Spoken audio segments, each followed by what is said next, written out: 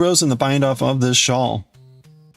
We're going to be binding, bro. We're going to be doing this wonderful purple, and then we're going to bind off with the dark purple. So I hope you're all having a good one. Rebecca, hello. Aranita, hello. Hope you're all doing well. Hope your days are going well. Ooh. Yeah, we got the purple. This was our blue purple, which is really funny because you can see the strong red, but it's actually all coated in like a blue. It's a wild color.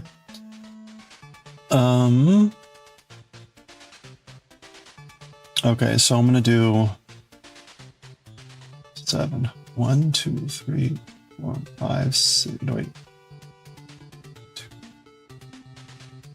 Okay, I'm gonna do 6. We did 3. We're gonna do 6 more.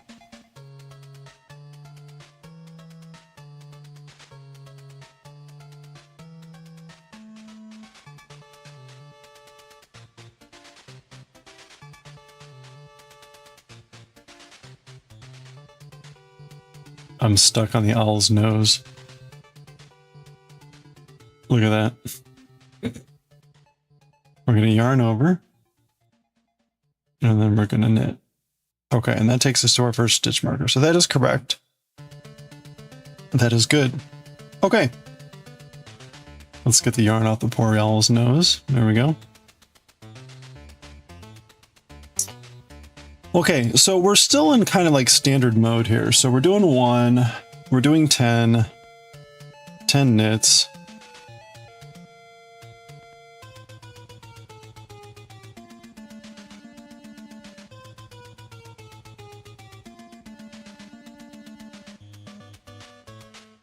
We had a big day yesterday.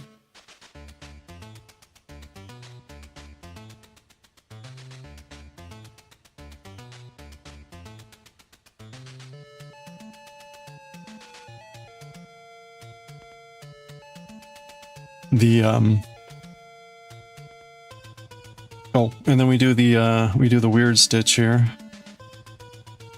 So we just slip, knit, and then slip over.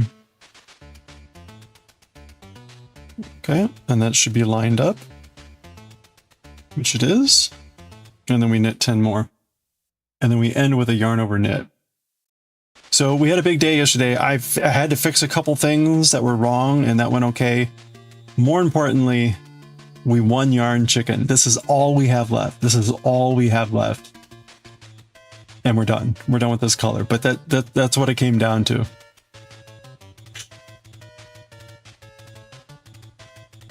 That was close.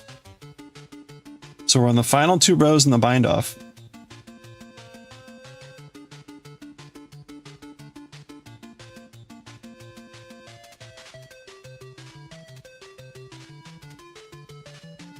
You're doing good? You're doing some late night studying? Okay. You finally passed through the monster big chapter. Hey! Whoops. Congratulations. Yeah, it was exciting. I was very worried last night.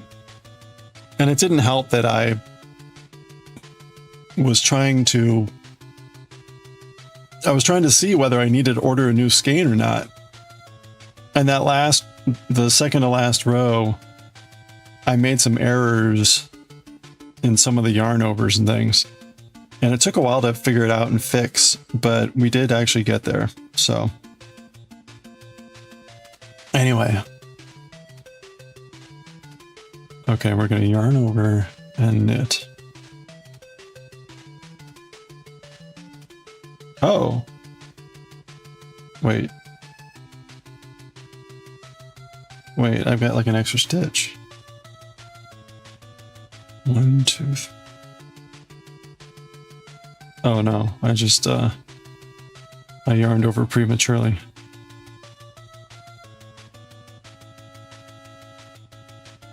Premature yarn over. I'm just excited. Oh boy, 225.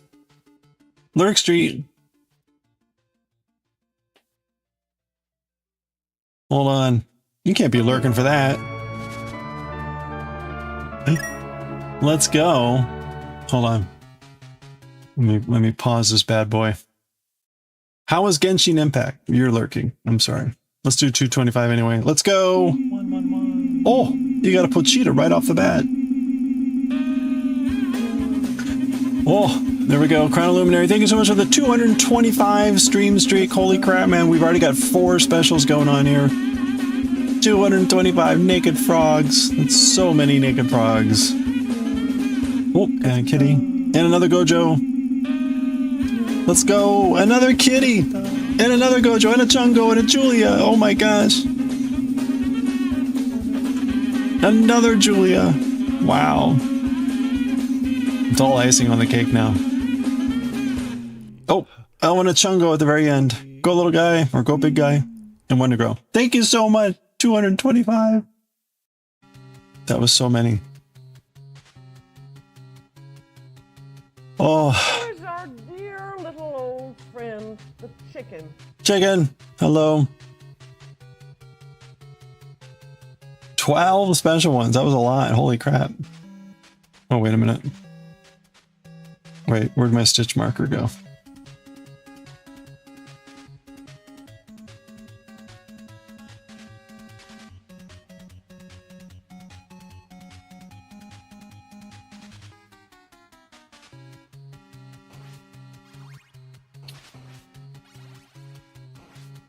Where'd it go? It was right here on the tip.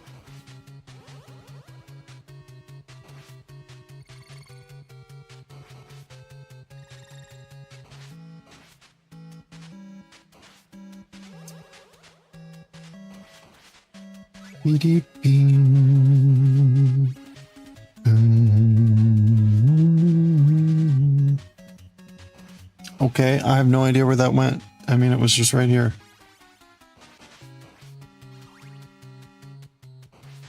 It must be stuck somewhere.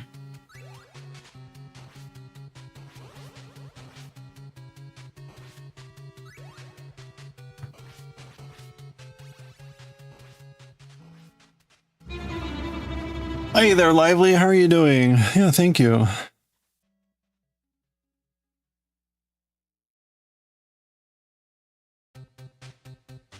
The teacher remade, restructured some parts of the course. Now you don't have to do the first essay. Okay. You did a group task that was easier. You've already started on week 2 reading. Feels great to be ahead. Oh, good. Well, congratulations. All right. You know what? I'm not gonna waste much time here.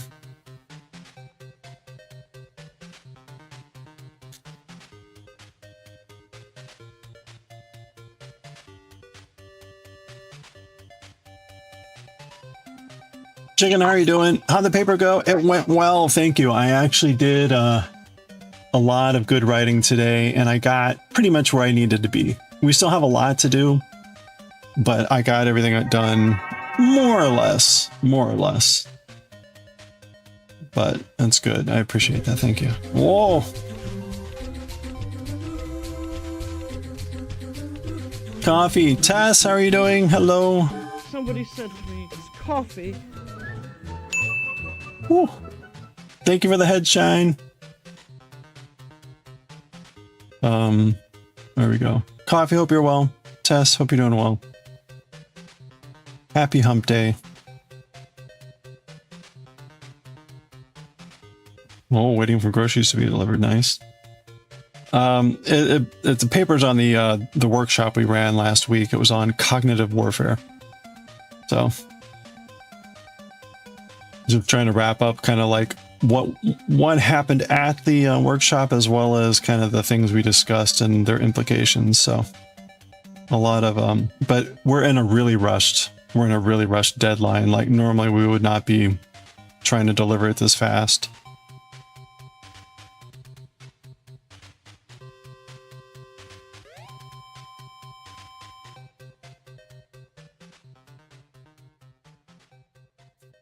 You're a bit sleepy? Uh-oh. You got to get up and do some jumping jacks. I got home late, and so I ate late, which means I'm going to be fighting some nods here too.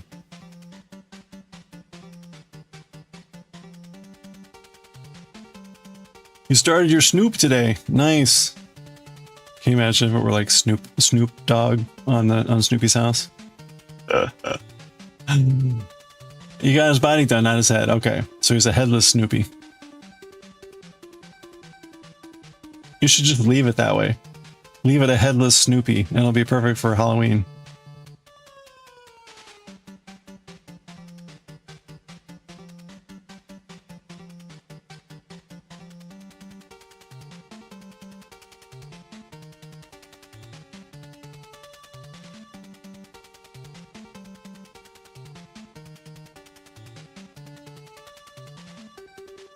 Okay, so before I forget, remind me, there's things we got to talk about. We got to talk about the retaining wall. I have news. And we got to talk about hobby, because apparently there's been drama that I've missed. Your partner is starting his vacation. You're trying to finish up this week. Oh yeah, you get some days together. Oh, that'll be fun.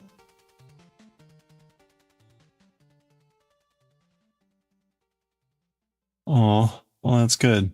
Summer's like the perfect time, right? Do it while you can get out and enjoy the nicer weather.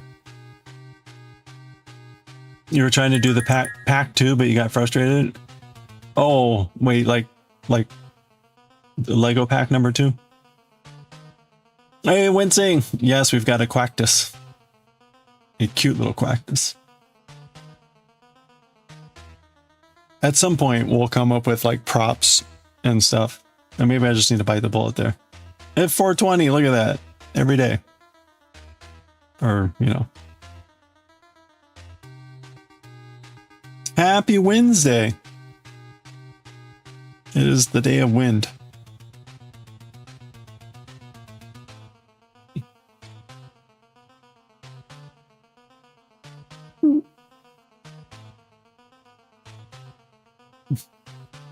Wow. What was there like some crazy shenanigans with the Lego pieces in pack 2?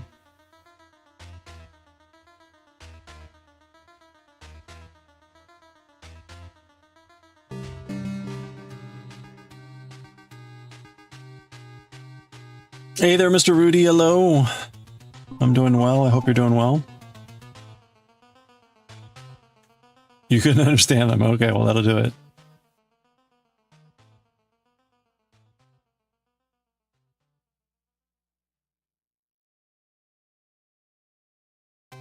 Was it like kind of oddly shaped pieces?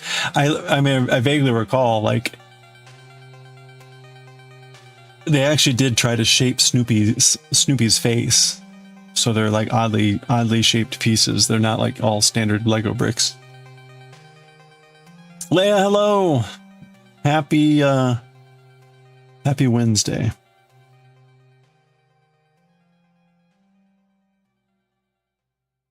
Yeah, 3D head. And like round. It's not just rectangle blocks.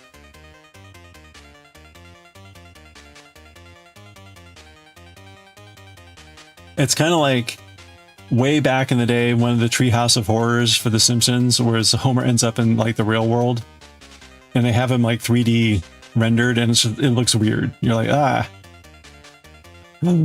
Like it looks so weird in 3D.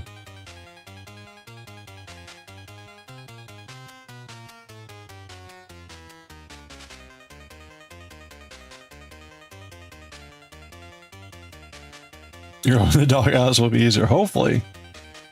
It depends if they put anything inside, or if it like, does it open up at all? If there's contraptions, they could get hairy quickly. No, you know what I'm talking about. Yeah, doesn't that episode end with him like walking into like an erotic donut store or something, or an erotic bakery?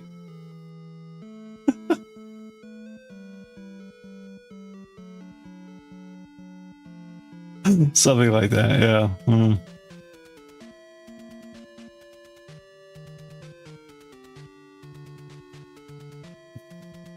You put the pieces in a Ziploc bag, and of course you missed a piece. No, no, that is the ultimate bane of Lego. Like, where's the one piece? I'm not talking pirate treasure.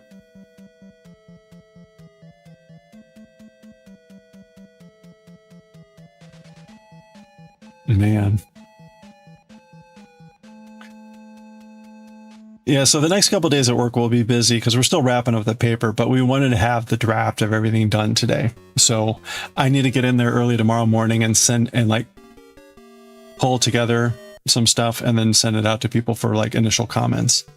But we're supposed to be pens down by Friday, so although technically Saturday.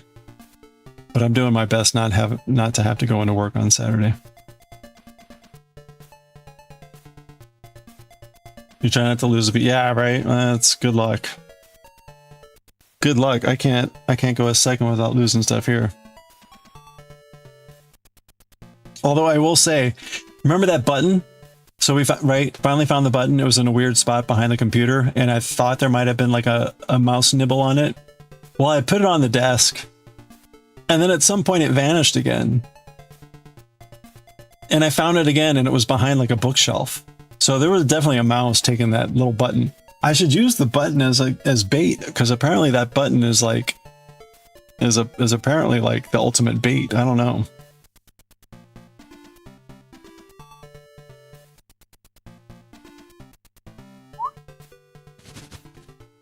I do. It's not a mouse of my choosing.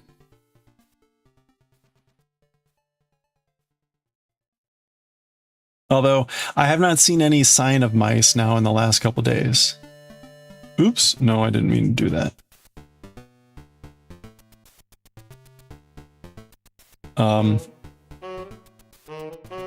Now my neighbor did my immediate.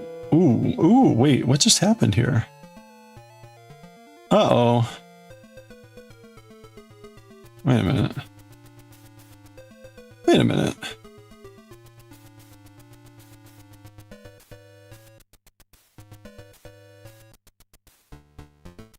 Hey Diewick, how's it going?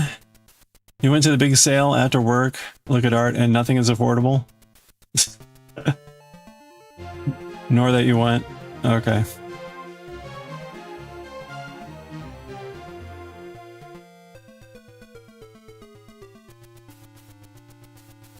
Okay, wait, what happened here?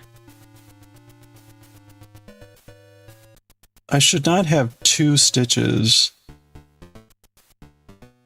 Okay, one of the stitches like came loose. Hey Wham, how's it going? You haven't seen a mouse around or in the house since you got a cat? Oh, I wish.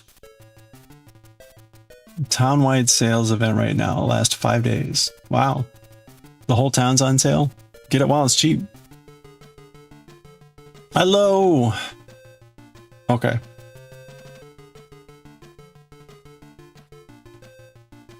Alright,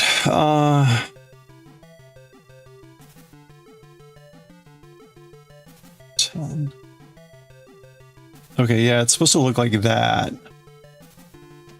Oh my gosh, how am I supposed to replicate that crap?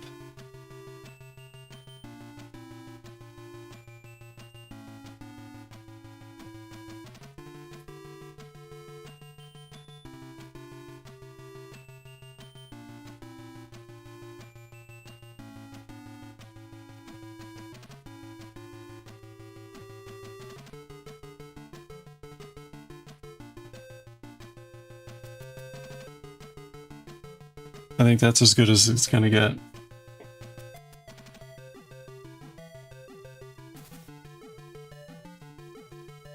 Actually, that looks right. Wait, is that right?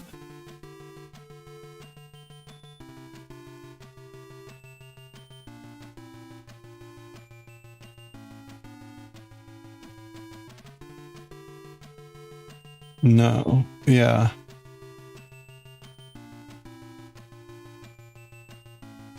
Okay. Okay. All right. I think this is good. All right, I gotta be careful here. Let me make sure that this looks good. Okay, that's correct. And we should have 10 stitches here.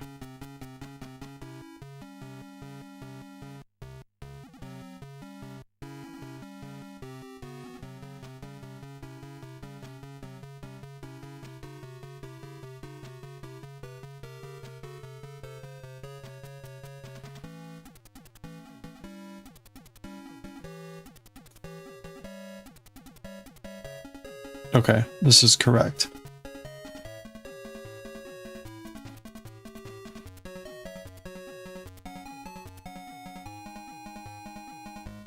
Oops.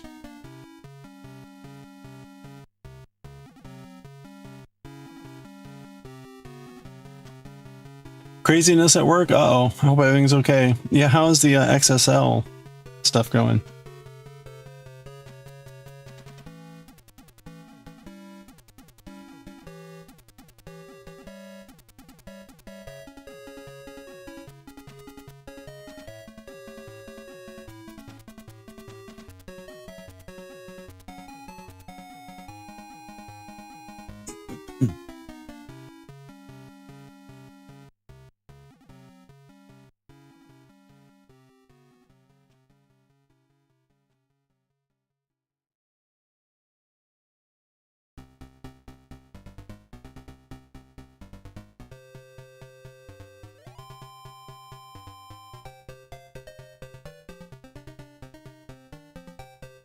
You released that at 1 a.m., tested it around 6. Seems to all work. Oof.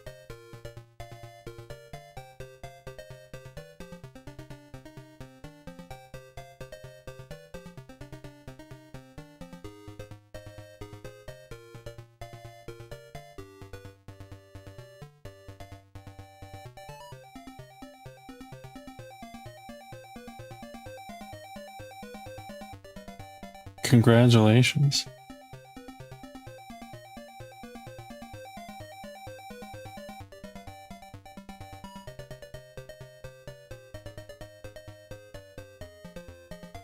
Had to be released last night because of an audit that finished today. Oh, audit. That sounds scary. Well, congratulations.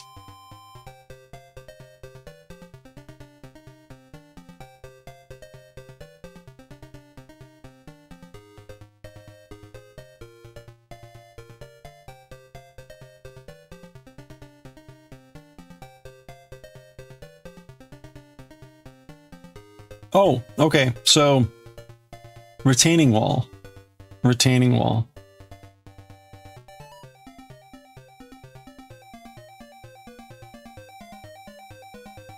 We finally got the results from the surveyors, or they told us that it was done and ready to go last week. So we got payment to them and I got the files, I think like on Thursday.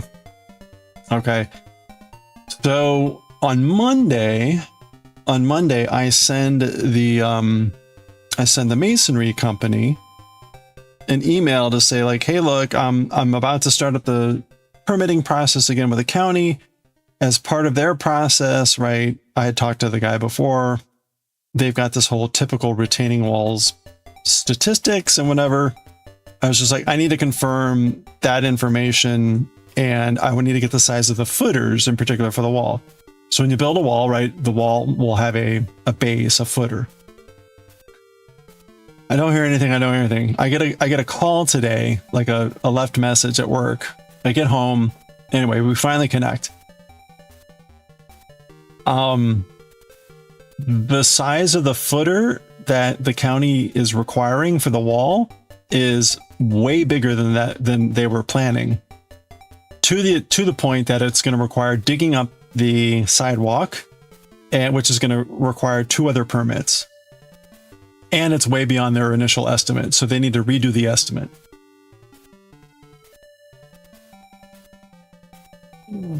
Now, this won't be a complete surprise. This won't be a complete surprise to our residents, because the previous time we did this, the other company wanted to make a big footer. They had a giant footer, and they were going to have to dig up the sidewalk and do all this stuff. The reason the current masonry company didn't put that in their estimate is they were just going to build a wall and whatever. We're the ones holding them to this standard, and by doing the permitting. Now, it's kind of like the Seinfeld spite thing, in which I said, like, well, is it possible just to go with the original plan? And it's kind of like, well, now we know. So they're going to give me the new estimate. There's 2 things that are going to happen. They're going to give me the new estimate, And I asked them to give me the size of the footer that they were planning to build that wouldn't require digging up the sidewalk. So plan one tomorrow is I'm going to call the county and I'm going to talk to them and say like, hey, look, I realize you guys go off of this typical retaining wall thing. Would this be acceptable to have a footer of this size for this wall in this location? Because if not, then we have to dig up the sidewalk, yada, yada, yada. And I'll just ask them directly, like, can we build this wall with the original plan of a smaller footer? If they say no, then I go to our residents and I say, okay, here we go. We wanted to go the official permit route. The county is going to require a footer of this size. Here's the new cost. What do you want to do? Yeah, record that call. Yeah, I wish.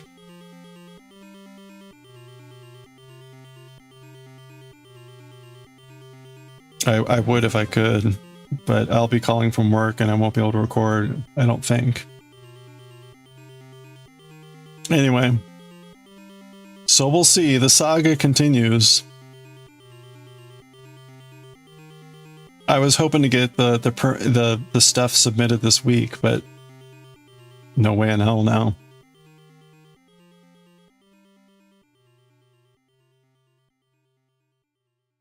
Anyway, hey, Mom. How are you doing? 10. Hope you're having a good Wednesday.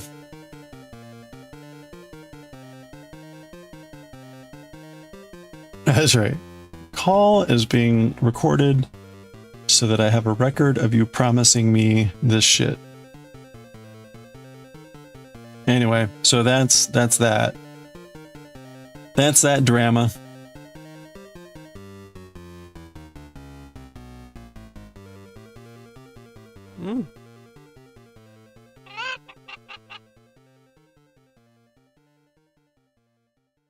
How tall is a retaining wall? 4 feet? No, 3 feet. 3 feet and for one spot and 2 feet for another. I am not shitting you. The crazy thing is we're keeping it 3 feet and under so that it doesn't require inspections. If it's over 4 feet or 3 feet, 4 feet, it's you got to have it inspected.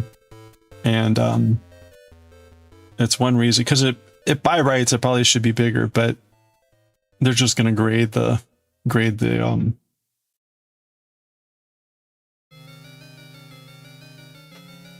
slope to make it 3 feet. So anyway, hey, thank you for the headshine for Kyuu. Yeah. So anyway, so we'll see. Now, the good news is they were so low on their original cost that, even if it almost doubles, we're still, well, here, look at it this way. Even if they double the cost of the estimate, it's still almost half as cheap as the other wall.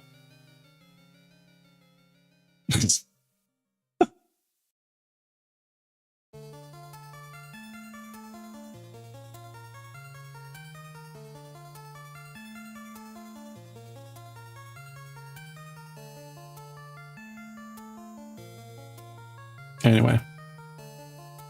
Oh, let's see. Yeah, Operation Bigfooter. Boy, it'd be good when Operation Bigfooter is done.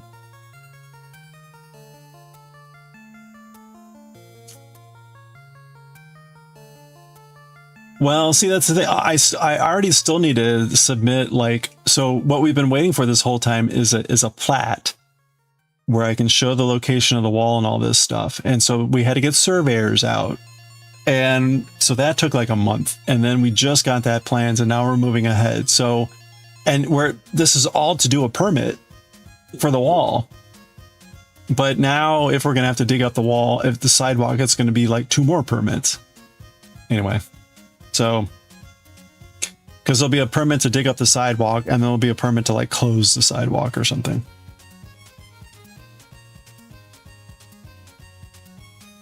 But right, that's all going to add to the cost.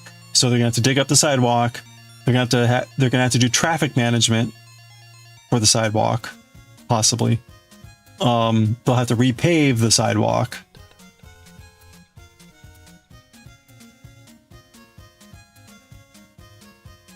Anyway, not good.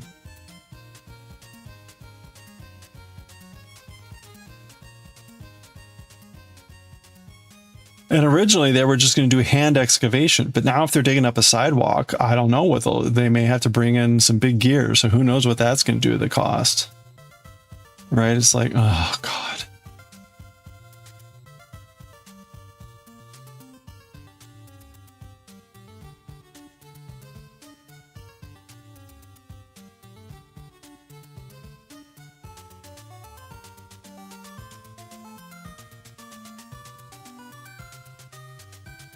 I will be glad when this nightmare of a wall thing is over.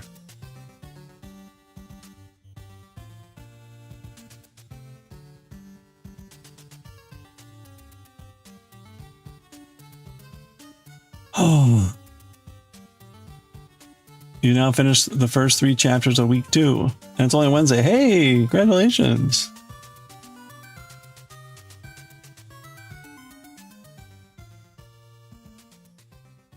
Well done.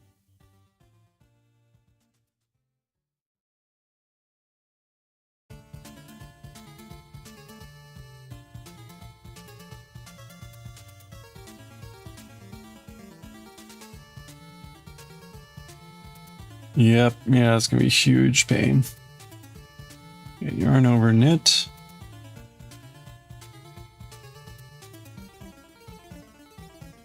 You know, the sad part is, like, we've been waiting forever to redo our driveway. Because there was construction going on next door, they had to be ripping up water mains and stuff all the time. And our driveway is way past due about being repaved. And we need to redo our fences, and we need to redo the landscape next to the wall. And it's just like, can we just get the wall done? I would just want someone else to, like, handle the driveway. Like, just please. The driveway should be straightforward. There's no permits. There's no, it's just finding like a bill we're willing to pay.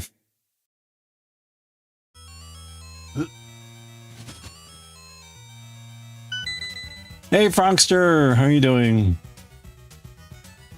Happy hump day.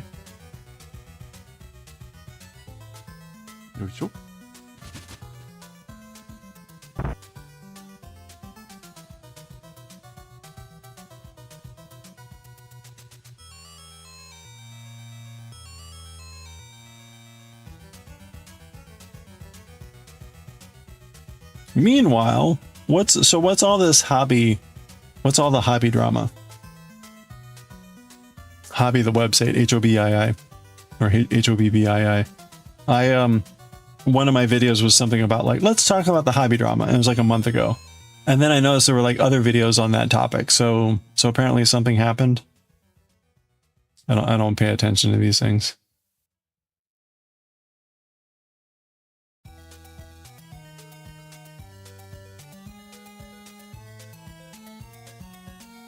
Anybody know?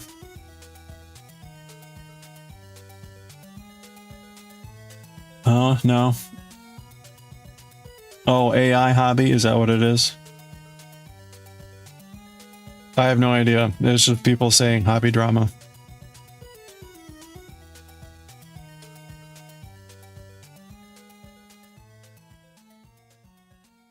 Don't know the website. Yeah, it's Danish.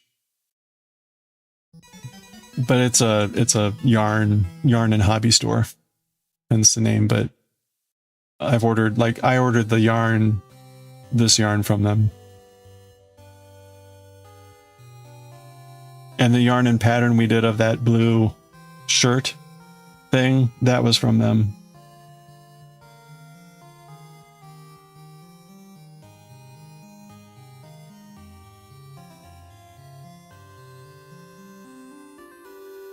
Because of AI. Okay, so there's some drama there.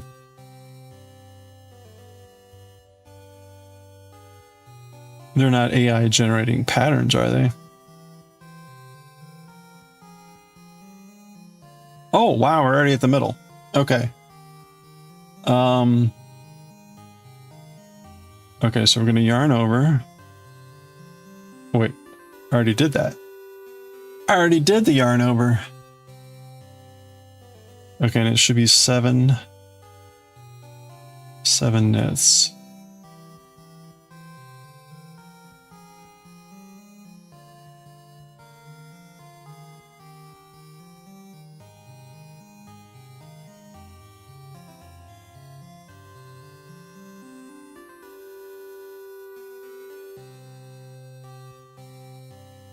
Okay.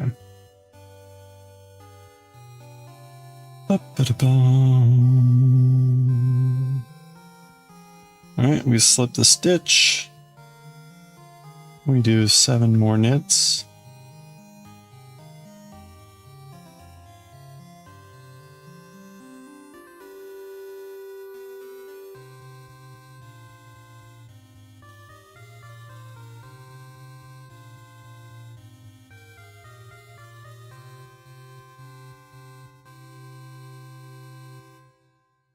Seven and yarn over. Okay, so now it's... Oh, get ready for the cute laughing, or the... and the scream. The synth laughing and scream.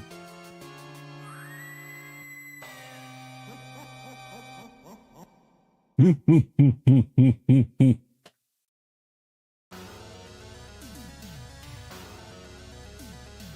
do. Do do.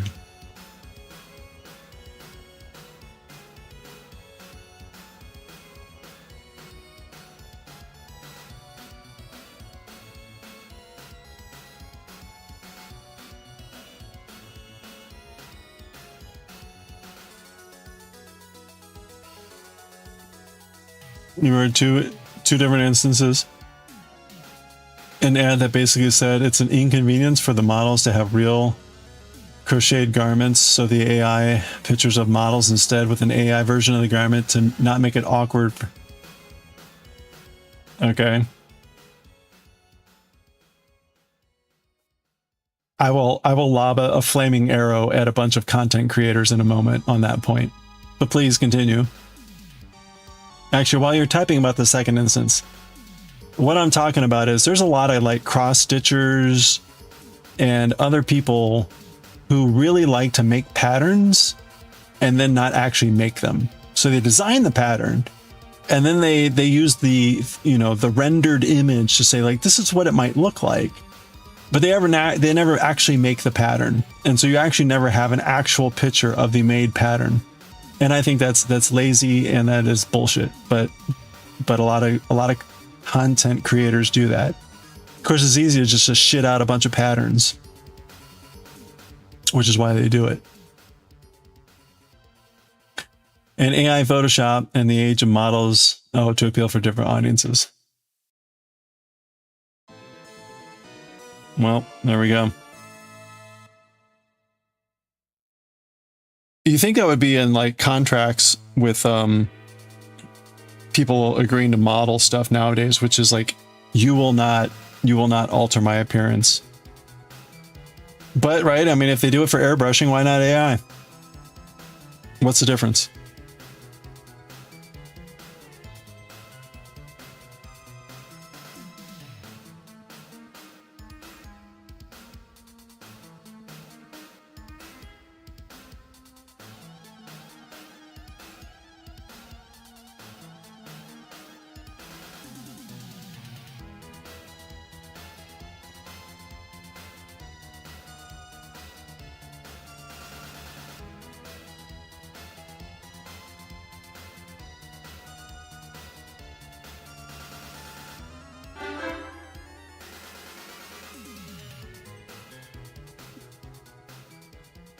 They have a real garment, but make an AI wear it, making the garment AI too. Oh, okay.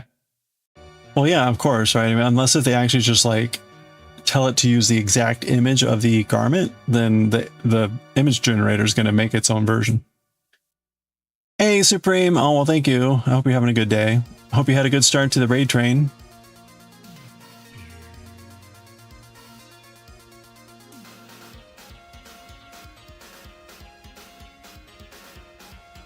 Yeah, if y'all aren't tracking, the third World Tour raid train is going on right now. Where is it now? It's not with Crafty anymore.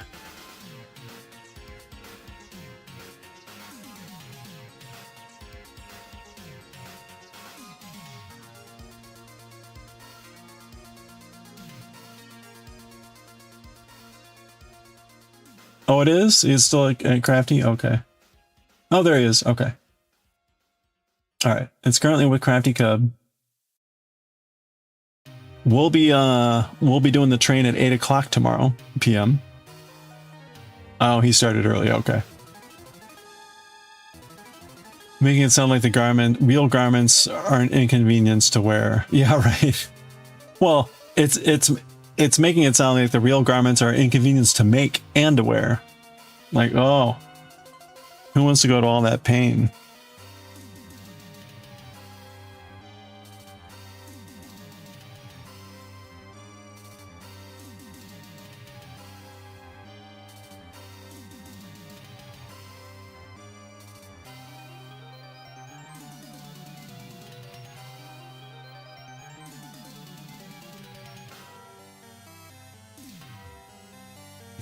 Wow.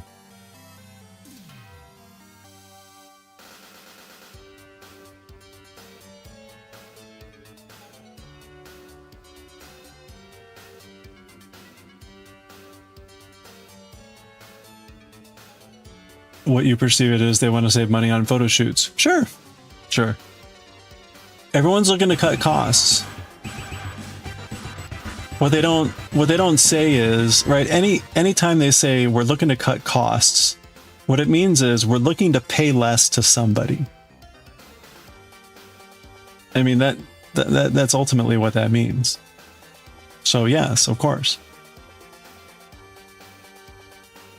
Hey Starbug, how was the painting today?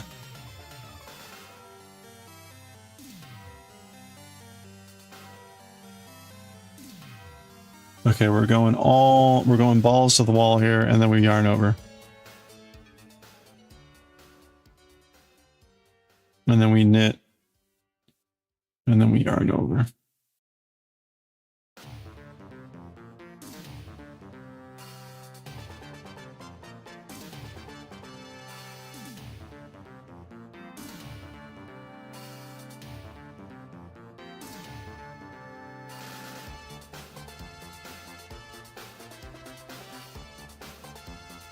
All right. I'm like, wait a minute. Oh, man. It was meh. A bit too humid to paint. Oh, no. Too long for stuff to dry.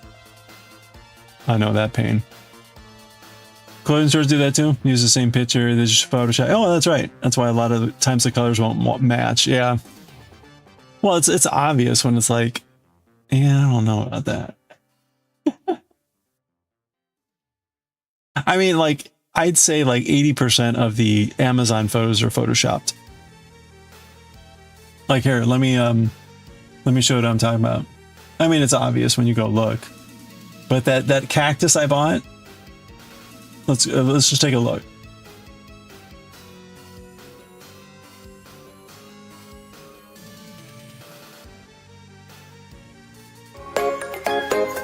Oh my gosh, why is that so effing loud?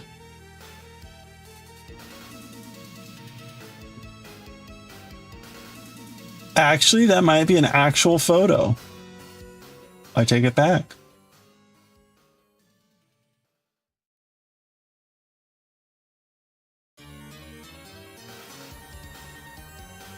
Anyway, okay.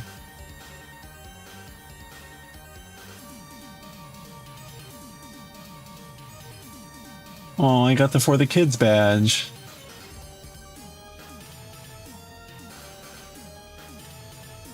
Or the clothes look plastic to them. Yeah.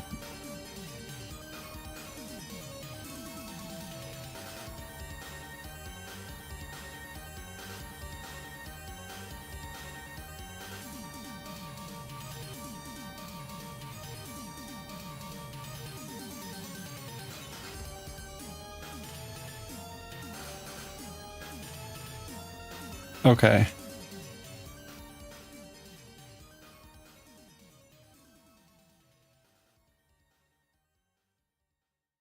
Oh. So.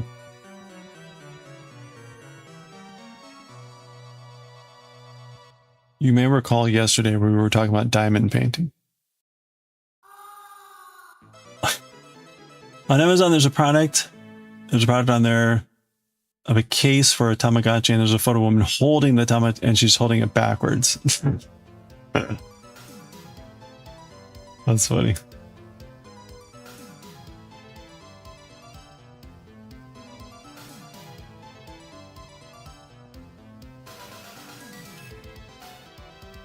Those are the funny phrase on it. It looks like they just slapped it on with Microsoft Paint. It is funny when there's an image or a logo and you can see that there's like a fold. There's a fold or ripple in the clothes, you know, because people aren't flat, like, you know, whatever. And then like, but the image is clearly like straight across it. It's like the old Japanese woodblock printing where they're just like, yeah, we're going to carve this pattern directly over. We don't care about folds of clothing.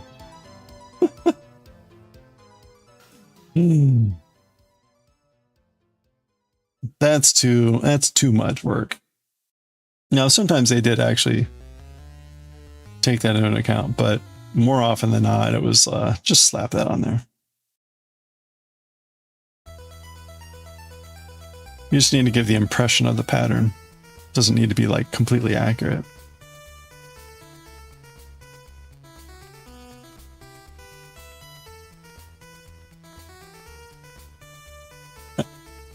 That's what you've heard and how you understood it based from the 2 to 3 YouTube videos. Okay.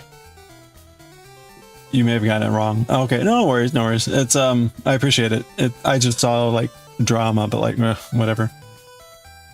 Obviously, some people are going to be a lot more insulted by it than others.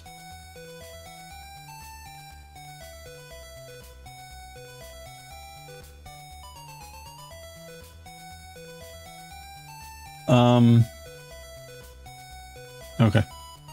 Hey, Sammy. Oh, something new's happening. You're getting ads in a small screen, but you can still hear. Oh, interesting. That's weird. You know, they're always playing around with the ads. It used to be like you'd still see the streamer up in the corner, and then you'd have the ad or something. You wouldn't hear it. Well. What was the... Oh, okay. So yesterday we were talking about diamond painting. Let me check. Speaking of... Okay, no updates on from the Moko gang. So here's like 2 15-second ads. That's, you know, what's really weird about that is it's not ad time yet. In fact, ad time is like in 3 minutes. So that's weird. Well, I hope you're doing well, Sammy. So here's the weirdness to me. We've got things like perler beads, perlers, cross stitch, Legos, people that make beadwork, all these hobbies where people have little bits of things and they buy those little bits and they hoard them. And then they make stuff from those little bits based on their own stuff, or they have a pattern and they do stuff. Then we have diamond painting, which apparently nobody in the fucking world like actually just buys drills and has a blank canvas. Apparently when I asked this question, it just blows the fucking mind of everyone that I've asked. Like, what are you talking about? Like, it's, you know, you see the universe explode from their brain of the earth-shattering statement that I've made, and I just don't understand. Like, are diamond painters so like bereft of any imagination that this has never crossed their minds? Scammed. It's the end of the workday. You're happy. Oh, your new bobbins came. All right. Oh, ha, ha, ha, ha. Hey, pork. Your mind's blown too. Okay. One does not simply buy diamond bits. So, okay. So here's the problem. I want to take an already pixelated image, and I want to make a diamond painting out of it. So I don't need a fucking mat with design on it. I just need a blank fucking mat, and I need the drills. And apparently this is going to be really difficult. And I found now a couple sources where I might be able to do it.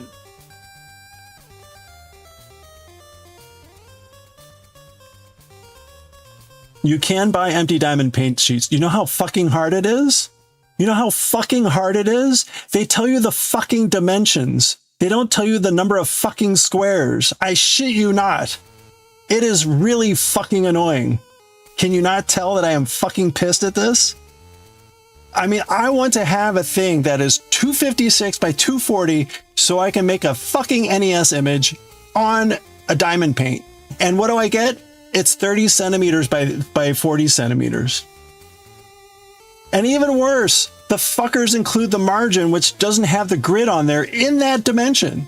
How fucking stupid is this?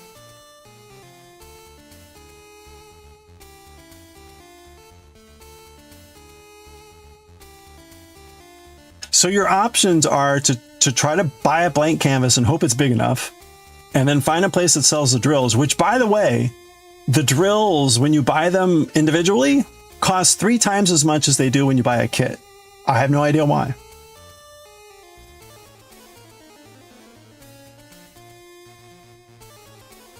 Anyway, it's ridiculous. It is actually ridiculous.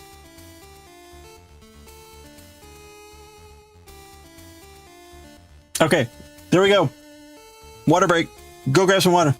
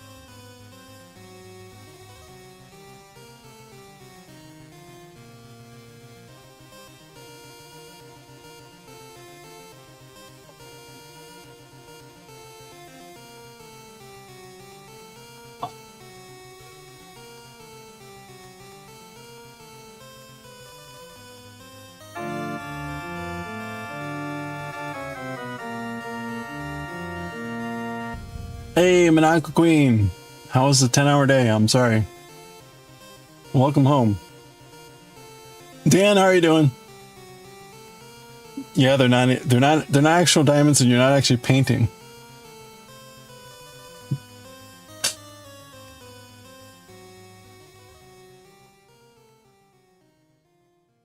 Mini stack?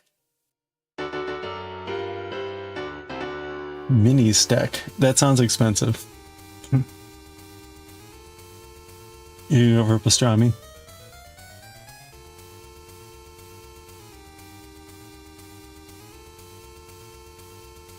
Yeah, something tells me that's not going to be cheaper than diamond painting. It was bullshit. Oh, I'm sorry. Well, you're done, right? Corin, how are you doing? Hello. Yeah, well, I don't need it to be more expensive. If at a minimum, it'll be like $100 to do what I want to do. Whereas if I bought a kit, it would probably be about $50. This is the crazy thing. So, and I can't use the auto method. So like if you could, there are processes that you can do to upload a photo and they'll turn it into a diamond paint for you. But the problem with that is I have a pixelated pattern. I need it to be exact. Like I need the exact dimensions, because if I just give them that photo and they slap it onto a, 40 by 40 centimeter thing, it'll be distorted. It won't be precise. One of the rows or columns will be like twice as thick as the rest. And it'll actually probably be worse than that. So I can't use the auto upload photo method because they'll fuck it up. So that's why I need a blank mat, and I just need to buy the drills separately. But again, for whatever reason, buying a blank mat and drills separately is like 3 times as expensive as a kit. So, are the diamonds in diamond painting flatter point? It depends. They're little pieces of plastic, but many of them are shaped like they're cut in a way that looks like a diamond or a gem faceted surface. And it depends, and they have sparkly ones and different types of materials that make them shiny, blah, blah, blah. We're getting a lot of spare drills from different kits. Yeah, well, there you go. Good luck getting the blank canvas. No, they're not flat.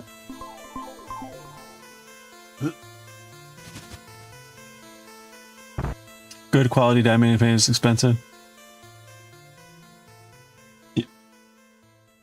Use AI. Oh, that's not shocking. I mean, again, right? If you can just poop out AI images and drop those into a pattern generator. I mean, that's what I mean about people just turning the shit crank. You look at all of the diamond painting kits. Very rarely do you see one actually made.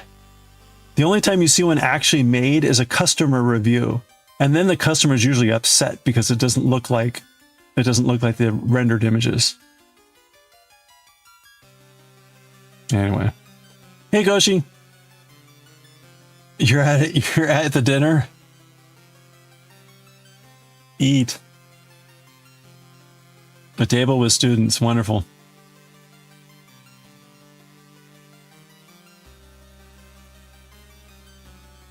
You're the one usually buying DP stuff. Post pictures of the dinner. Hey, nice. Yeah, isn't this purple great? This purple is going to be the border. Okay. Anyway, so that is the saga. Now I have identified 2 potential places. One is on Etsy, and it's clearly a Chinese business, but I can get a mat of roughly the right size, and I may be able to order the drills, and it's not going to cost like $1 bajillion. Another is a company that's in the US, and they will do custom orders. So I would need to tell them, like, here's the size mat that I want, and then here's the number of drills that I want of each color. The problem for me is that I need to like generate that pattern. and I can't.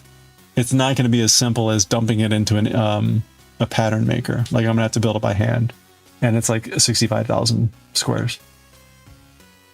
So your mother-in-law buys cheap diamond paintings from Amazon.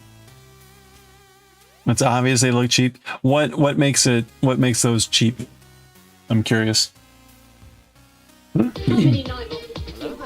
probably need to order an empty sheet. Yeah, well, I'm trying to go off of the images, but we'll see. Hey, Stitch and Stone, thank you so much for the raid. Welcome on in. How was the stream today? How was the puttering, the throwing? Did you get mud everywhere? Hey, if you're not offering Stitch and Stone Studio, please click on that heart icon. Check out the next stream.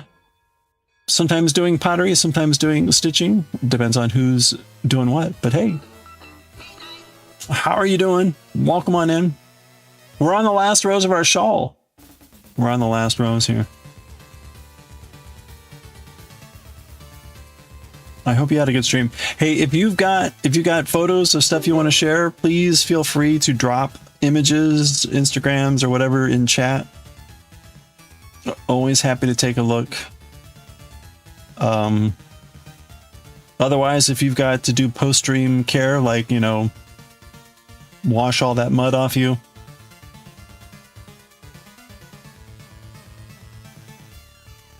please. 1, 2, 9, 10. Oh wait, no, I'm doing 2. Wait, what am I doing? Sorry.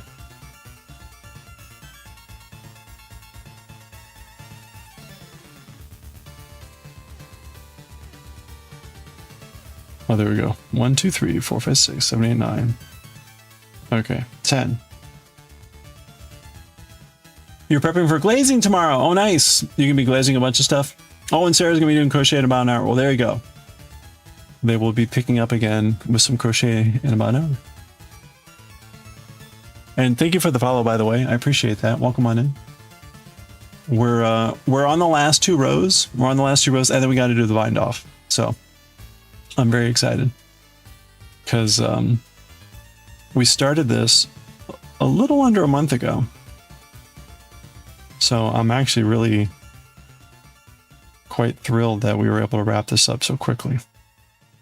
I was hoping to have it done for my mother's birthday, and her birthday is in like a week. So we still have, again, the bind off is going to be a picot bind off, which I think will take some time. We may not finish that today.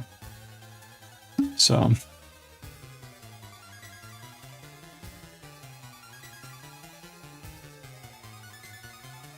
3, 4, 5. Okay, we do a yarn over. Do this. We do a knit. And a yarn over. And there we go. Okay. Ooh, itchy nose. The drills look like bedazzled jewels, and the drills are rather big. It doesn't look great. Well, some of them, there's a lot of them are designed to be like mirrored shiny. Like there's a bunch of stuff where it's like these are specifically supposed to be sparkly shiny.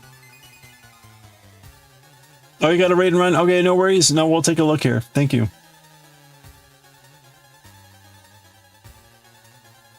There you go. Go check out stitchandstonestudio.com. You can see what types of stuff they've got. Mugs, and there's a crochet bee. Beautiful pottery.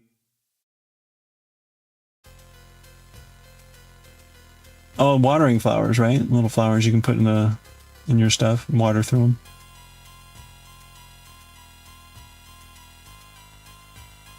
Oh, look at this little Kirby cushion, pin cushion. Oh, it keeps going. Crackle fidget stress ball. A chicken cat toy. Look at this.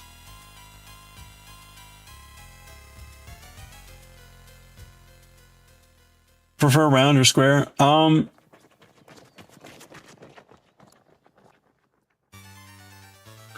I've only done one and I prefer the square. I prefer the square. Because if it's round, then you're relying on like the matte to provide back color. And like, What resolution did I make? It doesn't matter. I am making the exact image. In other words, it is a pixel image that is 256 by 240. So that is the size. The size is 256 by 240, and drills are usually 2.5 millimeters.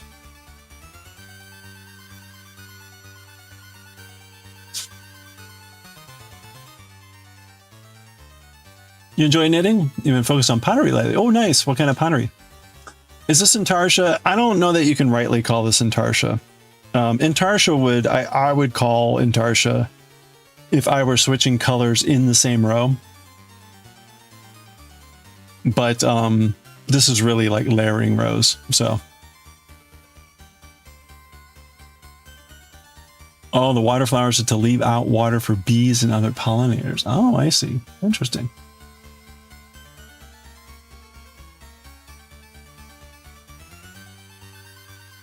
That would make, I guess, more sense if it's like just a reservoir down there. Look, a little raccoon. I'm presuming these are in the order that they were added, and that's why there's just like random crochet item interspersed with all the pottery. Well, there you go. They've got clay too, apparently. Oh, nothing available. Nothing available. Nothing available.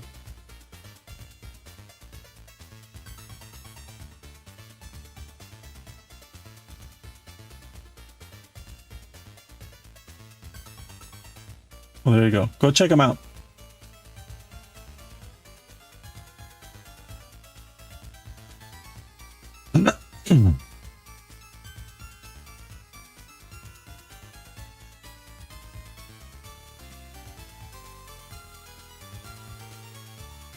This is considered mosaic?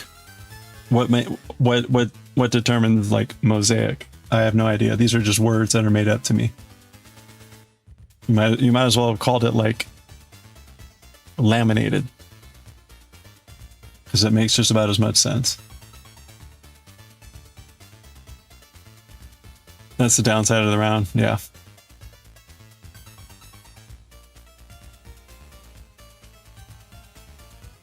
Knitting a row in one color.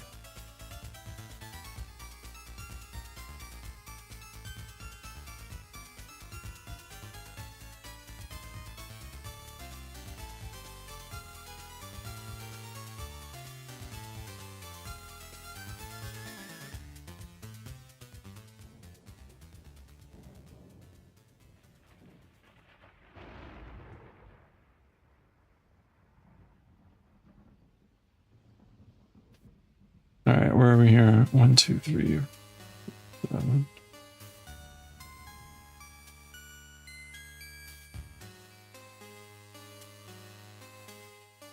And we're slipping stitches to get the color work. Yeah, okay.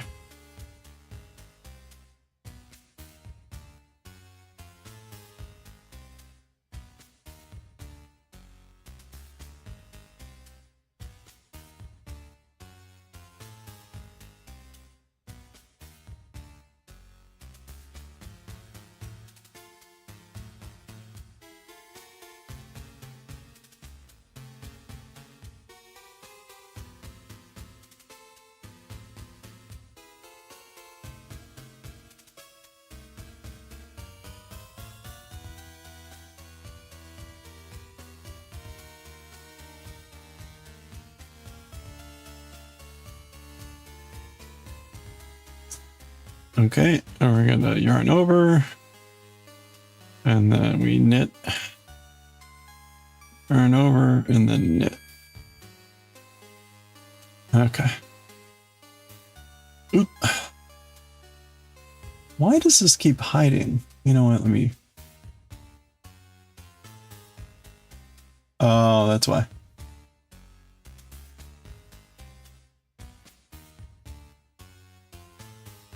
Okay. Took pottery in high school. Semester in college. And then life happens for 18. Yeah, right. And then last fall, you finally took another college poly class. Oh, fun.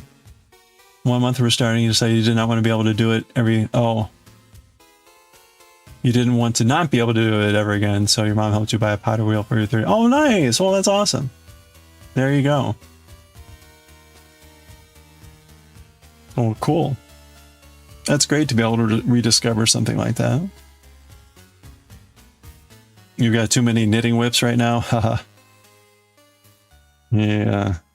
That easily happens too, doesn't it?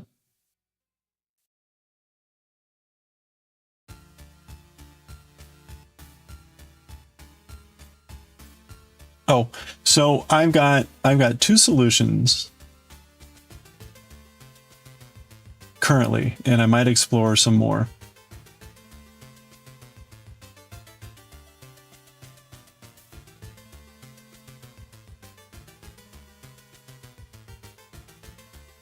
Okay, so here's the first solution. There's this store on Etsy, and I'm sure there's more, but I only had a chance to locate one. And you can buy a blank canvas, and you can see here, right? It's hard to see, but up here, this is 230, so it's almost 240, and then it's 310. So what I want to do would fit on here, and there would be a little bit of overhang, but like, I'll take it. But notice it is 60 centimeters by 80 centimeters. But remember, I can't just take that dimension and go to anyone else and buy the same thing, because their margins will be of different size. And so the things will be different. But unfortunately, when anyone sells these things, they don't sell them by the number of squares. They sell them by the size of the mat. It is incomprehensible. Like, I'm not buying this for the size of the mat. I'm buying it for the number of freaking squares I'm going to put on there. But no one describes it. But here we go. This would work. And by the way, okay, so square. Normally 42 bucks. Everything's half off right now. It would be 21 bucks. From what I can tell, this is cheap, because normally it would be about 50 bucks to buy a blank mat of this size.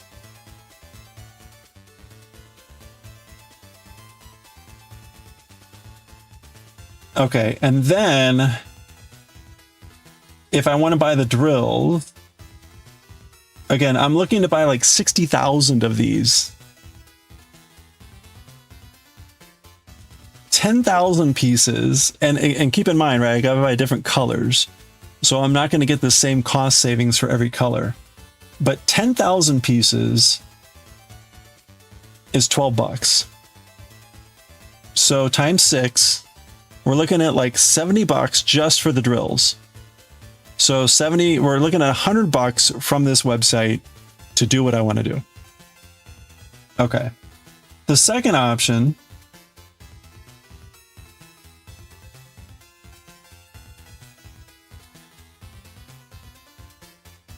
buy a kit of the desired size and just ignore the pattern. You know, I did think about submitting. It's a good idea. I did think about submitting a photo that is just like grids of the color that I want to do, so that I get the drills and have the thing. But then you'd have the pattern printed on there, and that's not ideal. That's not ideal. The other option is there's this website. There's this website which will do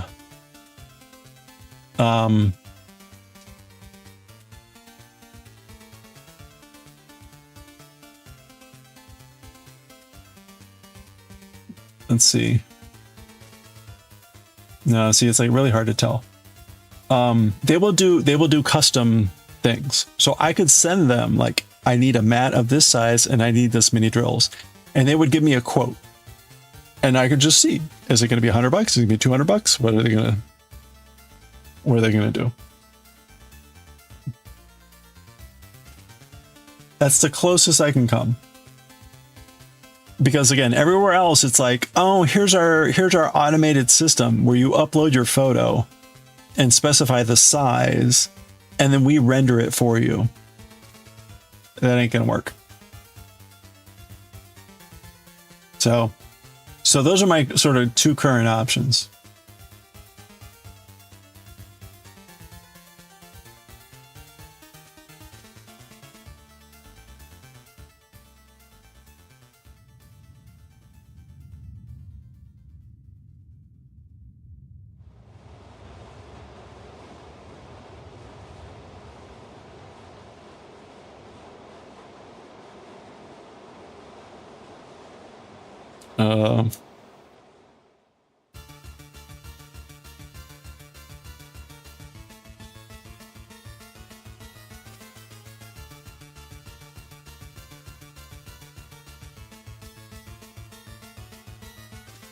I think it just speaks to the market itself.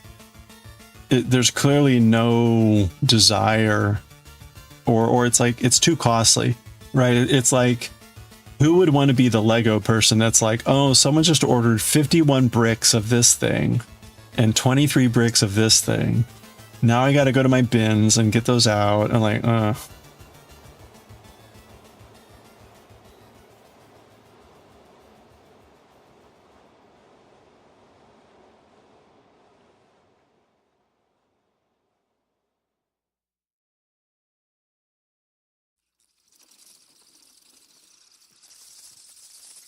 getting harder and harder to get the stuff you need with all the automated stuff in it. Yeah, I guess so.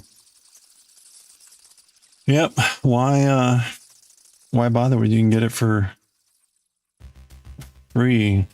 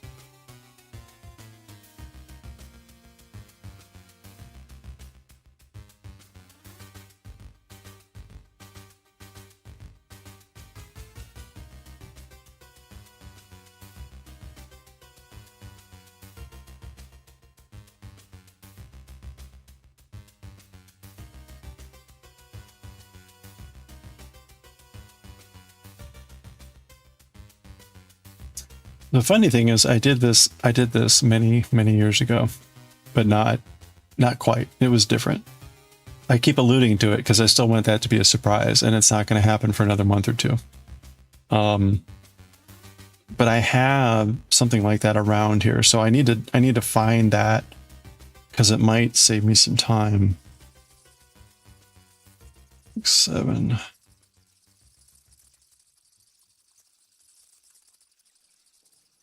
Because at this point, what I need are two things. I need to have the pattern written out, one, so that I can do it. But two, more importantly, I need to know how many of each color there is, so that I can order the drills, the right number of drills. And of the right color. So,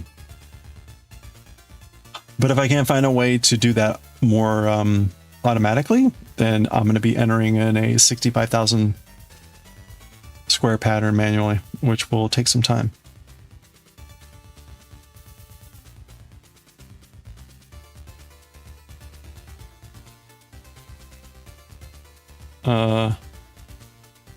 Wait a minute. Okay. Anyway.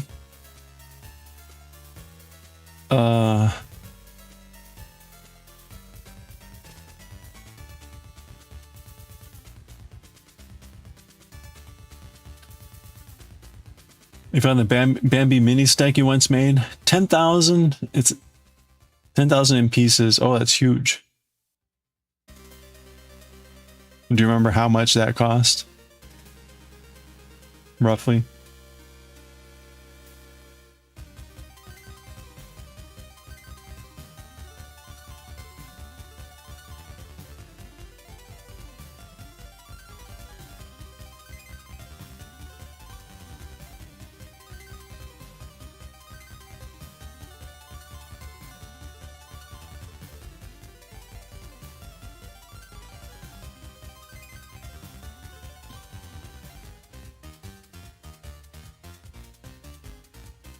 Oops. You can get it now for 53 euro. Okay. So for the size I'm looking at, it'd be roughly 5 times bigger. 5 times bigger. So I think I'm better off. Well, at least cost-wise.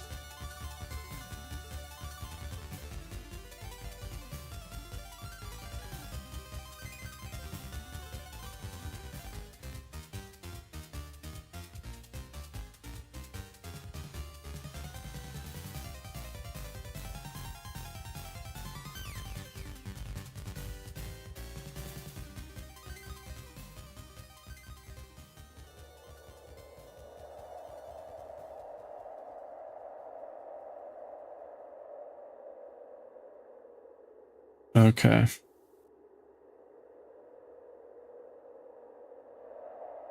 Hey, 100! Woo!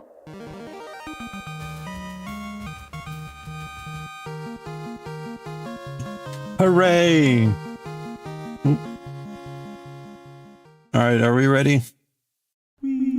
Let's go! Thank you so much for the 100 stream watch stream, Manaka Queen. The 100 naked frogs. Oh, we got a Juliana kitty. Is that it? That's it? Oh, no, a chunk going to kitty. All right, that one to grow. Not bad.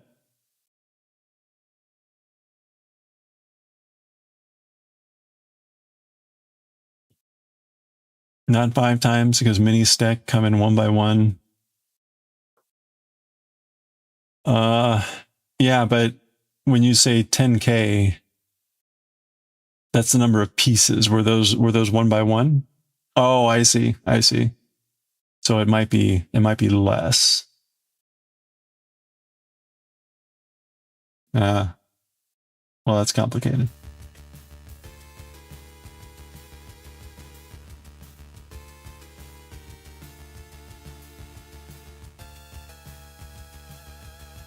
Okay.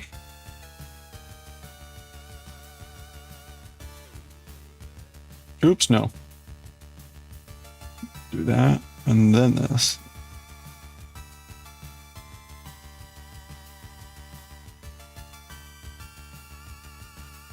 Okay.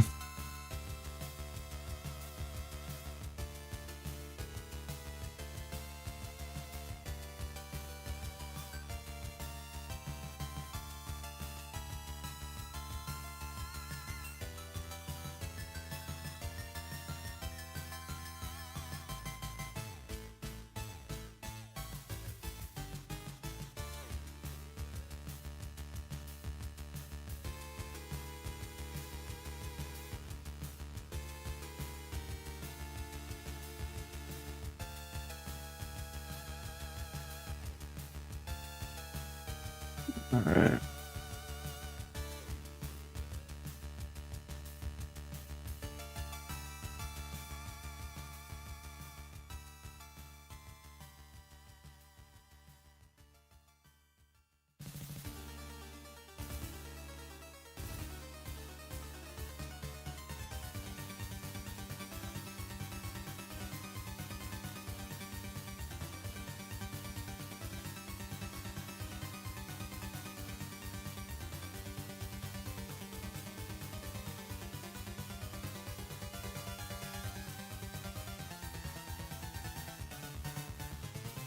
Okay, there we go.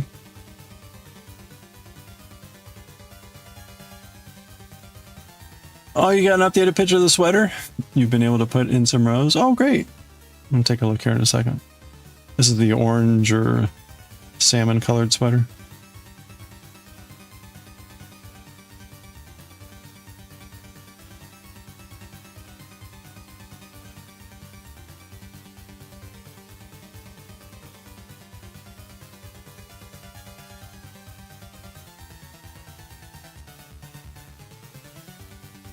Pale orange, okay. Oh, wait. Okay. Yarn over. Let me finish off this row. Since I'm almost here. Okay. And knit. Yarn over. And then one.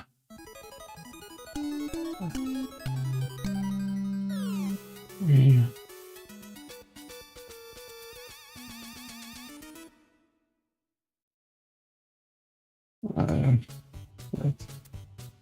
Eight knots and stitches. 102. Oh, I'm so sorry. I will not mention that it's actually been okay here. You're melting. I'm so sorry. One plate is 64 by 80, and Bambi was four of those. Really? It sounds an awful lot like Lego. Are they like flat Lego pieces in essence?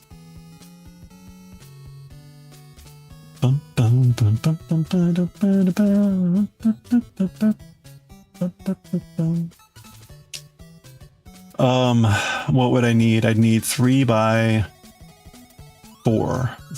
4 by 3 of those, so I'd need 12 of those plates.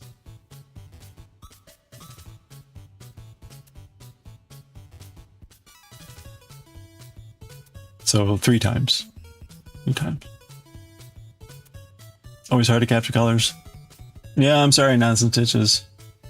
That sounds brutal. Yeah, it was only 83 here. 85.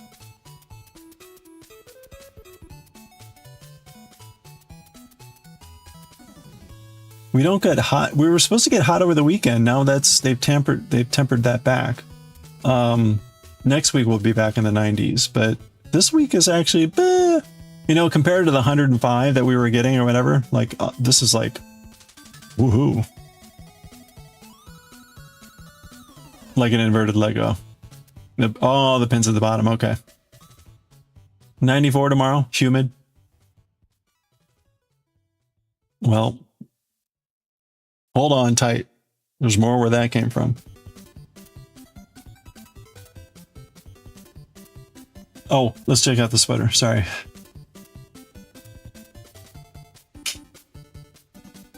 But let me go back to my initial statement about the whole diamond painting tirade, which was, again, in every other hobby that deals with these little bits of plastic, there are easy methods by which to like procure. And apparently for some reason that is absent in the, or at least much, much less common in the diamond painting world. No clue. No clue why. Maybe it's because no one wants to be dealing with, you know, these things are worse than Legos and Perlers because they're smaller. I'm sure they end up everywhere. Holy crap, I wouldn't want to have to deal with it.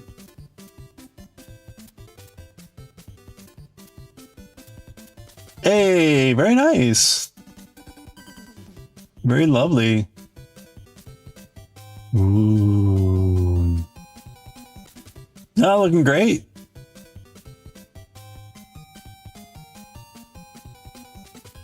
Very nice, yeah. Is there going to be any other motif up here? Like what's the pattern or?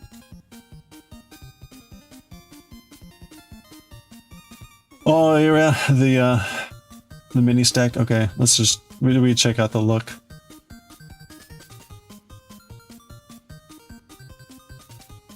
Wait.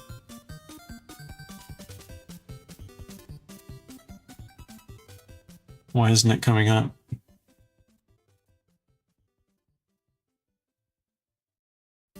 Oh, there it is.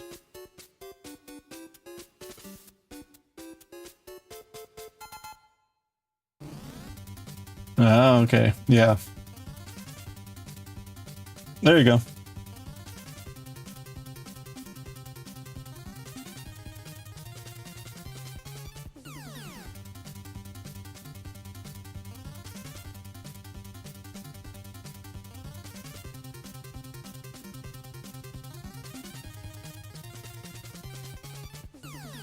Wow, check that out. That's something there.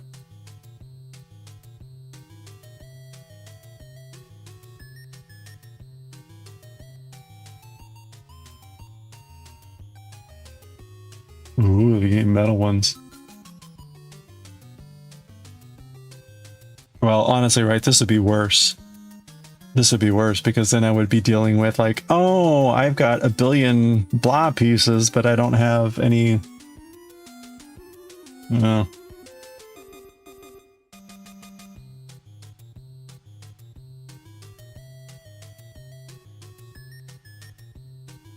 Oh, cool. Very nice.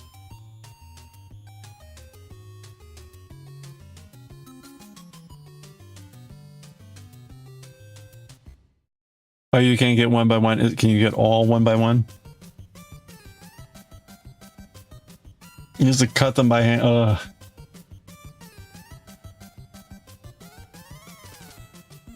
That makes sense. I mean, they're just squares. All right, let's keep going here with our oops. All right, this is the last row. Last row. My my diamond painting tirade has cost me a lot of time.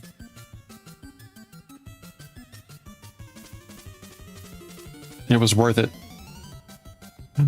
Okay, and this is all pearls except for these first 3 stitches.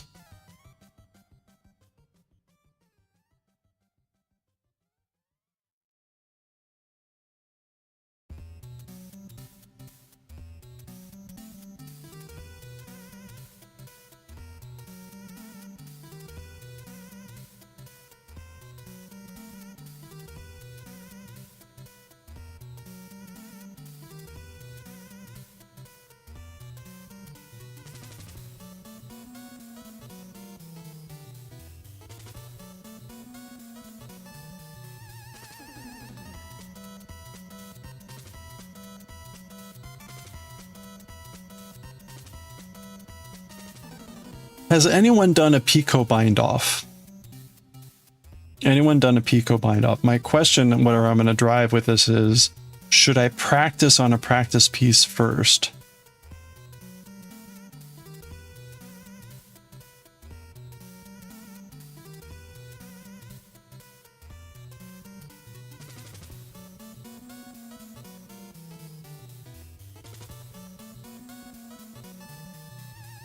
My coworker said that it took her a couple times to get the tensioning right,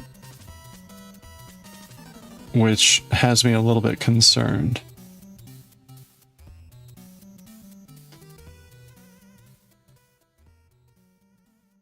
The ribbings will be the all ribbings will be the O figures, otherwise it'll be smooth. Oh, okay.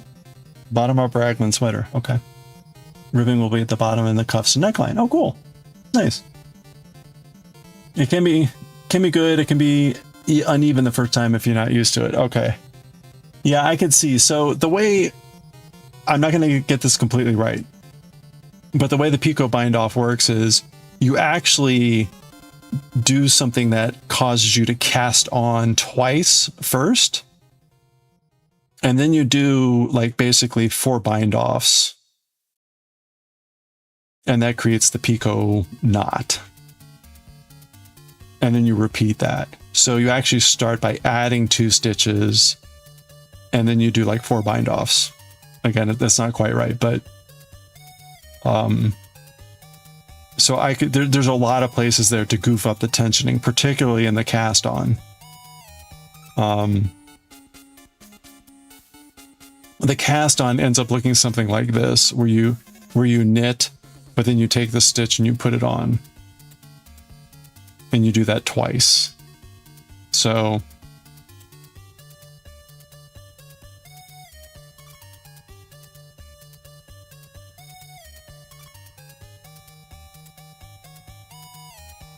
So maybe it'll be worth taking a couple minutes just to make up a quick pattern in this weight of yarn.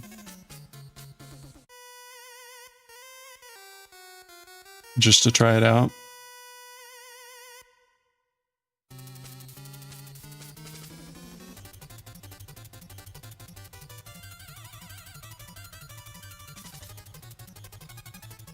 Small test to try out the version and then get the hang of the tension. Yeah. Yeah, as much as I want to, I don't think, even if we started the bind off today, I don't think we would finish. Because I think it's going to take a long time.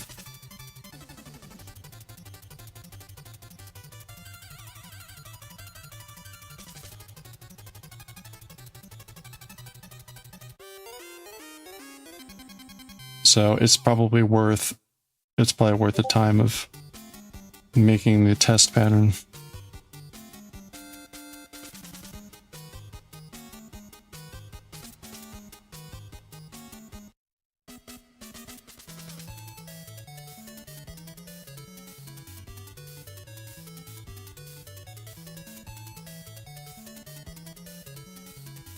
One, two, three, four.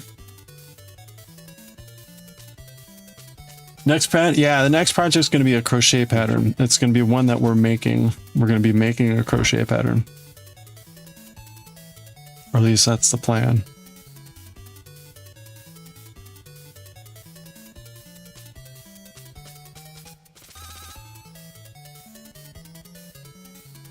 If you need to frog and then drop a stitch, it would be harder to fix due to the lace part.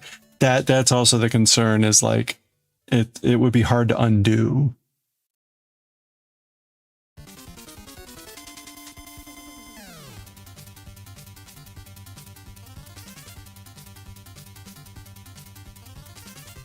Oof.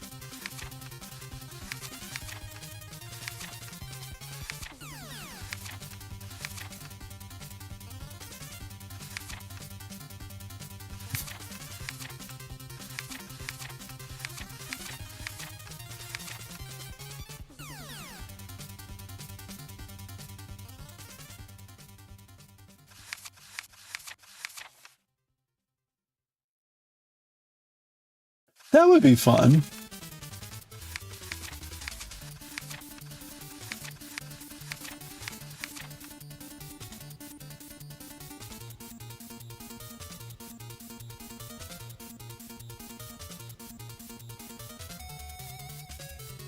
Do.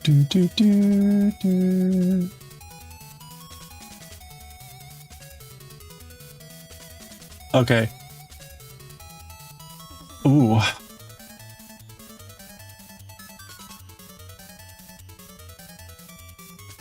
That would be 10 by 10 ish. Wait, yeah. No, 10 by 12. So 120. I would need 120 plates. Yeah. 120 plates. So the matting alone.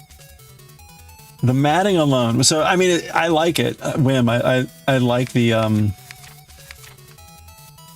the Pixel Hobby stuff. And they're $3. So the base alone would be 350 euros. Yeah, I would definitely need to do wholesale. And then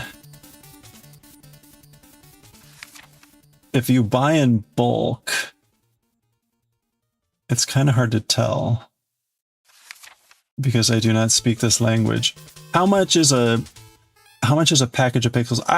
I'll be honest, I don't want to have to break apart each individual pixel. That's going to take, there's 65,000 of these.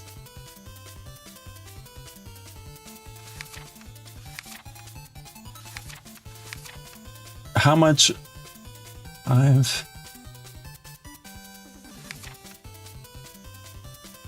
all right, help me out here.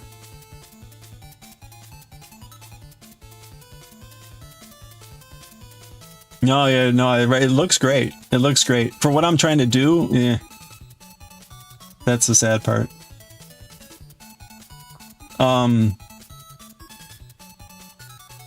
what, like if I just wanted to buy the squares, where's the cost here?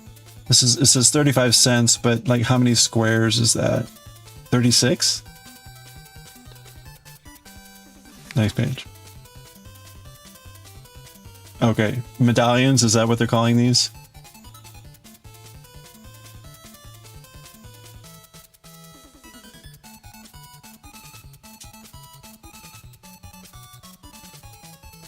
Okay, so, but where's the cost?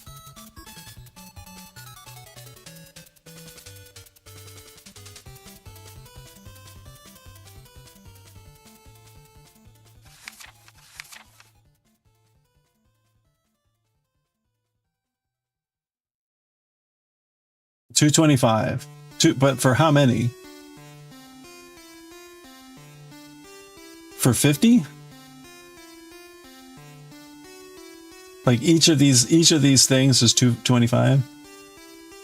So it's a pack for $225 and it's 50 of these medallions. Or it comes with some of these plates, some medallions, and all this other crap. Like I can't tell what.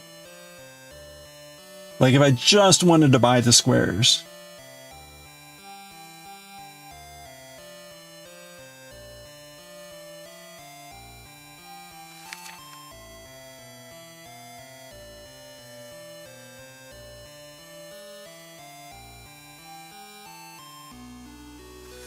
Oh, this is a workshop kit. Okay. Yeah. No. If I just want to get the squares. But this is like a display.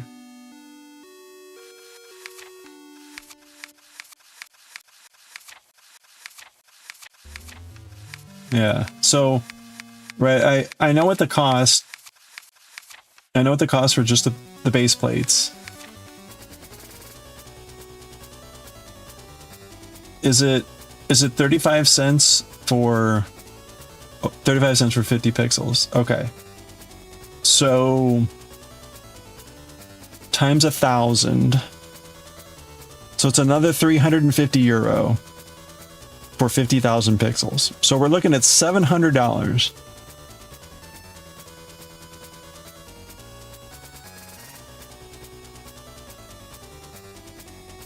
It's a nice idea.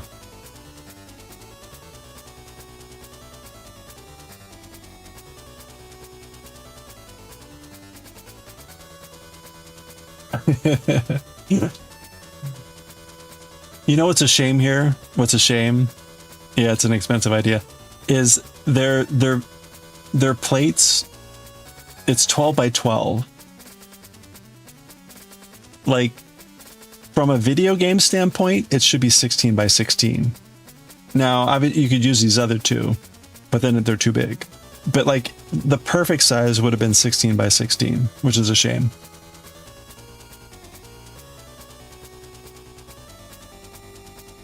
Because that would be pretty neat, right? You could do like this. This is 16 by 16 pixels. So about $1. And then, right, 16 by 16 is like 300-ish. So about another $2. So you could make a 16 by 16 pixel image for about $3-4. Which, okay, that's reasonable to then like sell or have as like a coaster or do some fun stuff with. They're also what, 4 by 5 inches? So they're about yay big. Oh, actually, no.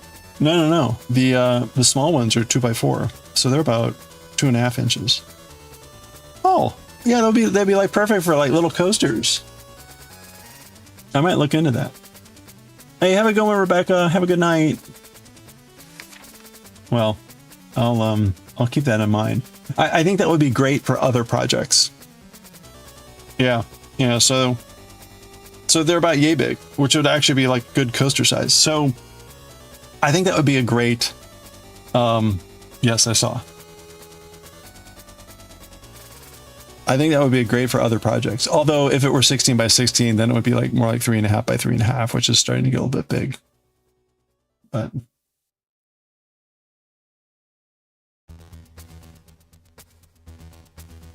Okay. Oh, right. We're doing all pearl. 1, 2, 3, 4, 5. They look really nice, though.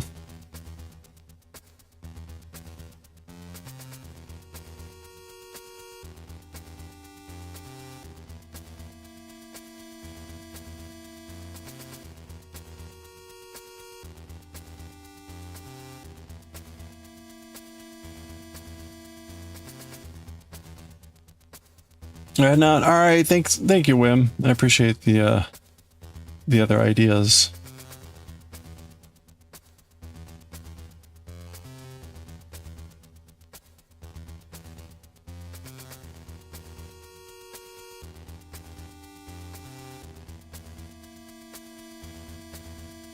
That reminds me. I wonder if I can find that old stuff. I've got like digital archives somewhere.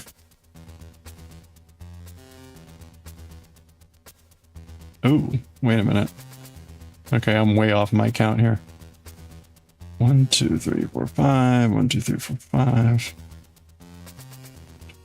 5, 1. 1, 2, 3, 4. Okay, we're good.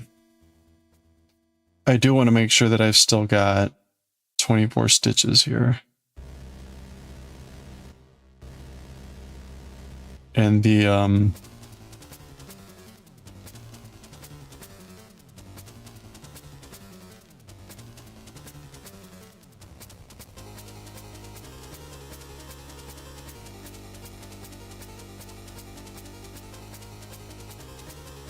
that one yarn over can cause some funkiness. Kickstarter you back to ends in less than a week. Oh, the was it like the knitting thing? What was it?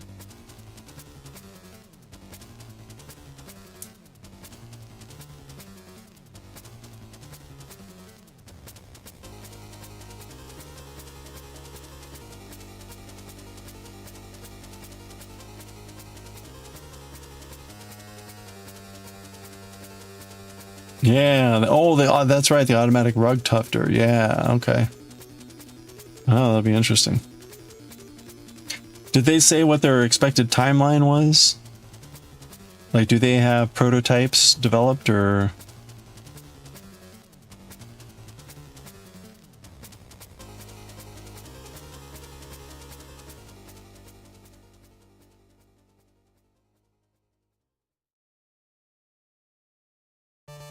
Part of the reason I ask is there was a Kickstarter I backed that it took them about 8 years to work through the development of the product. Yeah. Just saying. It was one of those things where like they had a good idea and the prototype was reasonable, but then when they tried to go into production, it was like, oh yeah, no, we need to completely revamp this, and we need to completely revamp this, and then oh, nothing like this exists. Like, oh boy. Touch your own design, supplement your hand, tough to build your projects, no AI crap.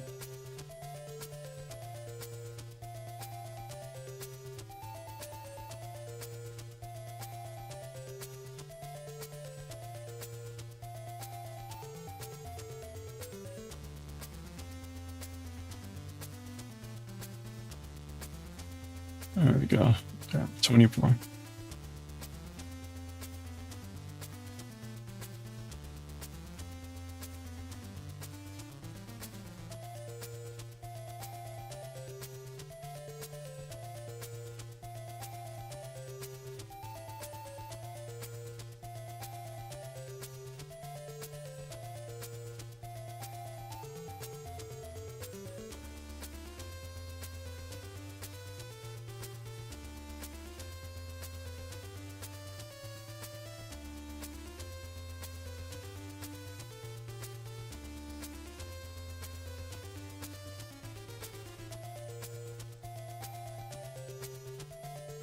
Oh man.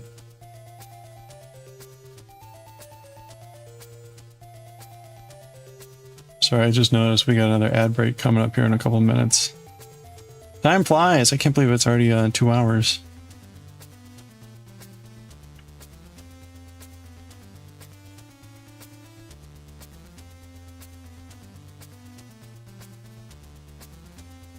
Need to get back into it all. 2026 has been fun, big bunk. Oh man, big funk, that's for sure. Excuse me.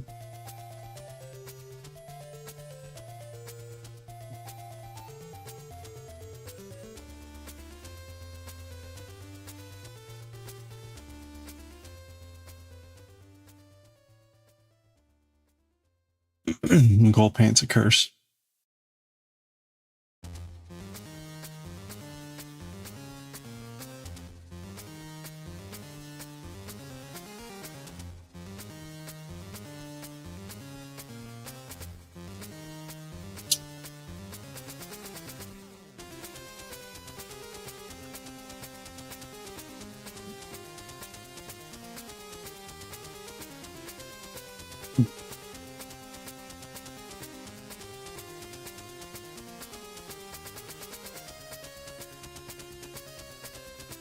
Every time I think I'm like caught up on stuff, I'll get an email from a colleague which is like, oh well, that's going to chew up a couple hours of my life.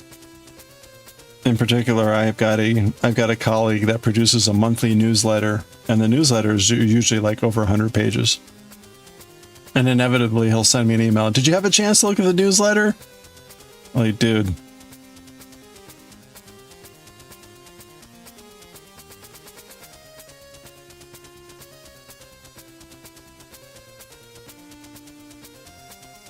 I'm lucky if I have a chance to like scan it quickly.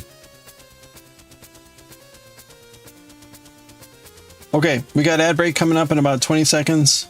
I'm gonna grab some water. It's a good time to get a stretch break, get some water.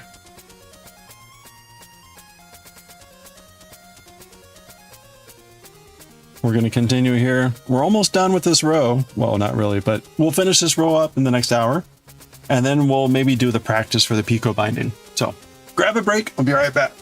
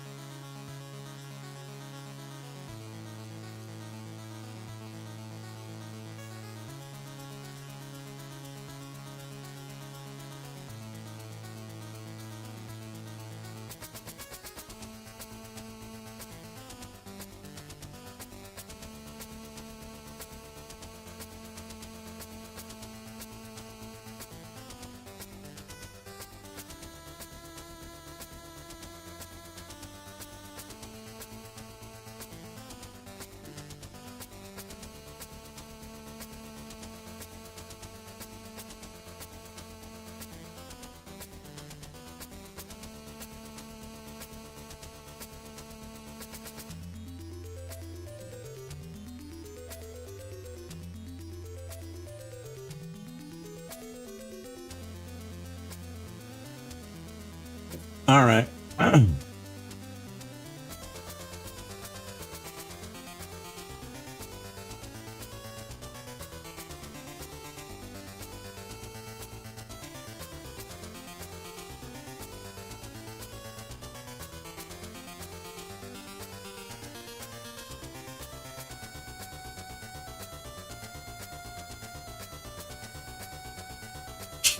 Mm.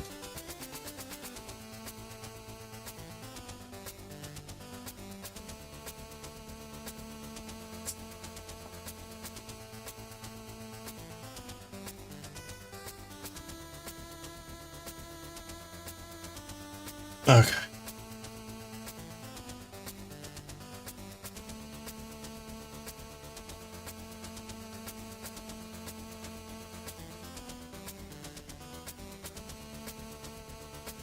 Ooh. There's Goshi's dinner.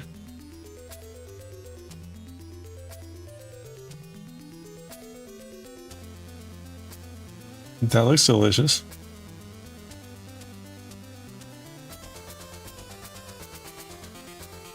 Ooh, is that dessert? Ooh.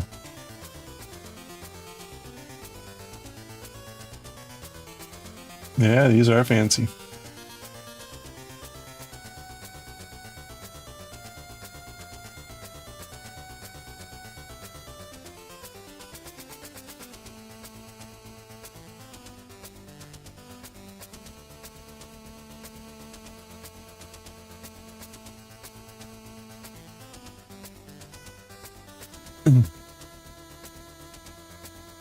Okay.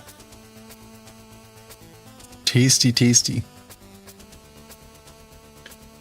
Dun, dun, dun, dun, dun, dun, dun, dun.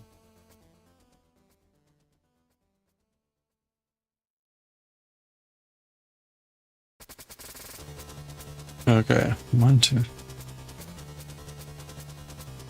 4, 5. All right.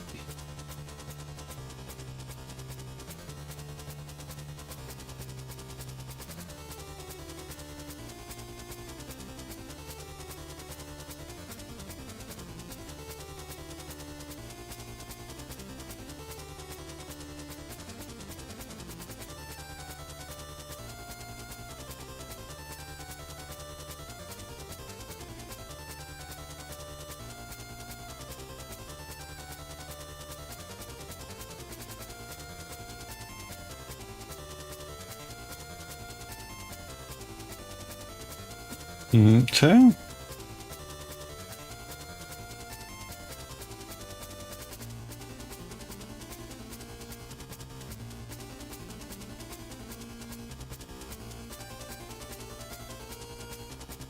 Mm.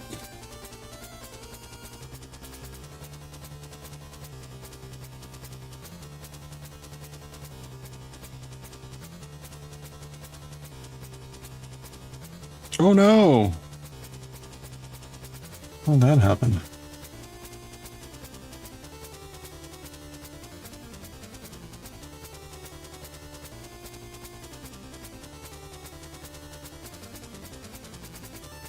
Oop.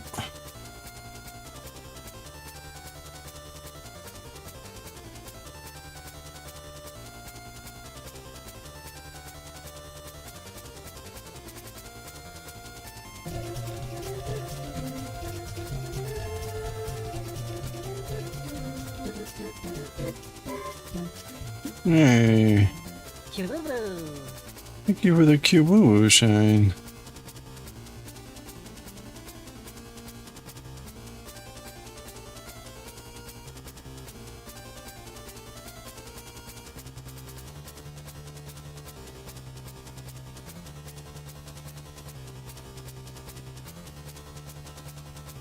Delicious meal so far, I hope.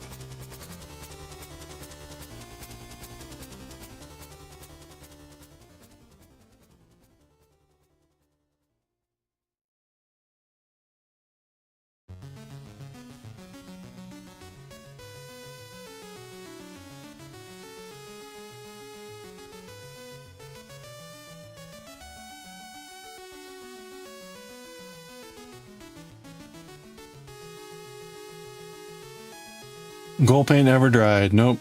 No, it just comes right off.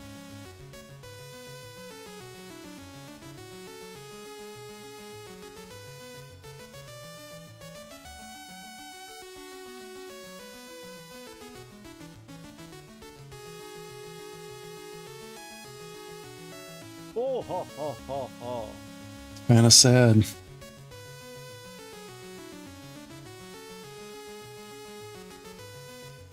Test. Yes.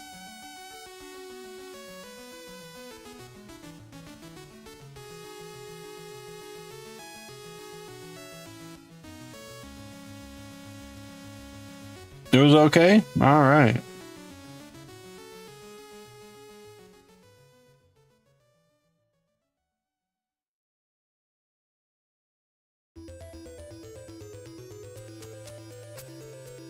The social aspect was as bad as you thought.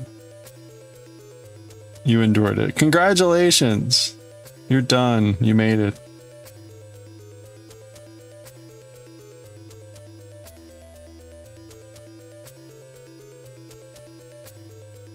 Are you just getting home? That's late.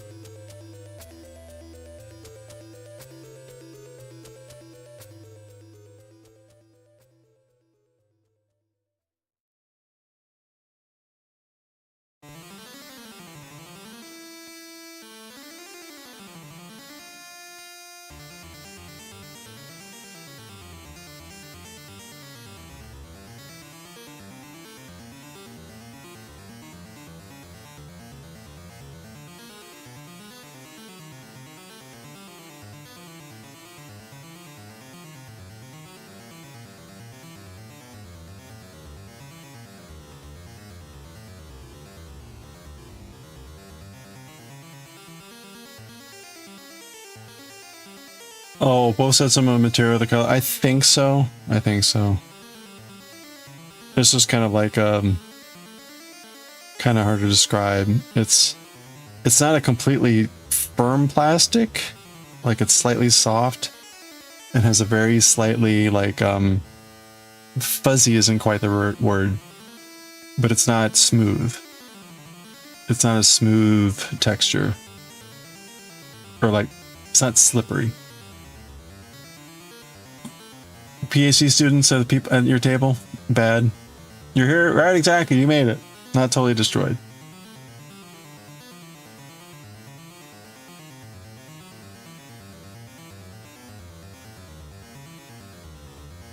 Oh yeah, no, I think they're the same material. Unfortunately.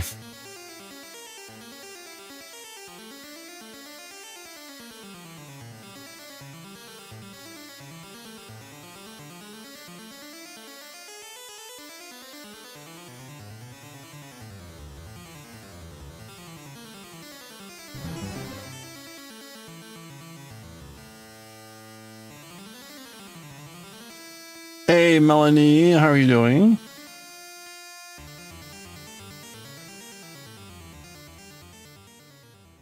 We're close. This is the last row and then we do the bind off, but I think we need to practice our bind off first.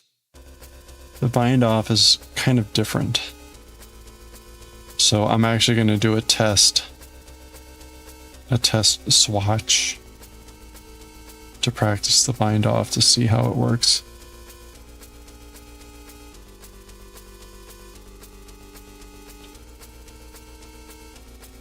Or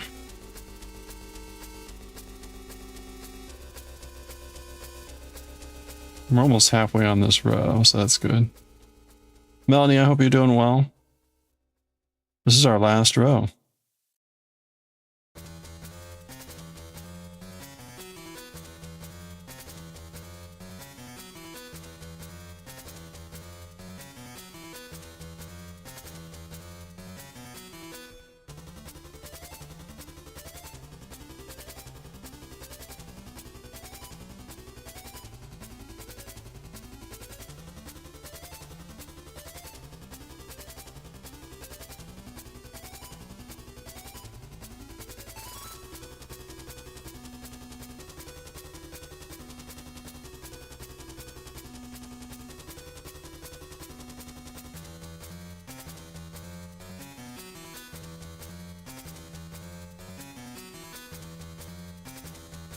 Okay.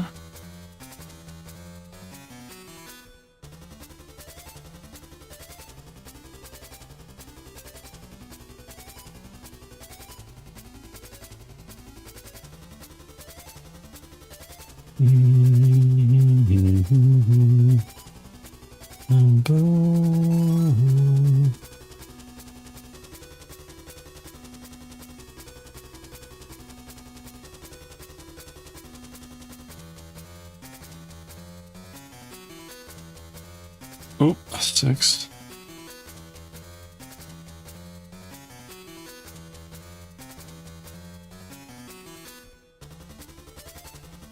You said FN ordered. Oh, nice. Hey, well, cool. One of the new square models. Oh, yeah. Oh, very cool. Well, I hope you enjoy.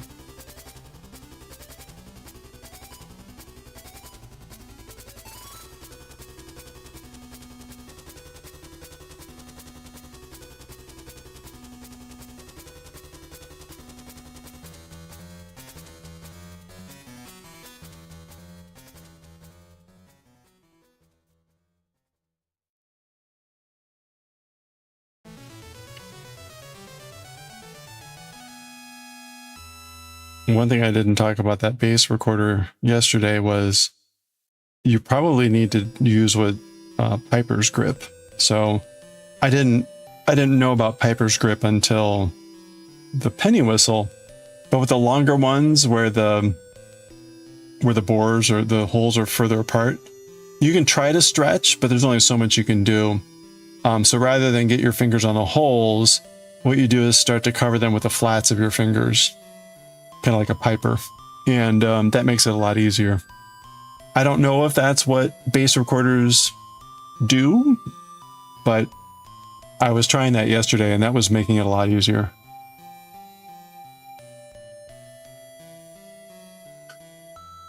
Did I make the whole shawl on stream? I think I did 2 rows off stream. And I fixed one row or half a row that I had goofed up off stream. But yeah, we did it pretty much all on stream. And we started it 3.5 weeks ago, I think. So that's pretty cool. Now we've been working on it like, I don't know, 3.5 hours every day. So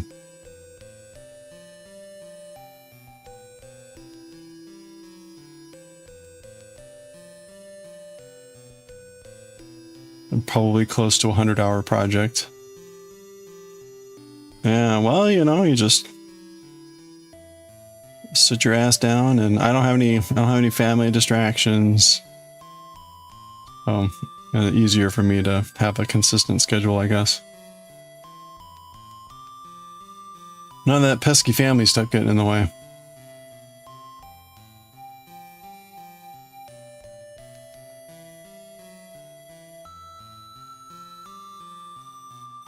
Small because the pipe is folded. Oh, okay.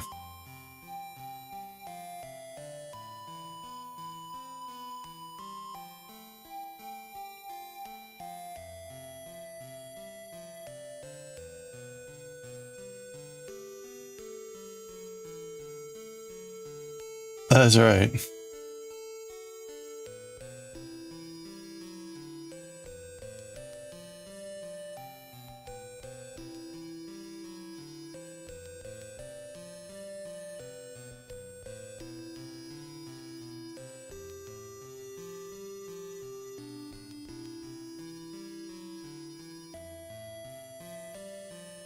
There is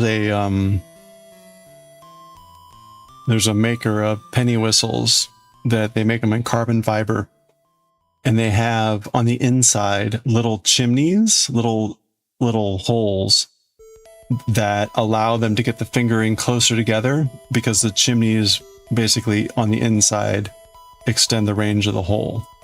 So it looks like a close grip on the outside, but it's actually got the spacing on the inside, which is kind of cool. And probably really only feasible with something like graphite. Oh yeah, graphite. Not graphite, carbonate, whatever it's called.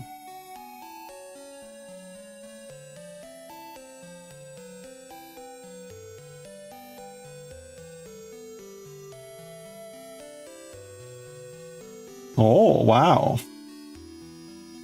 Hey, that's very cool.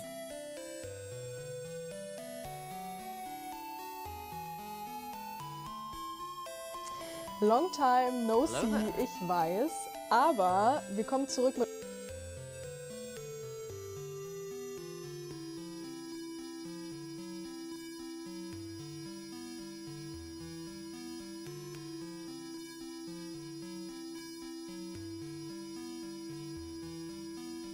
Is she ever gonna play it? Hier ist der grüne. I must have skipped over where she actually played it.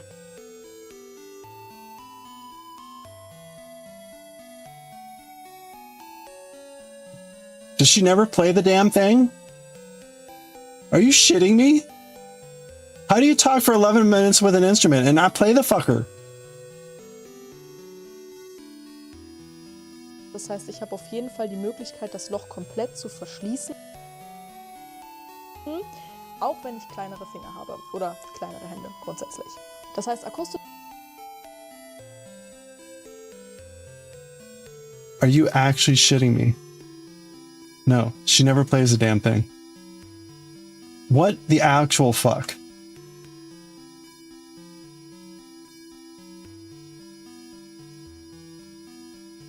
Why? What the hell? It's an 11-minute video on a bass recorder that's unique and all this cool stuff. And not when she has her fingers all over it and doing comparisons, and not once does she play the damn thing. Where? How do I unlike this? I mean, oh.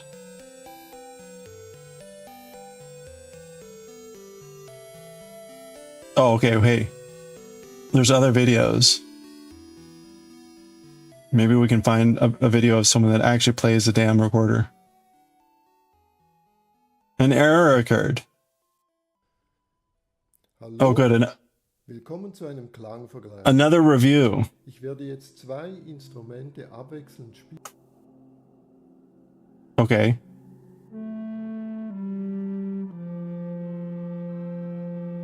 Okay, that's a normal recorder.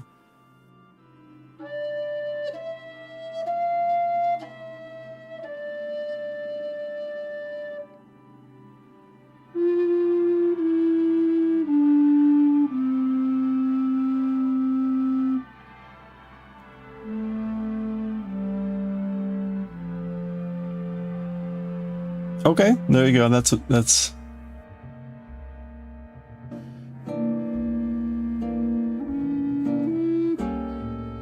okay, see, that guy actually plays it. Okay, cool. There.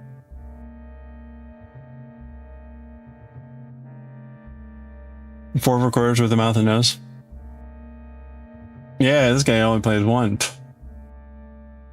Setting the bar low, my friend. Well, he did better than the girl that just held it for 11 minutes.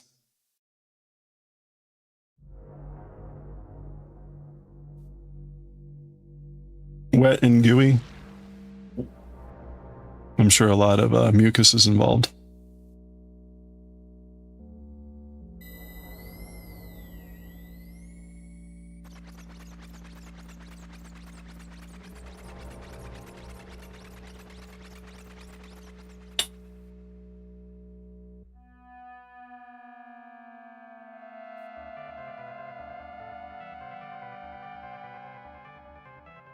Yeah, that's how you get that fat sound, the PHAT sound. A lot of mucus.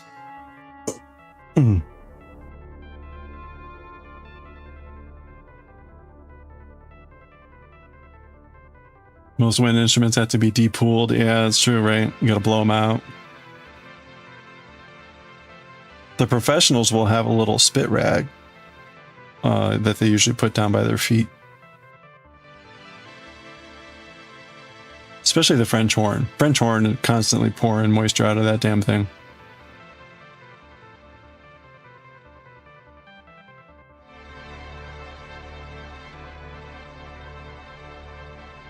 Buckets.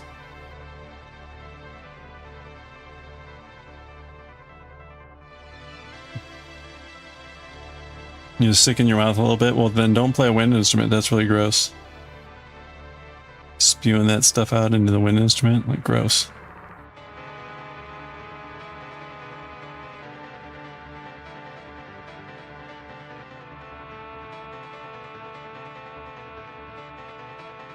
People would be like, do you smell bile?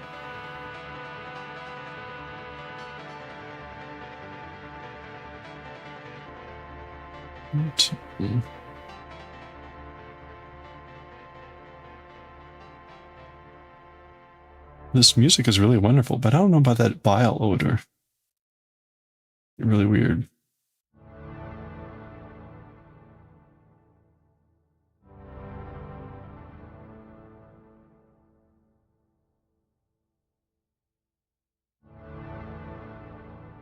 Don't want that in your life. Trombones. You even have a spit valve, that's right. Sax too. And then with a large chamber that you don't blow into the side of.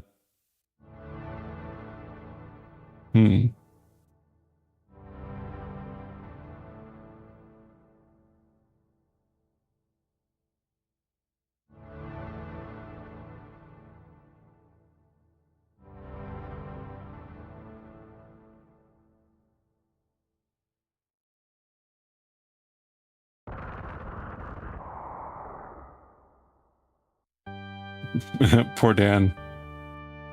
Just convulsing on the floor. Don't worry, it'll pass in a moment.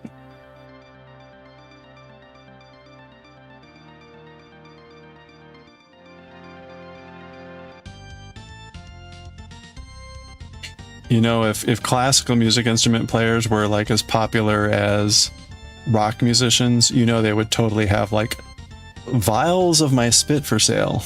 Like, and here's a collection of the drool that came out of my mouth when I played at this concert at Amsterdam in 2026. You'd sell it in tiny little vials, be like $50 per vial of my drool. Like, this is drool from the performance. Came from my mouth to the instrument into this vial. It can be yours for only...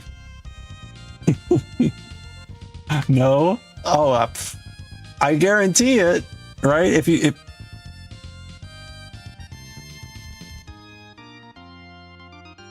please stop. Unfollow. It's too late. It's too late to unfollow. I'm sorry.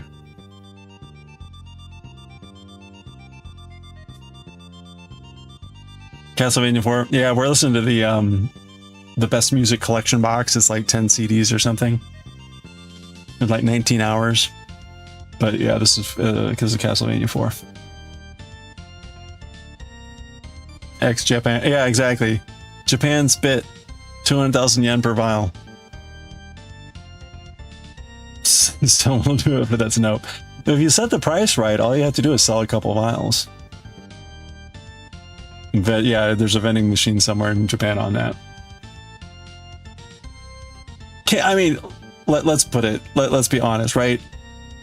I guarantee you, there's someone out there selling like BTS sweat, right? Where backstage they mop down the boys after a very rigorous song or whatever, and they squeeze that rag out into a vial, and then they sell the BTS sweat.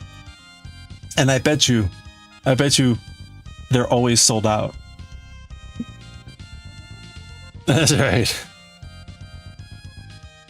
This liquid gold.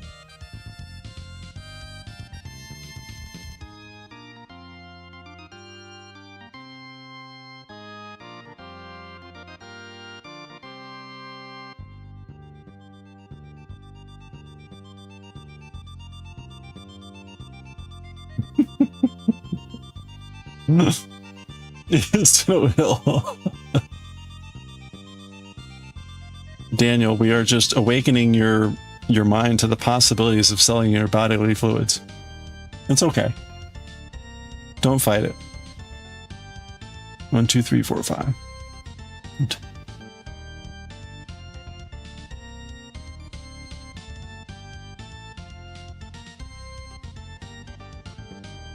Guarantee you have friends that would pay. Exactly. Like I have a coworker whose wife, whose spouse is absolutely head over heels for BTS and absolutely would go in for that, I'm sure.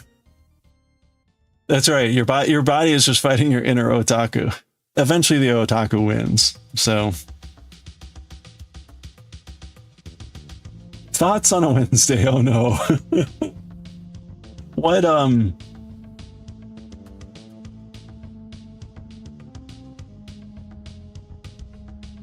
Costume fortune. Oh no, don't worry. No, it's fine. No, we can make it much worse. We can talk about things that will like make this pale in comparison, and you'll be like, oh, If only we could be back to the days of the instrument drool and boy band sweat.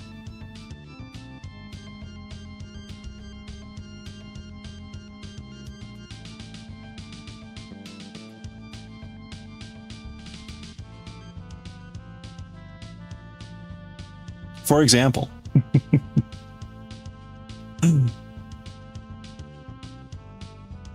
So there was a guy, so in the US, PBS, the public broadcast station, that's the station that used to bring things such as Sesame Street and get right, public broadcasting. And they'd always have a lot of cooking shows, especially on the weekends, cooking shows. And so, right, Frugal Gourmet, Julia Child, Bob Ross, this stuff would show on PBS. Well, okay, so Molly Katzen, you know, a great selection of cooks and whatever. And this was back in the day before, like, the explosion of cooking shows everywhere on cable and whatnot. There was a chef, Paul Prudhomme. He was kind of like a Creole Cajun, I forget which one, chef. Kind of a large man. He looked like a thinner Dom DeLuise, but still on the heavyset side. Anyway, Paul Prudhomme. The thing that is like burned into my brain is the fact that when he was cooking, you know, he'd be sitting down on his stool and kind of like taking a spatula and doing some stuff. Eventually, he would be like, there would be a need to mix something. And if it was a dry or like a dough or something, he would use his hands. And he would purposefully point out that he preferred to do these sorts of things with his hands because the oils from his hands would work into the material or whatever it was he was doing, with the implication that it was adding some extra sort of flavor.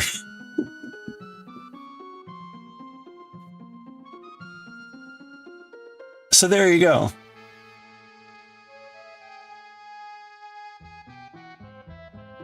I'm sure we could find a clip of him talking, because it's just like, really? Like, oh, okay. Like, do you wash your hands before you do that?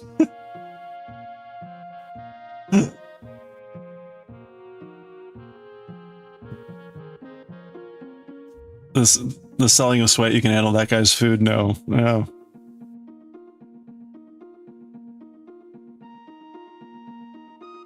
No. Oh, man.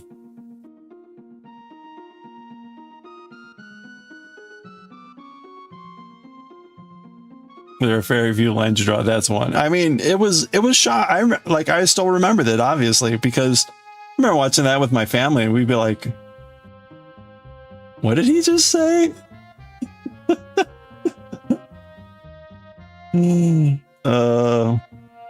Anyway, good times. So it could be worse. What was the name of the one? What was the name of the one? So there was a lady chef. There's a lady chef who was on in the 90s. Not Julia Child. It was someone else. I can't remember her name. But she would always say, like, she would be making something and then she'd take her spatula and she'd bang it on the bowl to like clean off the spatula, and she'd go, oh, and you know, don't treat your cookware like this, or don't do that. And every time she did it, who was that? Oh, I need to look it up. Anyway, Peter, how you doing? 10 times worse. Maybe he did. Well, all right. Maybe he didn't wash his hands. That's the thing. Is like, because I mean, otherwise, it's like you're adding the flavor of soap, aren't you? Tammy and Faye, I'm sorry. I'm sorry you had to comment on that. You don't know what, you don't even want to know what we were talking about before, so. It was comparatively better. But still questionable.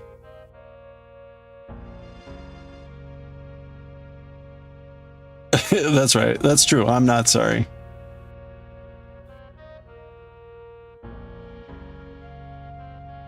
Your friends come up with okay, well then there we go.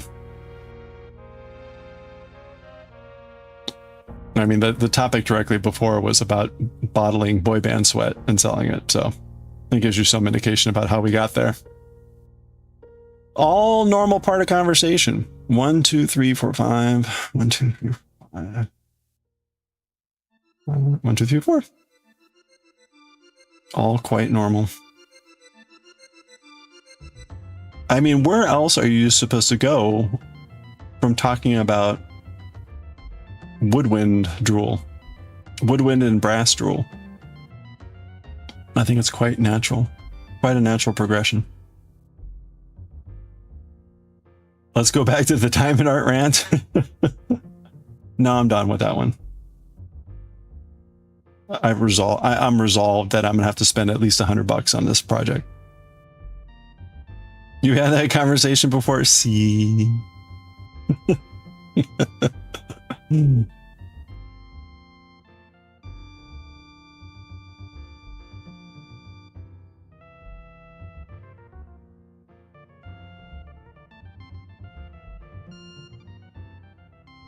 See, that's the real, like, that's the real kicker. When you have one of those weird thoughts, you're like, that's gross or whatever it is. It's like, you're not the first person to think of that. Don't worry. In fact, whatever you were thinking, someone probably is already making money off of it. So don't worry.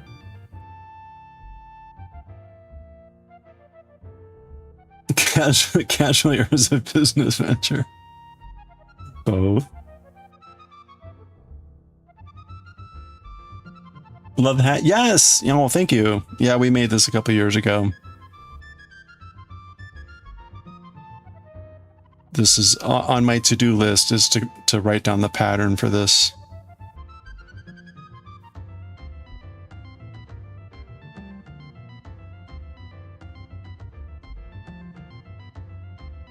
The many things on my to-do list.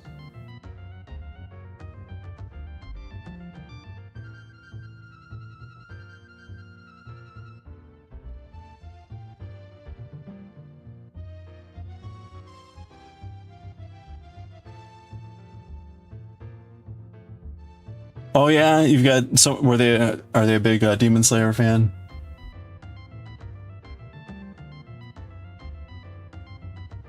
So we used this pattern. I used this pattern to make a small version of it too.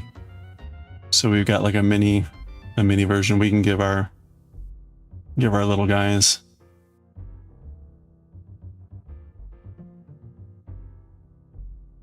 Oh, your boyfriend's mom, nice. Yeah, so one of the things we do on stream is read Japanese manga.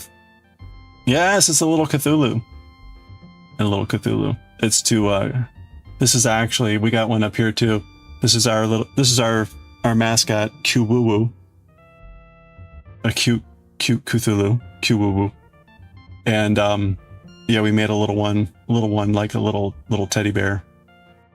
Little Cthulhu bear. Or Kyuu-woo-woo. Oh yeah. So actually a little bit later, we're gonna be reading Chainsaw Man. So we're on chapter 26, just starting volume 4.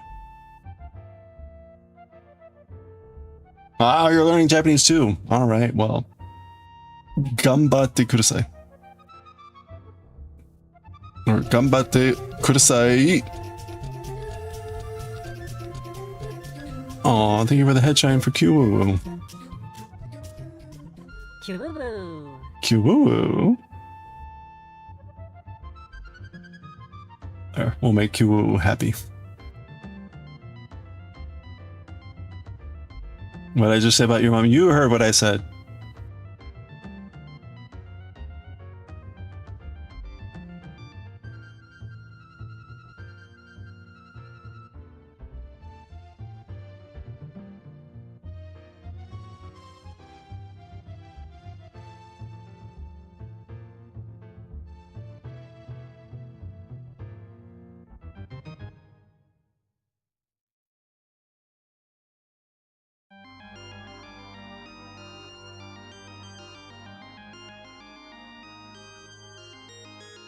Okay. 1, 2, 3, 4, 5, 6, 7. We're almost done here. This is our last row. This is our last row. Almost done. And then we have to do the bind off. But I want to practice the bind off first because it is a picot bind off. And I have not done a picot bind off before. So the impression I got is that the tension can be a little bit weird. So I want to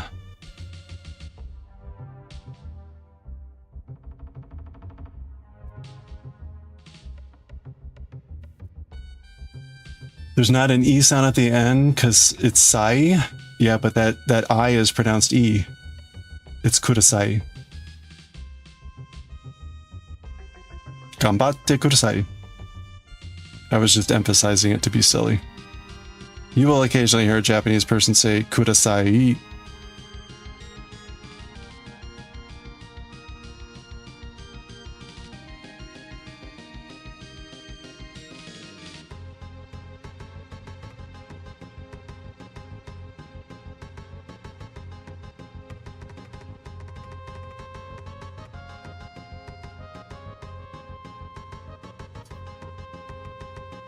Yeah, kudasai. Kudasai. It's usually not emphasized much, but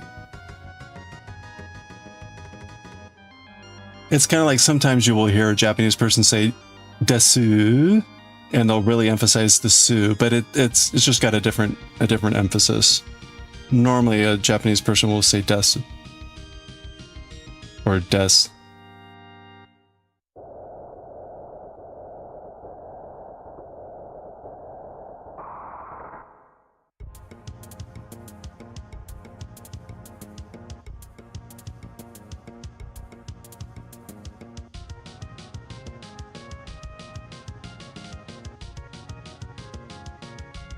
Shoulda, woulda, kudasai.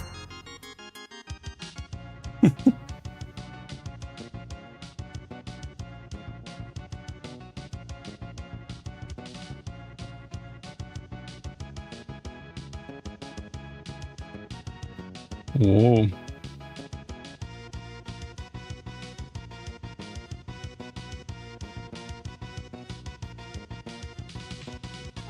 Your Japanese teacher wasn't nice to you about des? And you messed it up at first, she wrecked you for it? Where, do you remember where your teacher, were they from, like a particular area of Japan, or did they learn a particular... Because again, right, Japan has a lot of dialects, and a lot of people speak Tokyo, but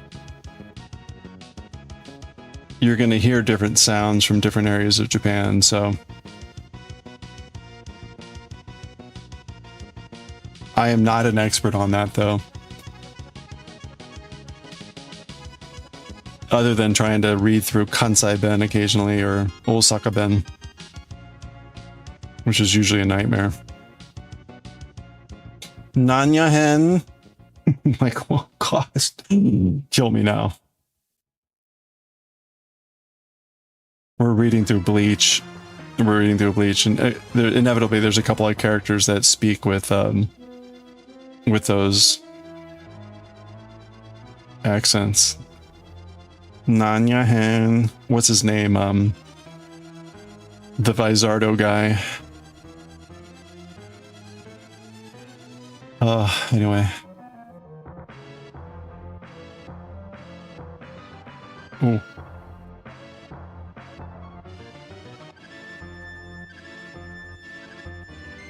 Before. You left that class, oh, soon after, waited for another semester.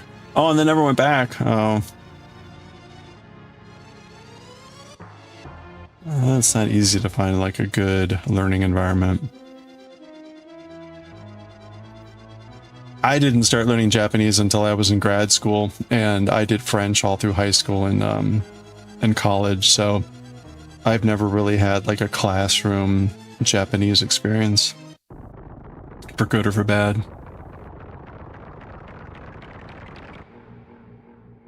Probably mostly bad, I'm sure.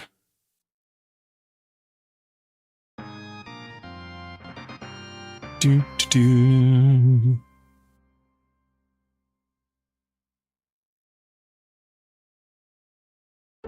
And one full semester and part of the second one. All right, well, I mean, that's a good. How far do you get with that much? Presumably, you've learned all the hiragana and katakana.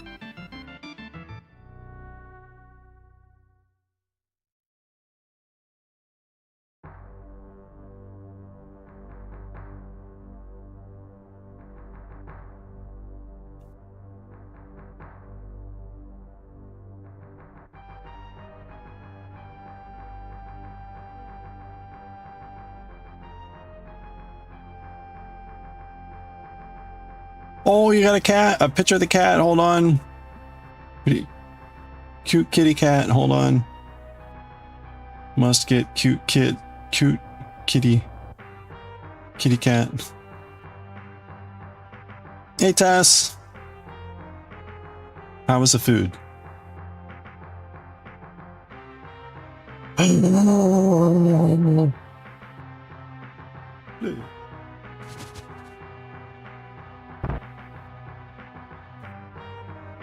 Look at this adorable. Look at this adorable fur ball.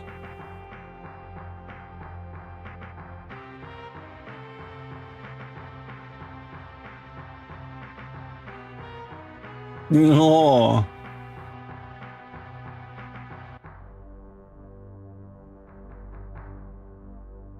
This was kind of cute kitty pose of like, where am I? I'm already shedding a lot. Yeah. You got an okay cold, a grammar, you can read fine. You suck at katakana for, yeah, it happens. Kanji's what you're lacking? Yeah. Kanji is the bane of everything. Been here a week now, settling in. Tomorrow he stops isolating and starts roaming the house. Wait, is that you're gonna make him do that, or you think that's what's gonna happen? Adorable though. Cute kitty. Aww.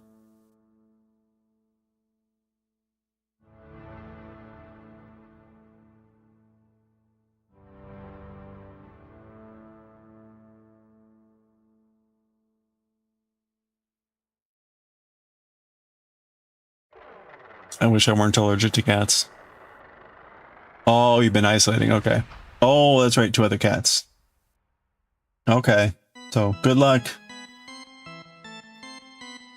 Wait, what? And Smokey. You're going with Smokey, right? PK Smokey. I know, so cute.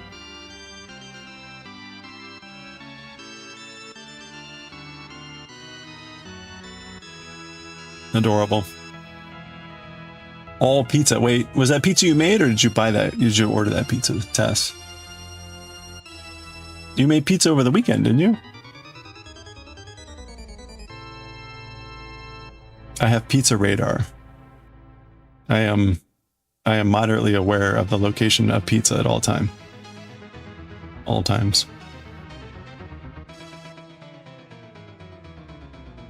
2, 3, 4. Okay. All right, this is it. This is it, but sort of not it.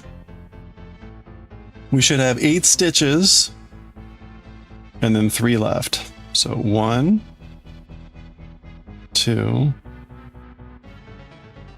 3, 4, 5, 6, 7, 8. There's only 2 stitches left. I'm just kidding. See, there's the 3rd one. Okay. Got him. Got him. That's like dad jokes with knitting. Okay, there we go. We're done. Except for the bind-off. We're done. Except for the bind. Oh, look at that. Oh, yes. That's going to be great.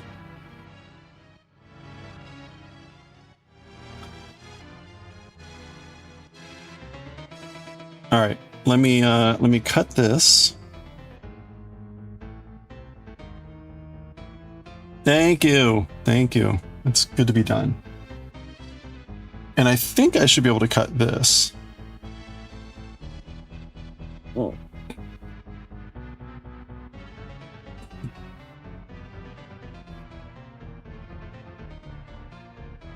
This feels the worst. Whew. Okay, that's done.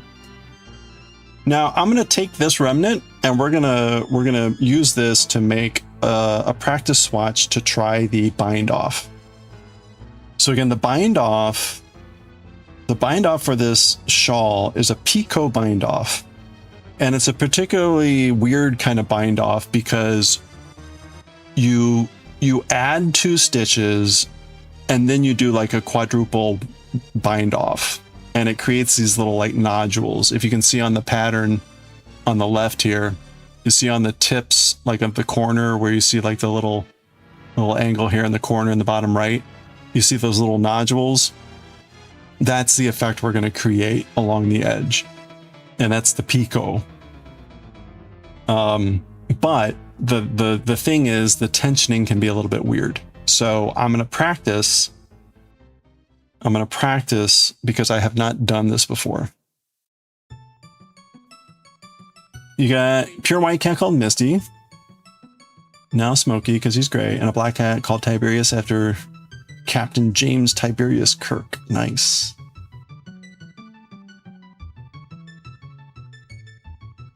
All right, you know what? I don't care about that knot. All right, let me find some size 6 needles, and I'll be right back.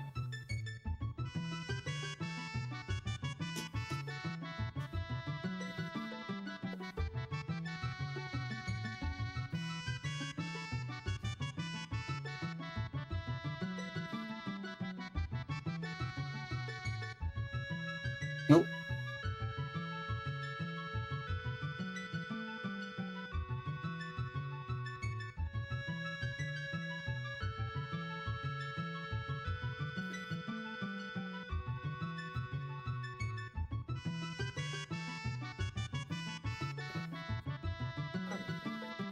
Okay. We're just going to create a couple, we're just going to knit up a couple rows, and then we're going to practice this bind off. So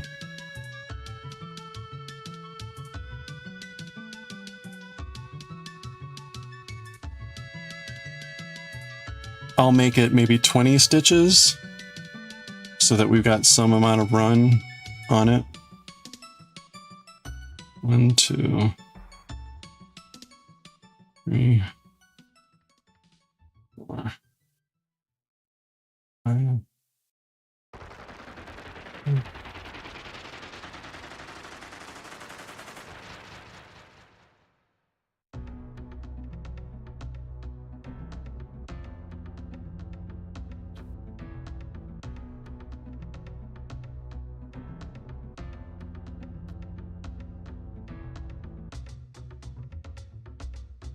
13,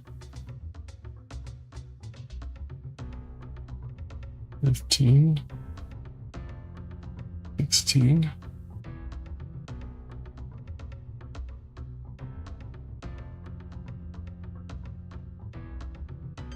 17, 18, 19, 20. Okay.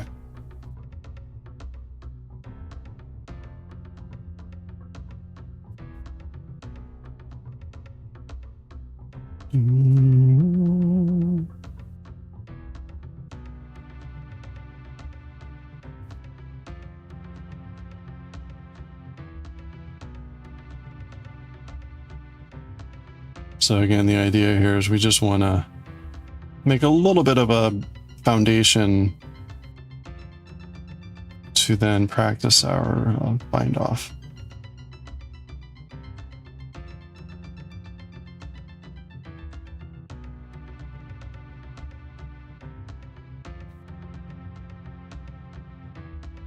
So I will create a couple rows of stockinette.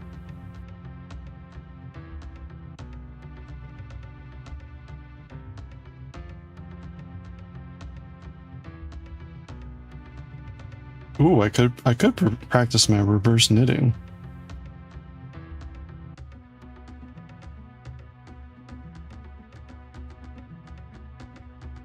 But I think I'll skip that.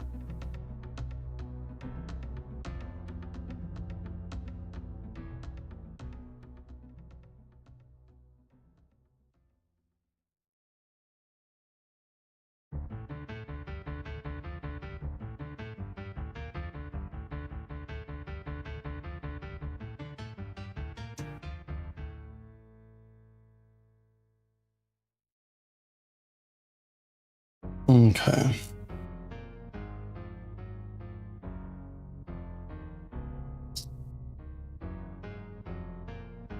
All right, now we want a purl. Ooh.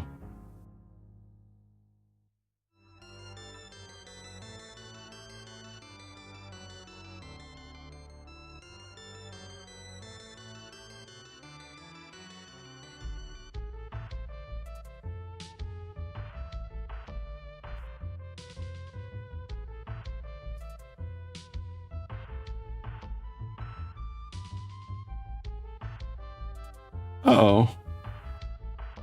Where are all these knots coming from? That's funny.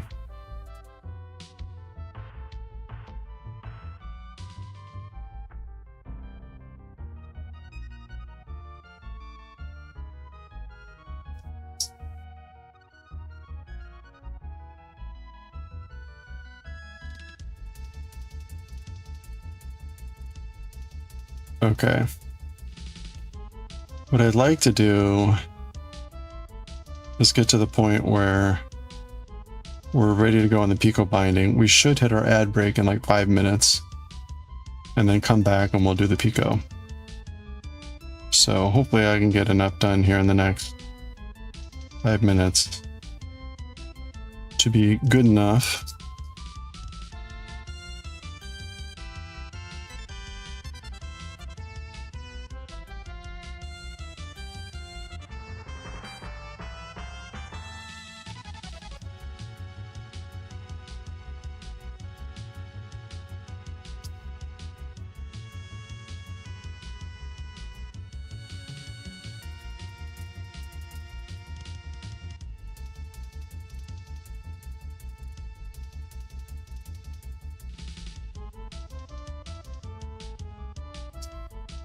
I don't have that much yarn left here, so I don't want to do too much, but we should be fine.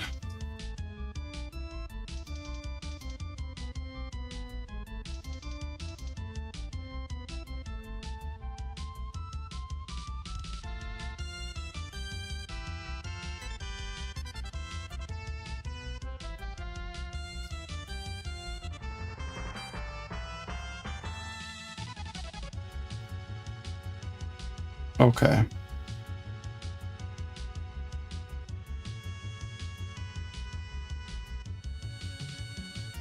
Well, we want to end on a purl row, so I can do one more. Well, we got 3 minutes. Okay.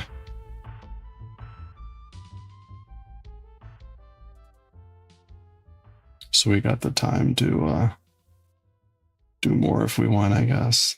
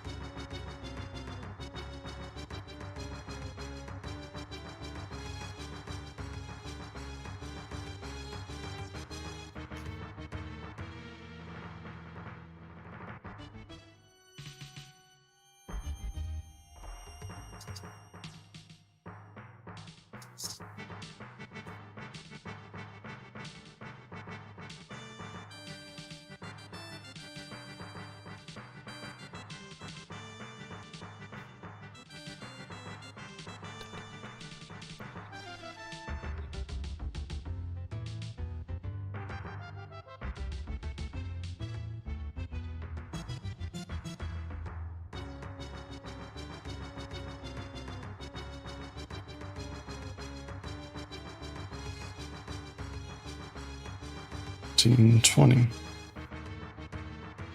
Okay. You know what? We got the time. Let's just do one more row back and forth.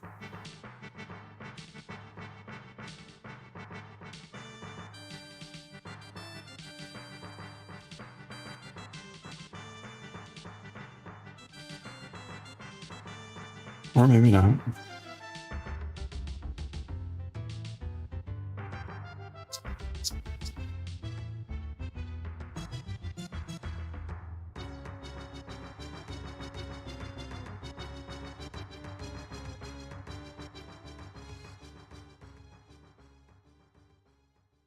Have a good one, Goshi.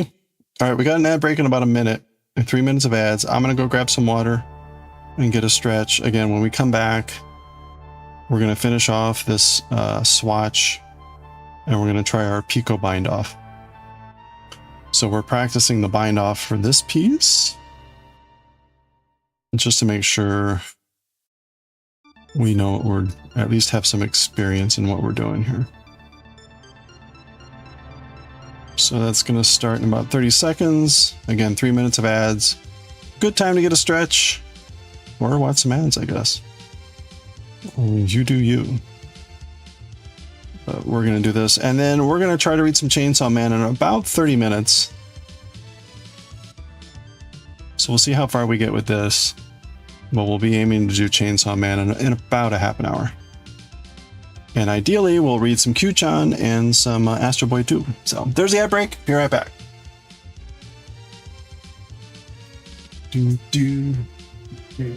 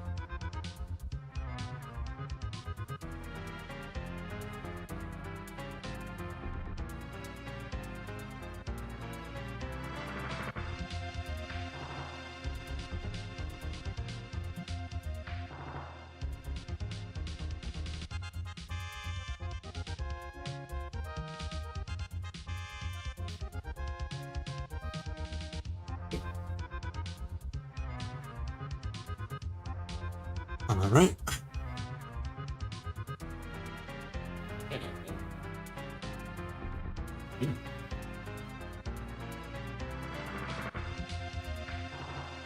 Do, do, do, do, do, do, do, do. Okay. All right. Let's finish off this pearl row, and then we'll do the Pico bind, or try the Pico bind off. All right. So 20 more stitches.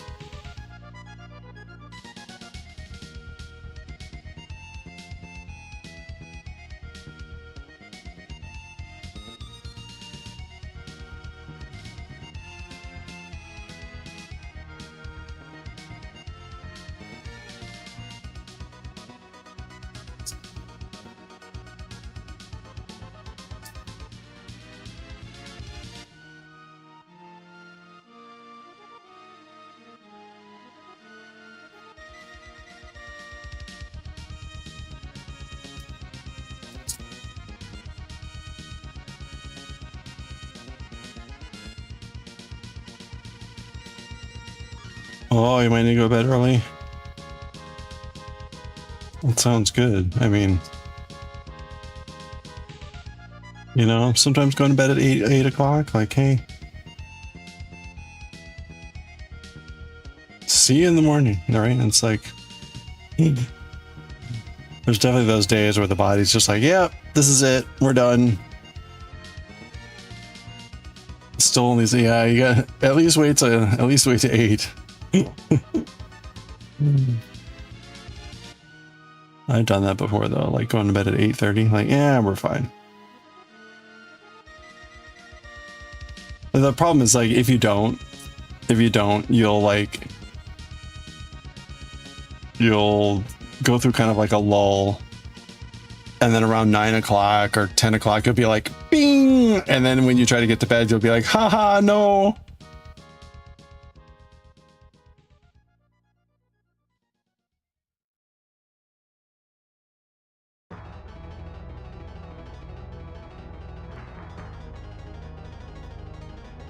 Oh, you think it's only 10 and it's midnight? Oops. Well, time flies.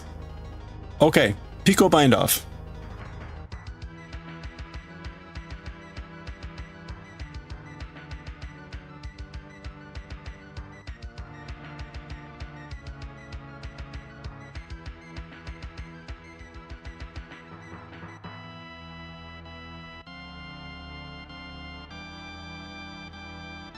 Well, this was a video. There. My goodness.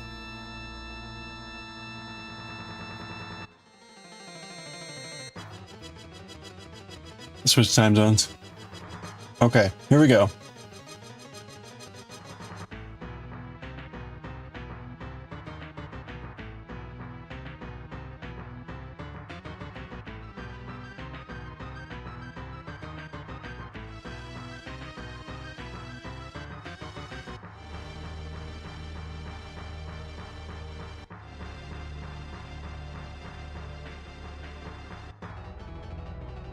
Okay, so we knit and cast on 2 stitches.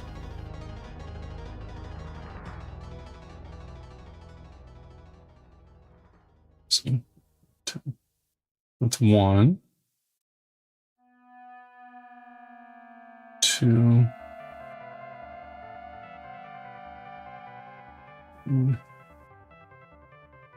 and 4. Okay. So that's what we're doing.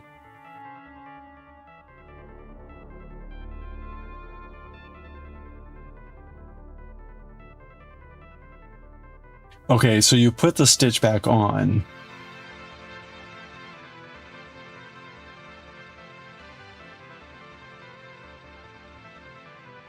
Okay, so cast on 2.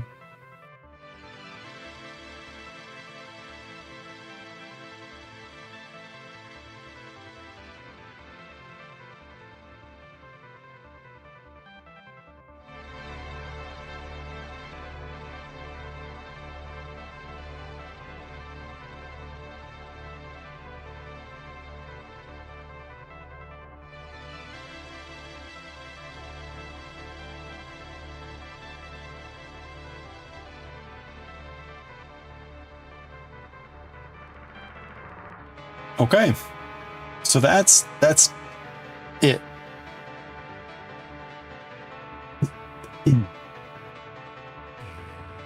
Okay, so let's try that. So we're gonna do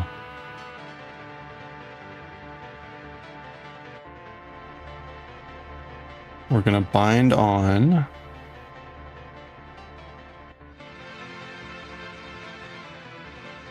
I don't like that.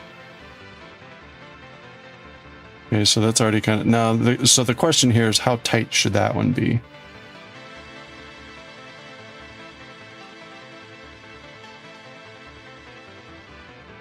And then 2. Okay. So we cast on 2, and then we're gonna bind off 4. So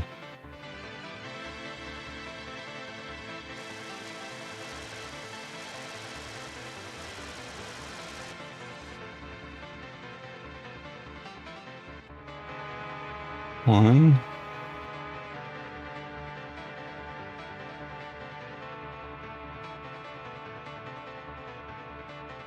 2.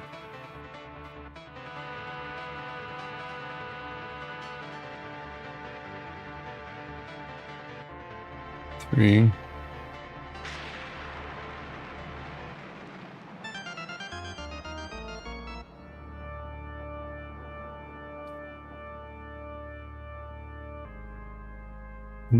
4. Okay. And then we put this stitch back on.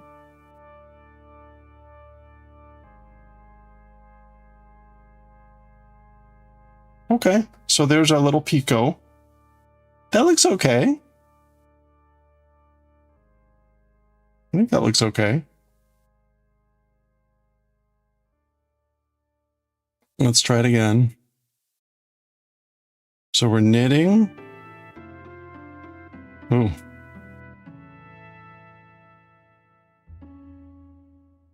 We're knitting, and then we're putting that on the needle. And then we're knitting.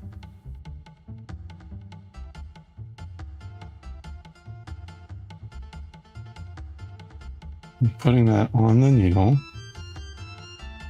Okay, so that's our 2 cast-ons. Ooh, ooh, ooh, ooh, ooh.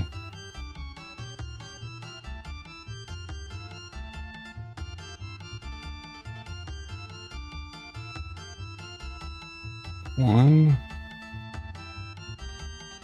2. That's 1.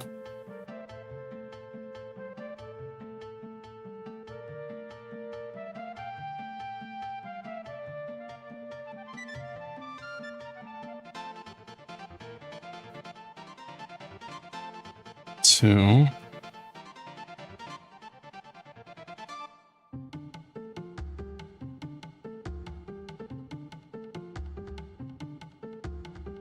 3.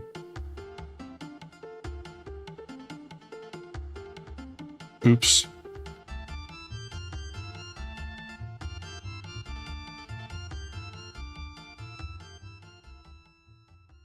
Let me get rid of this.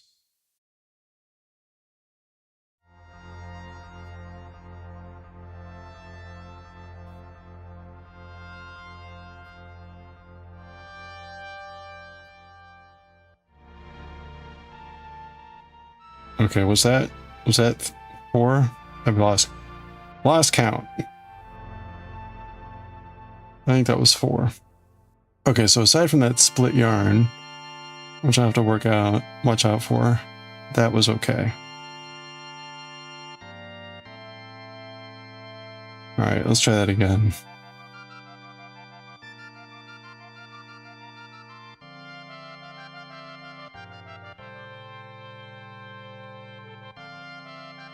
Oh wait, no.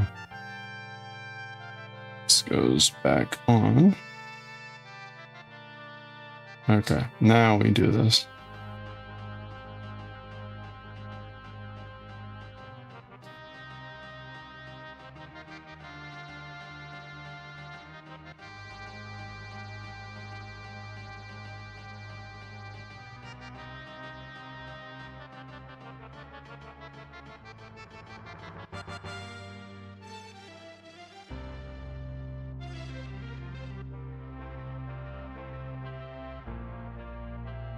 So yeah, this bind off is going to take a while,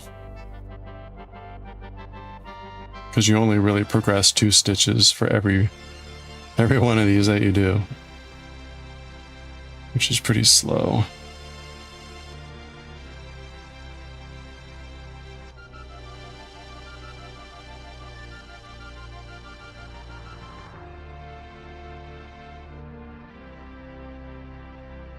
Two.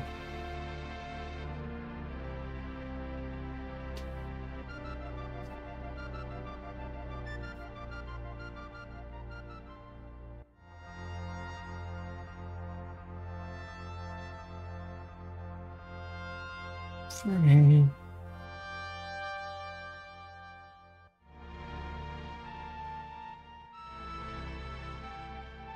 4. Okay.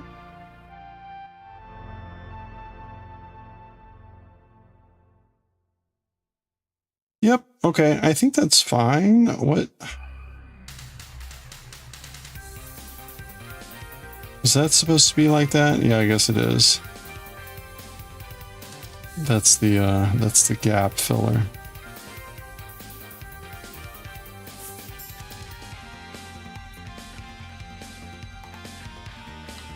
All right.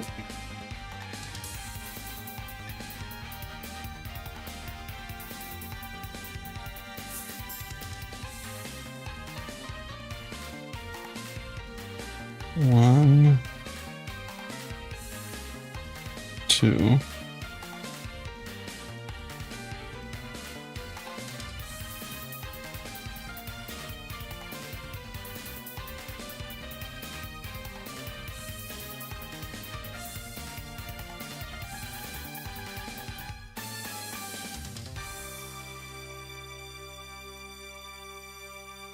One.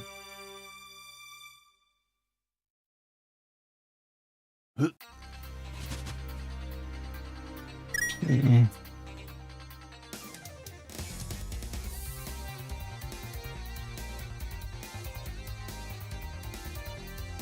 3.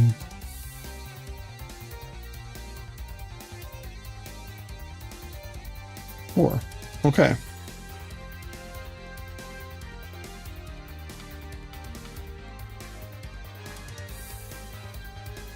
Yep, okay. So there we go.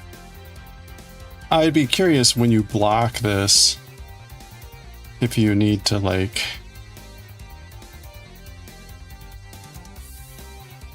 so what is the if I wanted to shrink the size of this gap, what stitch is that? Is that the very first stitch? Is that this stitch right here?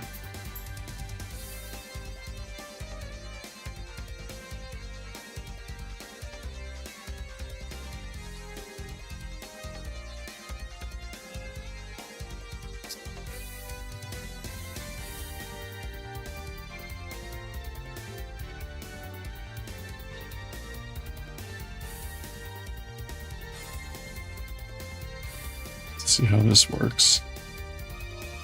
Try to make those tighter and see what happens.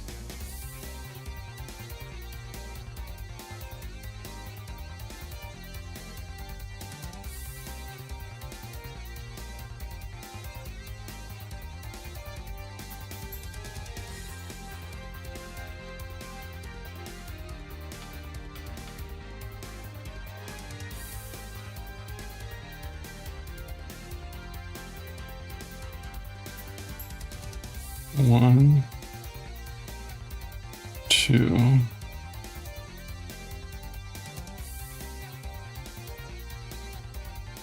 Okay.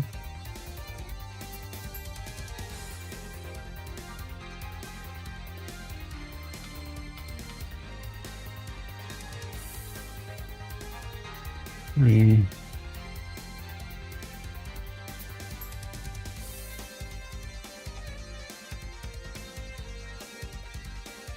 4.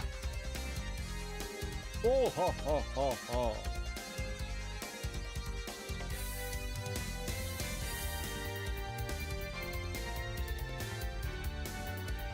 Okay, so not really. It didn't really have that much of an effect. So I don't know what's controlling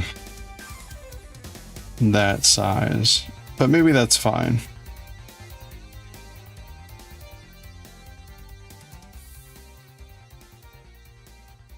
So that's the picot.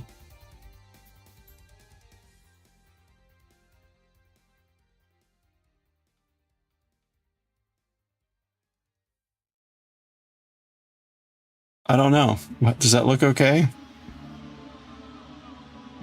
It's different with yarn this thin and with this size, because I think it's naturally going to look a bit more sparse. Right, it's not going to look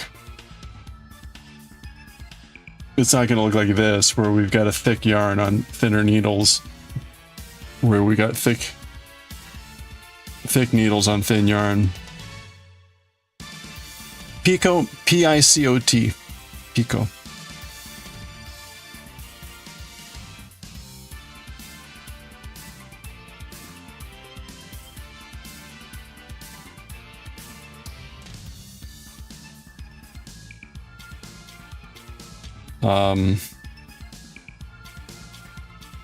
I guess we're good with this. Are you doing crochet picot? I think crochet picots are a lot easier.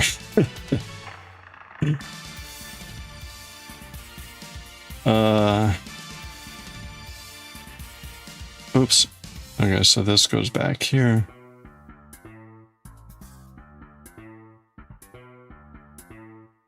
I have done crochet picots before, and they are a bit easier.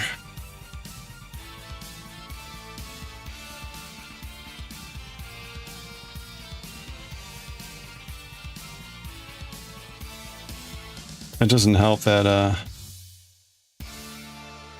this makes the bind off really slow.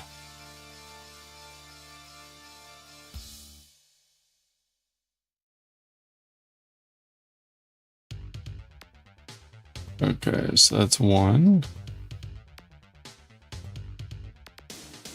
I don't see a good way to remember how many I've done here. You get kind of a sense there that that's two. And so then you would do two more. But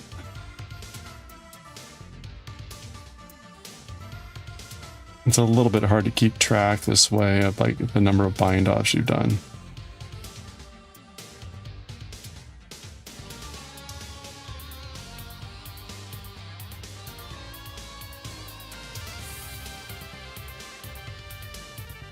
Okay. So that was me being a little bit more loose and not just like trying to cram down every stitch as tightly as possible. Oh no. I'm still not sure which stitch this one is. Oh yeah, Pico de Gallo earlier, nice. You worked one Pico edge, wasn't your favorite process? Well, again, it's you're casting on 2 and then taking off 4. So we're at like 450 stitches here. So I'm gonna have to do this 200 something times. This is gonna take, it's gonna take maybe 2 days. It's gonna take maybe 2 days.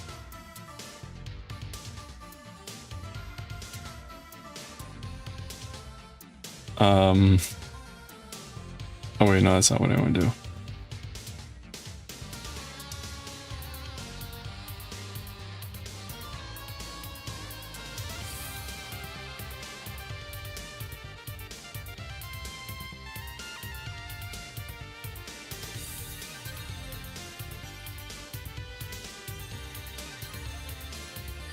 Well, you know what? Let's go ahead and just finish off this piece. That just gets me more practice. And then we'll start this tomorrow on the actual shawl.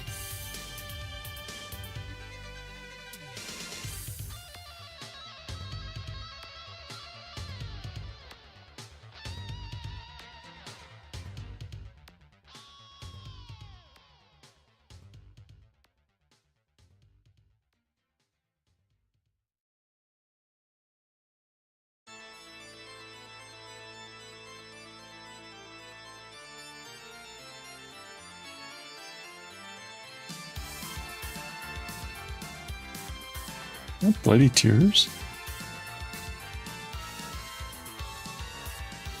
Oh, wait a minute. That's not right. Okay, something's not right there. Yeah, I didn't do something right there. Okay, that's important. I lost a stitch up there somehow.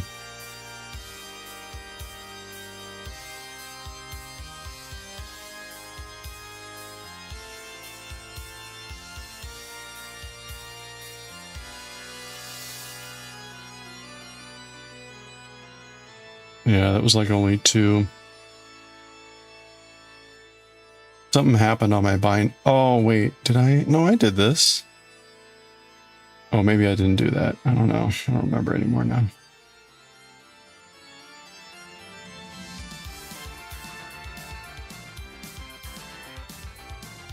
I may have only done this once.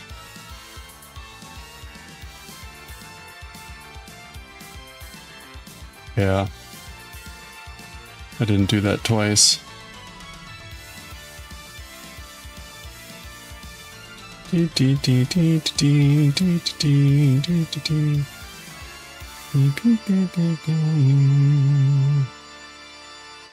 One,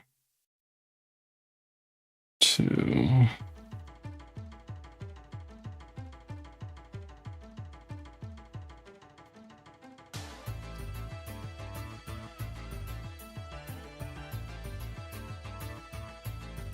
Three.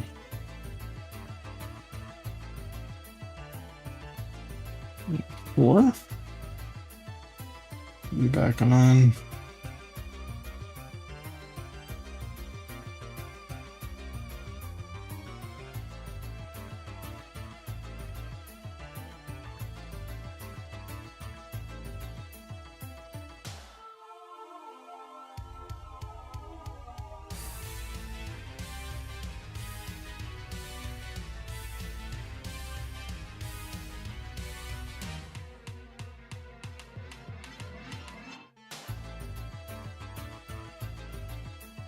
Okay.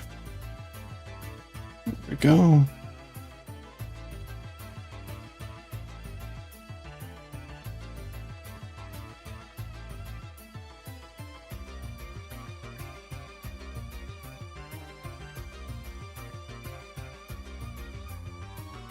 One.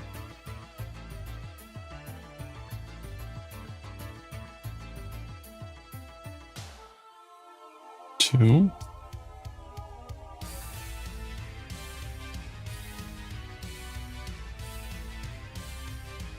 Three. And 4. Okay. There we go.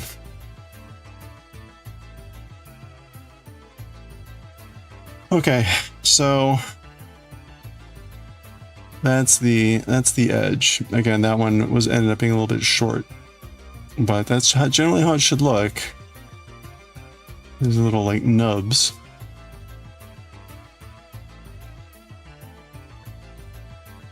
Okay, all right. I think we're all set. That was a good use for that remnant yarn.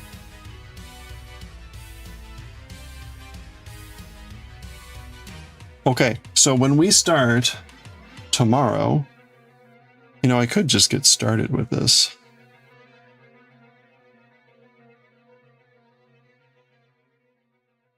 We're gonna be capping off with this dark with the purple. This was our blue purple, and this is our purple. So it's these 2 colors. So our trim will be in this color. In this color.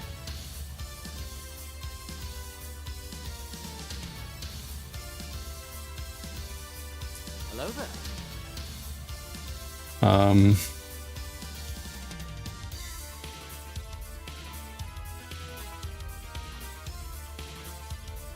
Oh.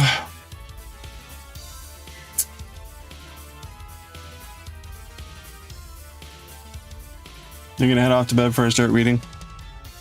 You're shattered. There's all that drool talk. Okay, we're gonna set that aside. We'll start with that tomorrow. Well, thank you, everyone. Oh. All right. Ooh. Hey, thank you. We're gonna leave Kyuu with a little bit of happiness for the evening. All right, let's get some manga reading. Just don't remind us. How could I not?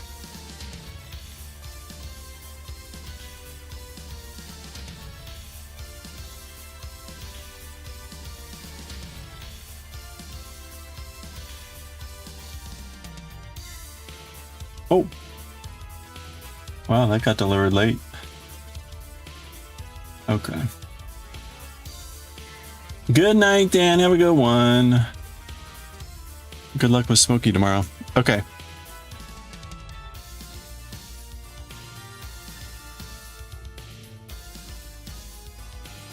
Do do do do. Do, do, do.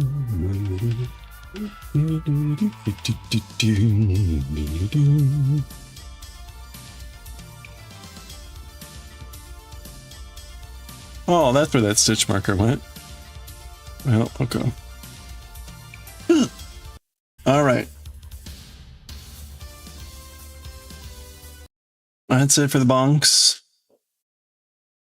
We'll be back to bonking tomorrow. What is this?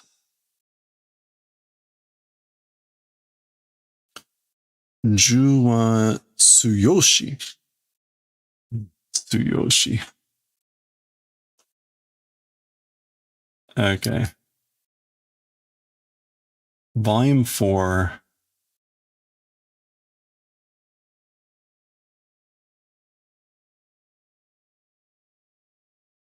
Chapter 27.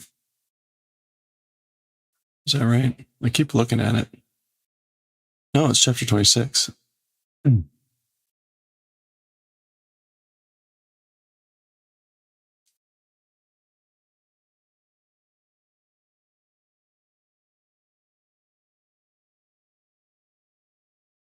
Okay. All right, here we go. Oh, change the overlay. Bleach. Oops. So volume 4, chapter 26, and Chainsaw Man. Okay. All right, here we go.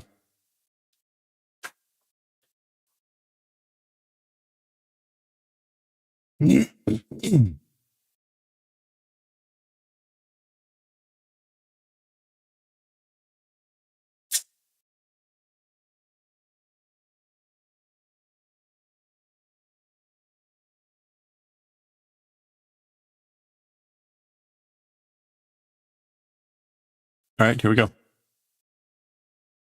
All right, let's read chapter 26 of Chainsaw Man, Juwa Tsuyoshi.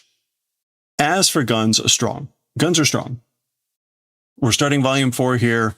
The previous chapter ended with Aki getting kind of smashed and Himeno basically giving up her entire body to Ghost. Anyway, watch the previous section. Here we see this person. They had manipulated some sort of snake devil. They appear to maybe be bleeding because of it or something. Anyway, Kochira Sawatari.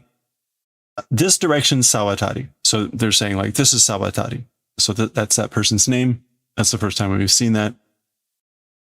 Nerima Nishidai Biru Sankai de Chienso to Sento Shiteru. Engo shi ni koi. Okay, so this is Nerima West Big Building, or the Nishidai building, but the Big West building of Nerima, which is a location. In that building, on the 3rd floor, with chainsaw, so with chainsaw, doing fighting. So fighting with chainsaw on the 3rd floor of this building. Come towards doing Engo. And Engo is like assistance protection. Engo, yeah, covering, protection, backing, relief. So basically, come here and do backup.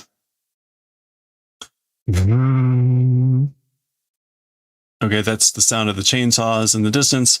Aki, again, still maybe alive, recovering from the blow. Blood pooling. There he is. There's Sawatari. And Ki. That's an N. So Chenso engaged now with Katana Sodo, whatever the name is. We haven't formally seen the name other than in the title page. Ura! Which is just like a hurrah sound. Okay, there they go.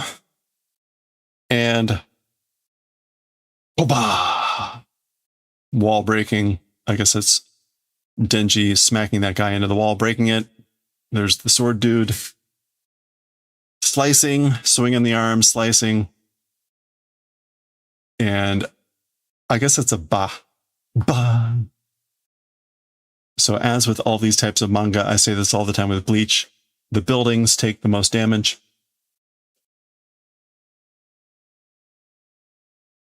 Okay, sword dude. Ite! Ow! So there's Denji getting cut in the shoulder, saying ow.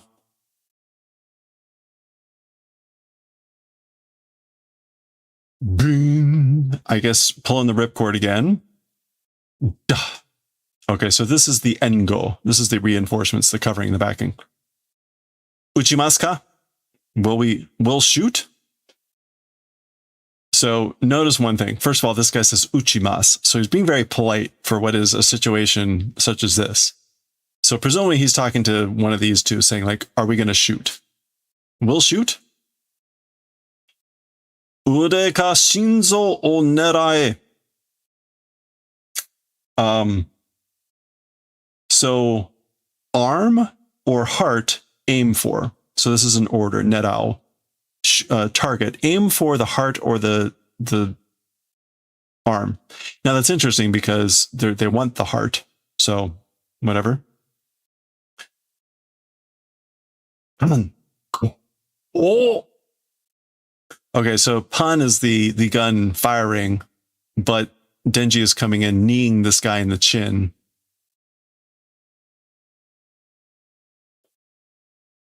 Ara. Gu or ku. Okay, so there was him kneeing that guy, swinging around. Keen. Now, presumably the keen sound is some sort of clang, either of the chainsaws with the swords or something like that. Okay.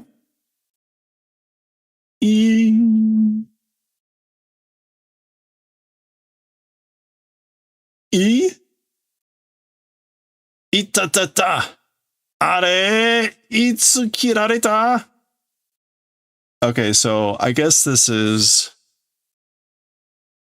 ow. So like, huh? Or like end of an ow and ow, ow, ow, ow, ow. Huh? When was cut? Okay, so he's trying to figure out like, when did I get cut in that whole ordeal? Run. Ite. Oh. And we got a gun and maybe a coal. I don't know what this is in the background. It sounds like, I guess, bullets hitting Denji. Ora! Okay, ora, again, more like just hey now or sounds. Oi, soko no warumon. Hey, bad guy of that place. Like, hey, bad guy over there, warumon. Koitsu temei no nakama daro? This guy, your ally, right? This guy's your ally, your friend, right? Sore nara doushita. If it's that thing, how did? Basically saying, if that's the case, then what of it?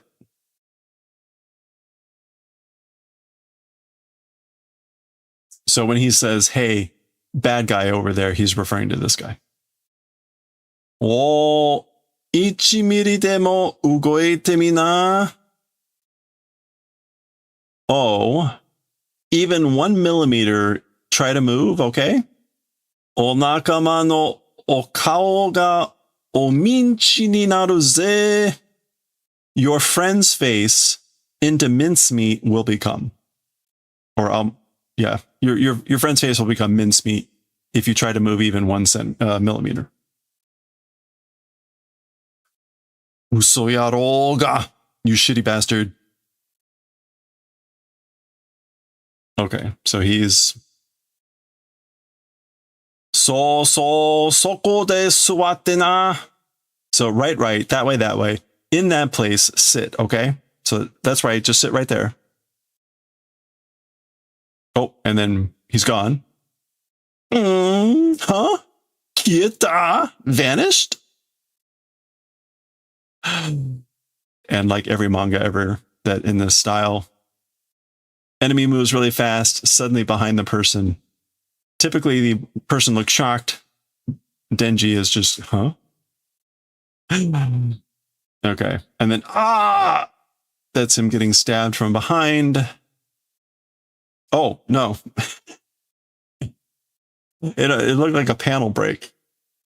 It looked like a panel break. It is Denji getting sliced in too, along with his friend.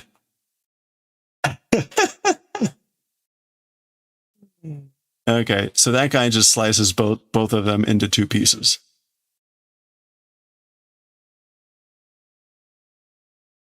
There we go. Okay, so there's the torso of Denji and that dude that was unfortunately there too. Koitsu o hakobu. Sassato kuruma o motte koi. So Sword Guy is saying, we'll carry this guy. So he's got Chainsaw Man's upper torso by the handle. So I will carry this guy. Quickly come and bring the car. So you quickly get the car. Bring it here. Isoge yo. Hurry, okay? Chainsaw no onakama wa zenin uchi koroshita hazu da ga.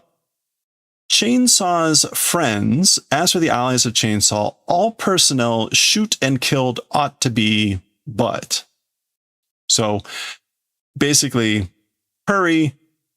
We ought to have shot to death all of the allies of Chainsaw. However, that's...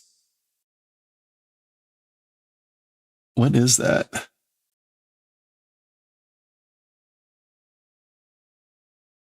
Is that Denji or is that the sword dude? Anyway, stuff is plopping down with a bota, ta, ta, splatting on the ground. Oh, I see. This is the sword guy reverting. He's turning back to this. Yeah. Debiru hanta mo hito da. Even devil hunters are people? Juni wa katten daro. As for against guns, not able to win, right? So even the devil hunters are people. Again, like, they're not able to win against guns, probably, or right. Okay, indeed. Is that Arai? These are some of the people that were in the squadron that apparently did not dodge appropriately. Yeah, so we're seeing all the people that were sort of ambushed. These are all the people that died. We only briefly met some of these people. Notice we don't see Kobeni. All these people were ambushed. We saw Himeno, she's gone. And there was Makima on the train. Makima on the train with a person as well. Okay, so we're back on the train. So there's Makima and that person she was riding with. I guess this is other people on the train. Juda, it's guns. Now remember, there was a whole thing about like only certain people are supposed to have guns, and so Mo sugu eki ni tsuku. So soon, momentarily, we'll arrive at the station. Sharyou idou shite minkanjin ni magireru zo. Okay. So a sharyou is a railroad car. So railroad car do movement. So do transfer, move into the railroad cars, and with the civilian population, like do blending. Yeah, magireru is to be diverted, to slip into. So divert, slip into the civilian population, and do transfer into the railroad cars. So basically he's saying like split up and blend in. Because we're going to be at the station soon. Okay, so this guy turns around. Dun, dun, dun. Hey, it's like I knew. There she is. What? Huh?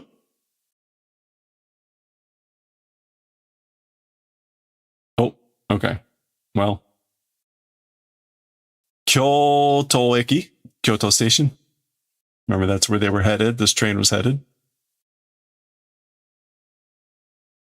All right, these look like double hunters.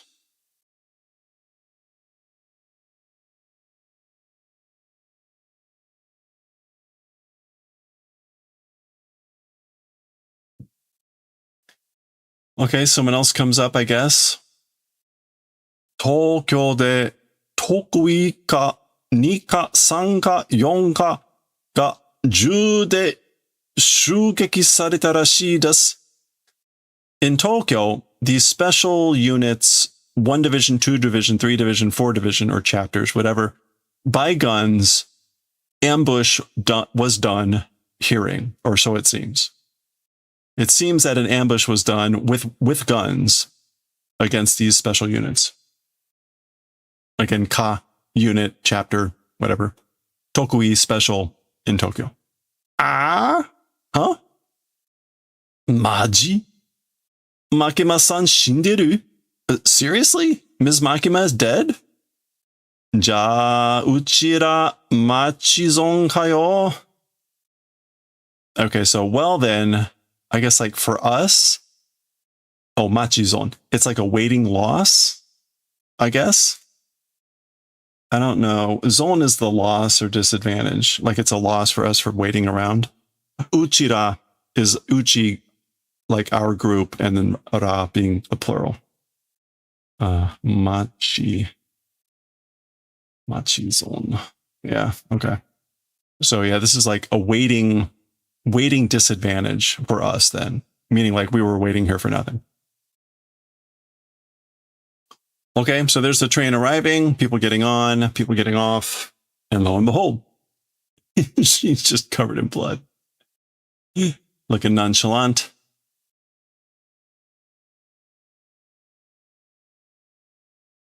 All right. Kurose-kun, so that's kurose. Literally like what, black, not currant, shoals? Like black shoals. Kurose-kun. Oh, this is Makima calling them out. So this is Kurose-kun. And Tendo-chan. What is that, like heavenly infant? Child? Anyway, just names. So that's Makima speaking. Shinkansen nai de jugeki ni atta. On the Shinkansen, on the inside of the bullet train, a gun attack occurred.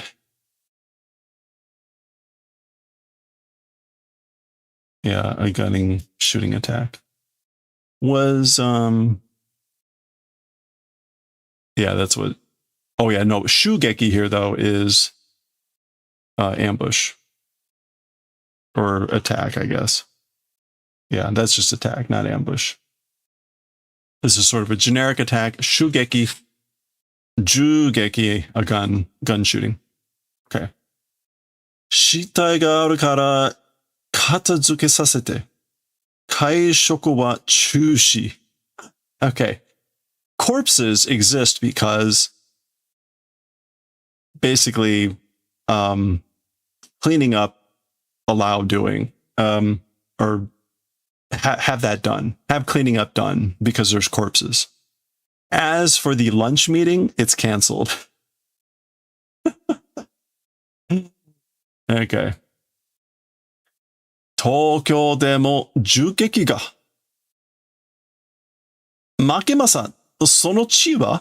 Okay, so even Tokyo, or as for in Tokyo, or also in Tokyo, gun attack, ...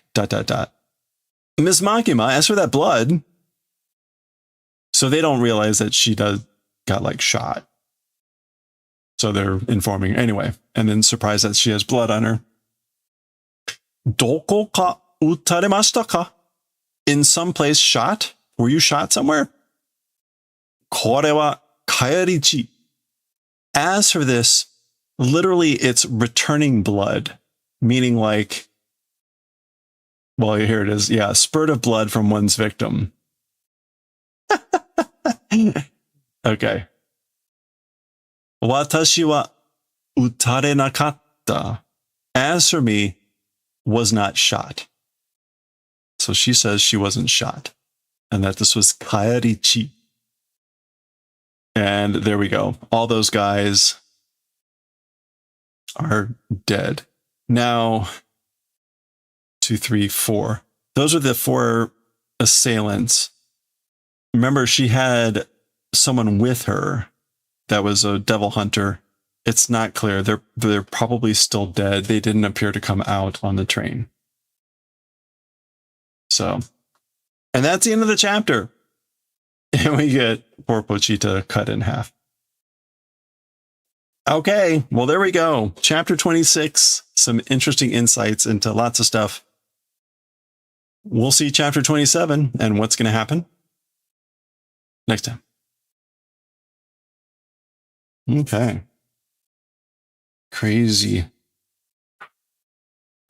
stuff afoot at the Circle K.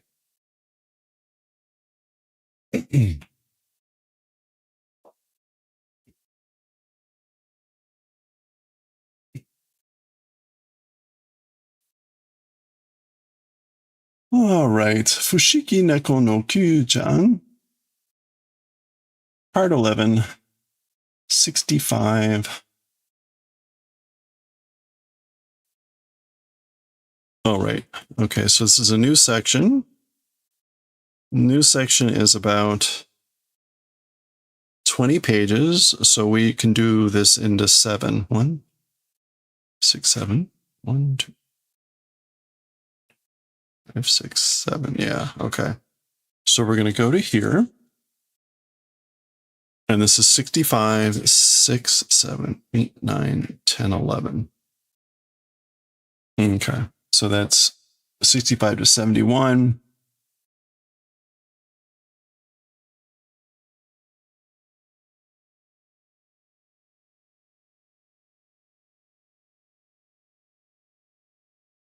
Oops. Volume 7, 65 to 71, part 11.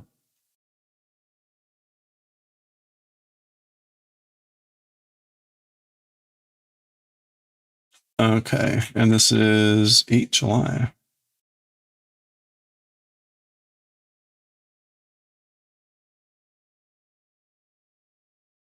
$65 to $71, right? My nose. Okay.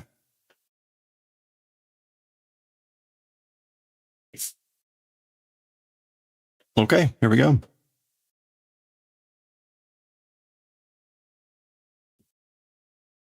All right, you know what? Kushami is a sneeze.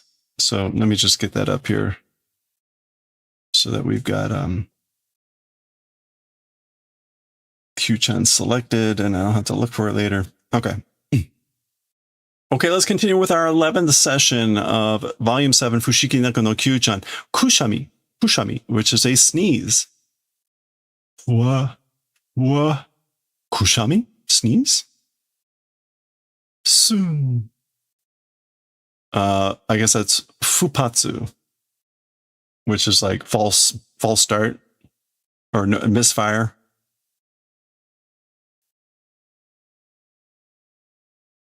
Fuhatsu? Yeah, Fuhatsu. Misfire. Fua. Gokuri? Go. Whoa. And then he yawns. And Hinata falls out of the chair.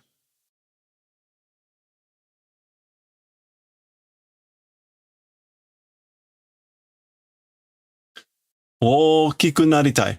Want to become big. All right, watching television. I guess there's a tall person. Kono Hayu-san, this actor, sega takakute kakkoi. The height is tall and handsome, cool. So this actor is tall and cool. Hayu, yeah, is actor, performer. Okay. So Kyuu-chan dashes off. We see the news here. The Shicho Kuwagata ni niwa ni hasamareru. Wait. Kuwagata? Okay, so the mayor by a stag beetle. Something's always happened to the mayor. Hasamareru was pinched. Hasamu. Mayor pinched by a stag beetle. And you can see it. There's the beetle. There's the beetle presumably hanging off the mayor's nose or something. Okay. Chew, chew, chew, chew, chew, chew. All right. Kyuu-chan drinking a bunch of milk. Suya, sleeping. And in the dreams, nade, nade, pat, pat. Kakkoi! Cool. Oh, that's adorable. Okay. Yodare. Yodare. Yeah, drool. Yodare. What is this? Tori. A drool chicken. It's just chicken.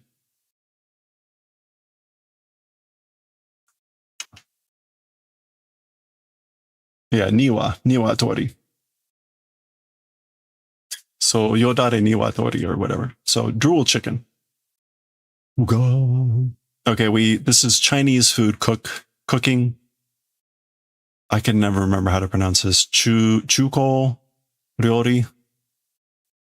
I should get this down.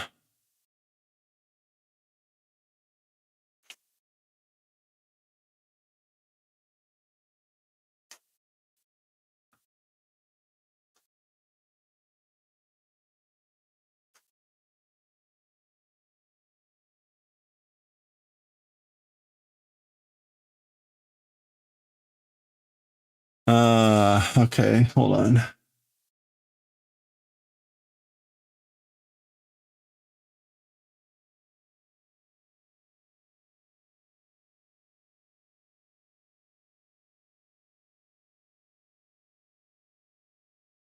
Chuka. It's chuka. All right. Anyway, Chinese cooking. Chuka ryori. Yodare niwatori ni. Nani shitemiyo. Oh, this is to challenge. So like a drooling chicken. Okay, this is something else. Or maybe it's like chicken to drool over. Shall I try throwing down the gauntlet? I guess that's Chosen. Yeah, to challenge. So shall I do trying to challenge towards drooling chicken? Ding ding ding. Kansei. Complete. Yodare niwatori to. The drooling chicken, and there's the yodare neko. So the drooling chicken and the drooling cat. Okay. Himawari batake. A field of sunflowers. Where's Himawari-san? Ta ta ta. Moving along. Umo. Warukunai. Not bad. Rikuyo. Ikuyo. Let's go. Kyuu-chan. Pyong. Snap. Okay.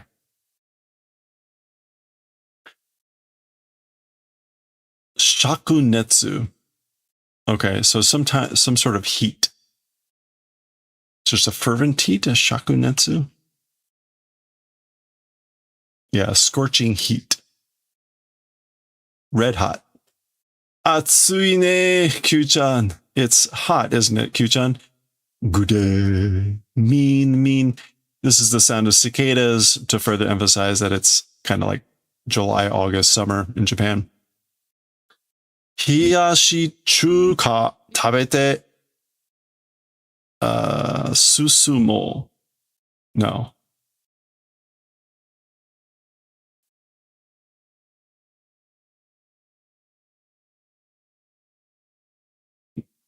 Yeah, Suzumu. Okay, Suzumo. So, like chilled Chinese eating chilled Chinese food, and like, let's cool down. Let's cool down eating, or I'm thinking about cooling down by eating chilled Chinese food. Yeah. So here he is in the kitchen. Go. Wow. Hamu, like ham? We'll come back to that. Meta. So flames, heat in the kitchen, making it even worse. What is hamu here? Ham. What else could this mean? Hum?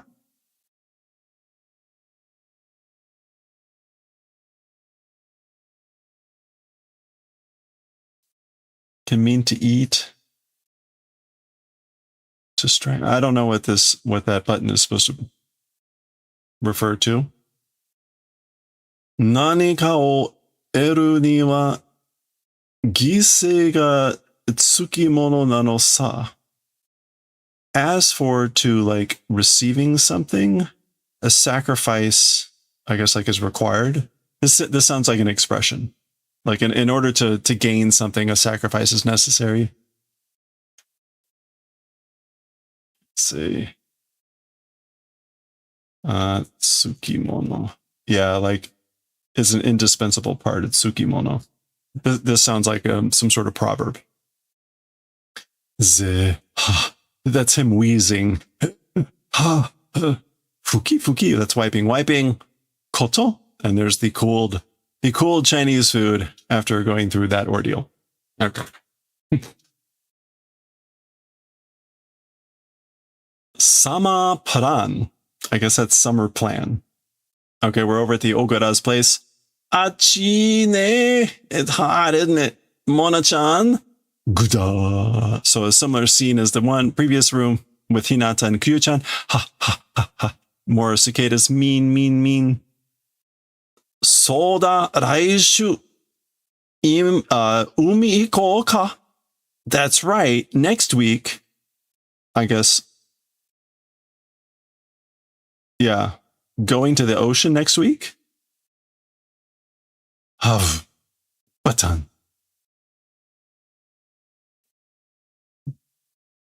Wait. Damemoto de kiite miyo. Try to see about listening with damemoto.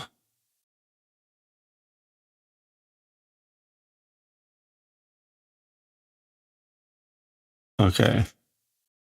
Give something a try because nothing. Oh, maybe like trying to ask using damemoto. Give something a try because one has nothing to lose. Pochi. Okay, he's on his phone. Ha. Question mark. Kyuu-chan tachi mo issho ni ikeru tte? Kyuu-chan and friends, Kyuu-chan and everyone also together with able to go, they say. Iyo, yeah, it's good. So there's Hinata and Kyuu-chan. Happy summer vacation. Happy summer vacation. Zudan. Clunk. So Mona-chan is overcome with joy. So they're going to the beach. In fact, there's Umi, ocean. Umida! It's the ocean! Teteke. Bashan, splash. Ooh-hoo! Oh. Pya. Sazan. Okay, Kyuu-chan doesn't like the water. Futari wa umi demo matari nanda ne. As for two people, meaning as for you two guys, even the ocean is matari nanda. Matari. Rich, mellow, laid back lifestyle. I guess like you got the laid back lifestyle even at the ocean, don't you? You two. Taking it easy. Okay. In other words, they're not rollicking it up in the ocean. Okay, well, there we go. We're going to pause there for that section. Practice your katakana, and we'll see what this is next time. Okay. It's funny. It doesn't quite look like a B, but that's a B. Okay, there we go. Nice and short. One more. We've got enough time. We're going to start up number... Oh, yeah, this is our first reading. Okay.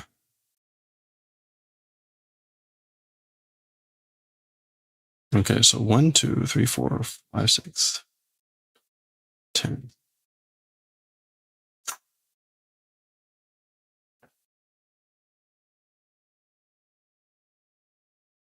Mm-hmm. All right, let me get this off. I've got like this stupid scrolling thing over on the side. It's distracting. All right, and I need to figure out what chapter this is. So, Astro Boy.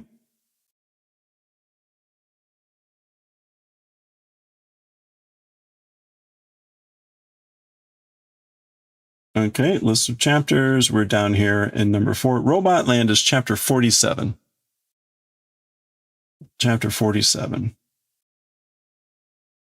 Okay.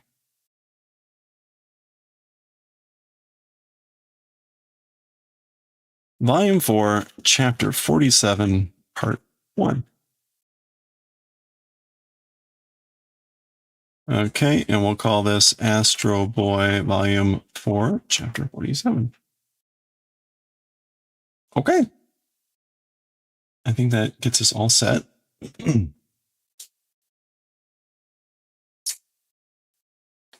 right, here we go. Oh, what is this? Oh, this is Fushigi Nako no Kyuu-chan. Let me get that in there. Try not to... These little inserts, try to keep them with the books. Mm-hmm.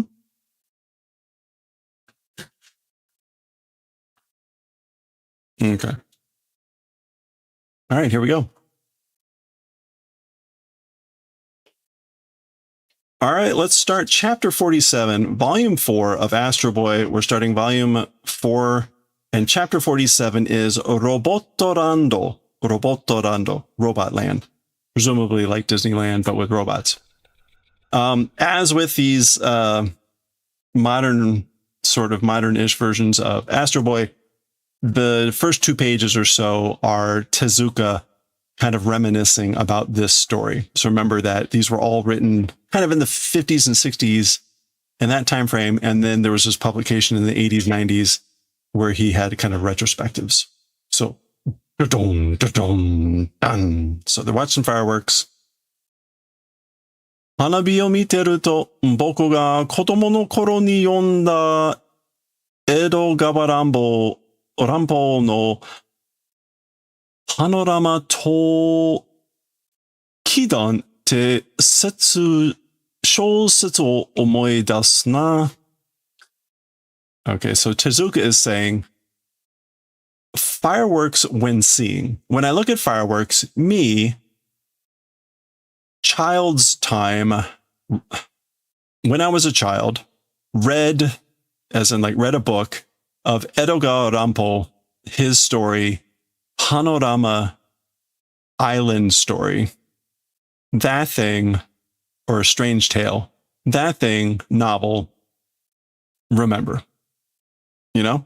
Okay, so again, when I see fireworks, I remember the novel Panorama Island Kidan by Edogawa Rampo that I read when I was a child. So the Kidan again. Oh, romantic story, a highly embellished story, but taking place on an island. どんな話なんですか? What kind of a story? So what kind of story was it? There's the island. ある男が大金持ちの実業家と生き写しなので、その実業家になりましてしまう。Okay, a 実業家. Like some sort of worker?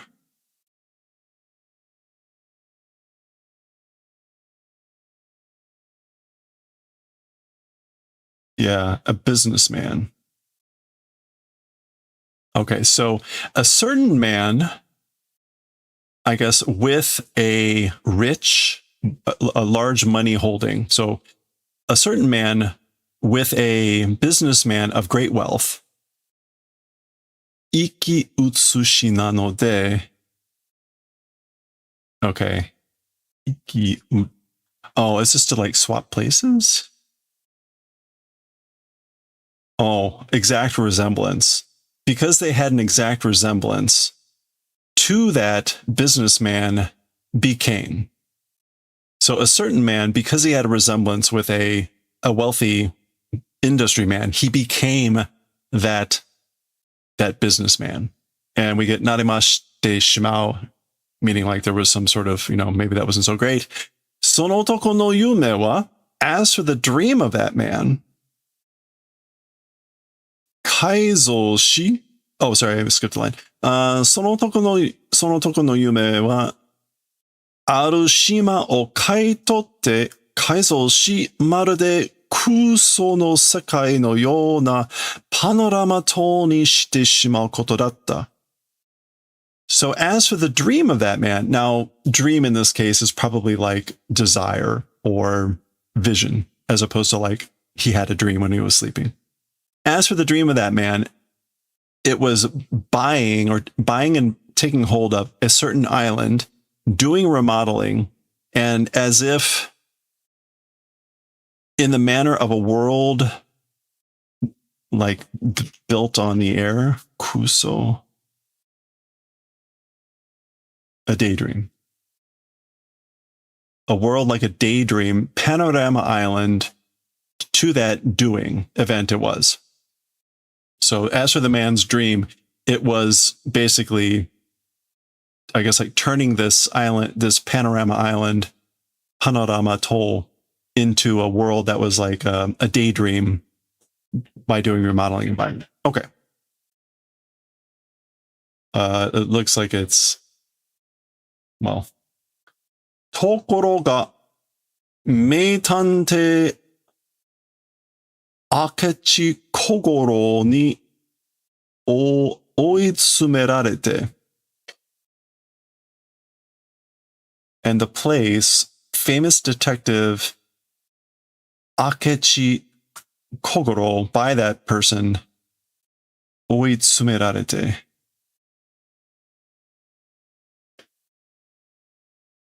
Tokoro ga. Wait, why Tokoro ga?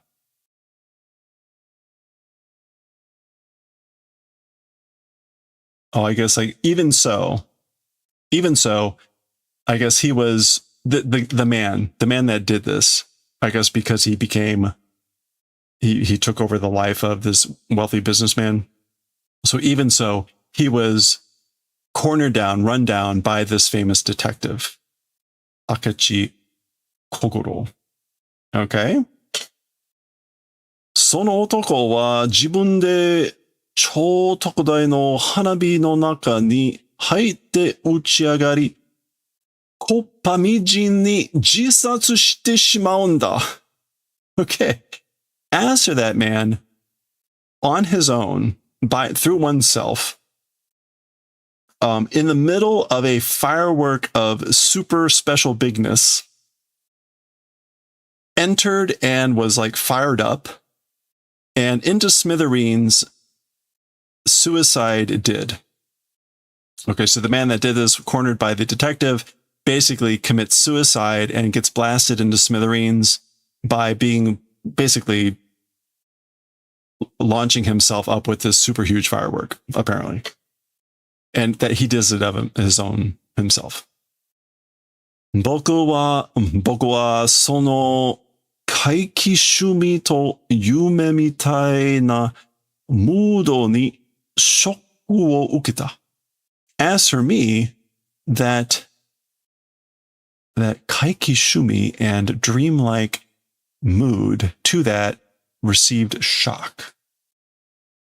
怪奇. Bizarre. Shumi is like interest or hobby, right? Or maybe it's taste also. Yeah. Okay, so shumi is either like a hobby or a preference or liking. So as for me, I received a shock at that dreamlike and, again, strange, outrageous, weird taste or mood of that story. Okay. Yeah, I guess if you're a kid and you read something like that. 長い間忘れられなかった. Okay, for a long period, I guess wasn't able to forget that story, that mood. 一度僕もあんな人工島の話を書いてみたかったんだよ. One time, I also, that sort of an artificial islands story, wanted to try to write. So I also wanted to try to write a story about an artificial island like that. Once. This feels very Jurassic Park too, right? そこでアトムの中にロボットランドという観光の島を作ってみた。実を言うとパノラマ陶器団がヒントになっているんだよ. In that place, or because of that, towards the inside of Atom, maybe this is like amongst the stories of Adam, robot land called Kanko no Shima, a sightseeing island, so I tried to make an island of sightseeing called Robot Land amongst Adam, I guess. Again, I think this is like amongst the stories of Adam. Speaking truly, the Panorama Island romantic story towards a hint becoming. I guess, like it was pointing as a hint towards the Edogawa story, Panorama Island, Kikan, as a truth, Jitsuoyu, or maybe Jitsuoyu. Like if I speak honestly, yeah, that's what he's saying. So I made this island, a sightseeing island called Robot Land. But if I speak honestly, I was hinting towards, or it was becoming a hint towards that. Okay. Tadashi, panorama to chigao ten wa shuyaku wa shinanai shi. Tadashi, like simply or correctly? No, however. So, however, as for points of difference, as for points that are different with Panorama Island, as for the main role, does not die or will not die. So, no suicide. そのロボットランドのロボットたちは人間の手先にこき使われて最後に立ち上がることになっているけどね。Okay, so as for the robots of that robot land, human like assistants, tesaki, Yeah, underlings, stooges. Towards being underlings of humans, koki tsuku, working someone hard. Okay, so as for the robots of Robot Land, they were being worked hard as the subordinates, the stooges of humans, and in the final moments, it becomes the event of an uprising. You know? Okay, so he just spoiled the whole story. Well, we're done. Okay. ロボットランドは昭和37年の作だけど、それから10年ほど経ってアメリカの SF 映画でロボットランドそっくりの観光の国が出てくるのがあったんだよ。Okay. So as for Robot Land, the story we're about to read, it was a work that was created in the year of Showa 37. But from that point, to the extent of 10 years passing, in an American science fiction movie, Robot Land, spitting image, sightseeing country coming out existed or happened. What would that be? This would have been in the 70s, some sort of science fiction movie about like a sightseeing country with robots. That happened. もちろん偶然の一致だろうがね. Of course, it's like natural, spontaneous. No, by chance. Of course, it's by chance. Ichi. That coincidence, right? You know? We know where Westworld came from. That's right. When did Westworld first come out? Oh, Yul Brynner. Westworld. There it is, Westworld. Yul Brynner 主演のWestworld という映画がそれだ. So that was the movie called Westworld of whatever, with, I guess, the main actor, Yul Brynner. Okay. That's funny. Because they remade Westworld just a few years ago, right? When starring. Yeah, this is like main acting. Okay. Yeah, all right. I didn't. All right, so let's go on to the main story. So again, these are usually prefaced with like 2 pages. So we'll start and see what this is going to be about. Yeah, apparently Yul Brynner was in like a 70s or 80s movie. 紀伊半島の外れに荒賀島という小島があります。Okay. Okay, so there's a small island called Aragashima, which means kind of like Storm Island. There's a small island called Arajima that is, I guess, like separated from the Kii Peninsula. So Hanto is literally a half island, which is a peninsula. And Kii is going to be a location name. So that's not going to show up. And again, Hazure is like separated off of. So all that makes sense. Hoko ni, in this place, again, this would be Aragashima. ここに3年前からびっくりするような大工事が始まっていました. So in this place, from about 3 years previously, in the manner of being surprising or shocking, a big construction was beginning or starting. So there's been a big construction effort going on, daikoji, that like of a shocking proportion, of a surprising matter. that has started since 3 years ago. Gan, gan, gan. Do, do, do, do, do, do, do, do, do. Robotorando Kensetsu Yochi. So this is Robot Land, like construction site. Kensetsu Yochi. We'll just go with Kensetsu and then Yochi. Yeah, construction site. All right. Okay, all right. Oh, look at this guy. Koko wa ko yare, sore kara doko, soko wa do yare.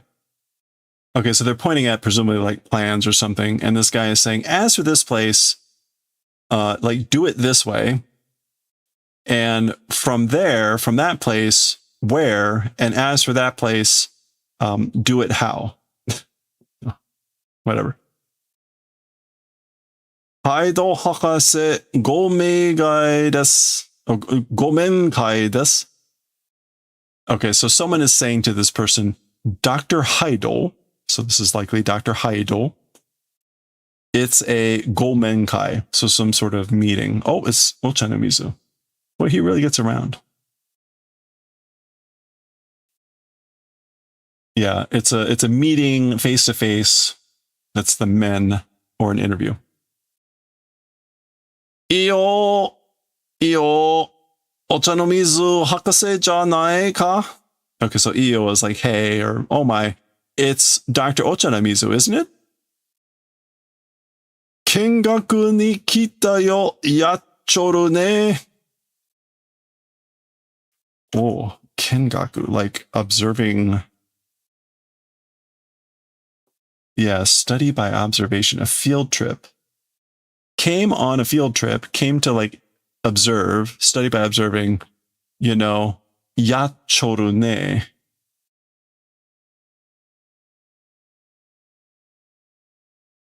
Yachoru, that's going to be some sort of contraction. Yatte.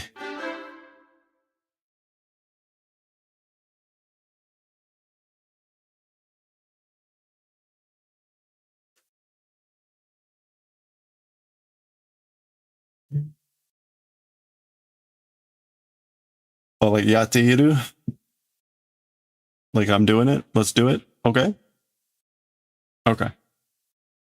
There you go. Dr. Hyde. Atomo ga tsuite kita yo. Adam has come along. Adams has, come here as well. Oh, kimi ga uwasa ni kita atomo ka? Oh, you, in rumor, heard of Adam? So, oh, you're the Adam I've heard stories about. I've heard rumor about. Oof. They are doing a time-honored tradition of licking each other here. Doerai mono o tsukutta mon ja ne.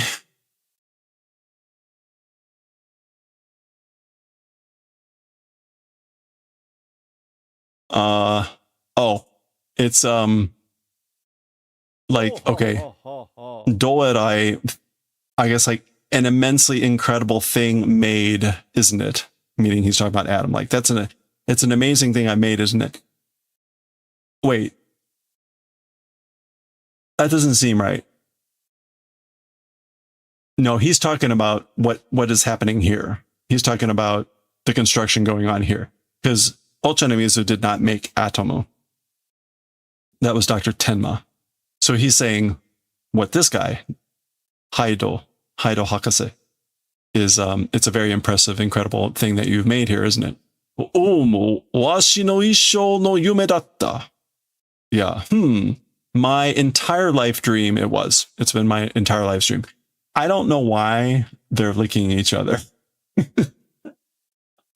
I was expecting them to be more aggressive in what they were saying, but that's fascinating.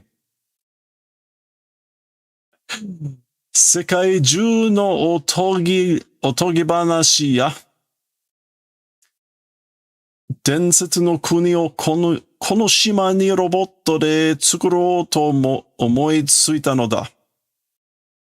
Okay, so this is Dr. Hyde saying, throughout the worlds, otogibanashi.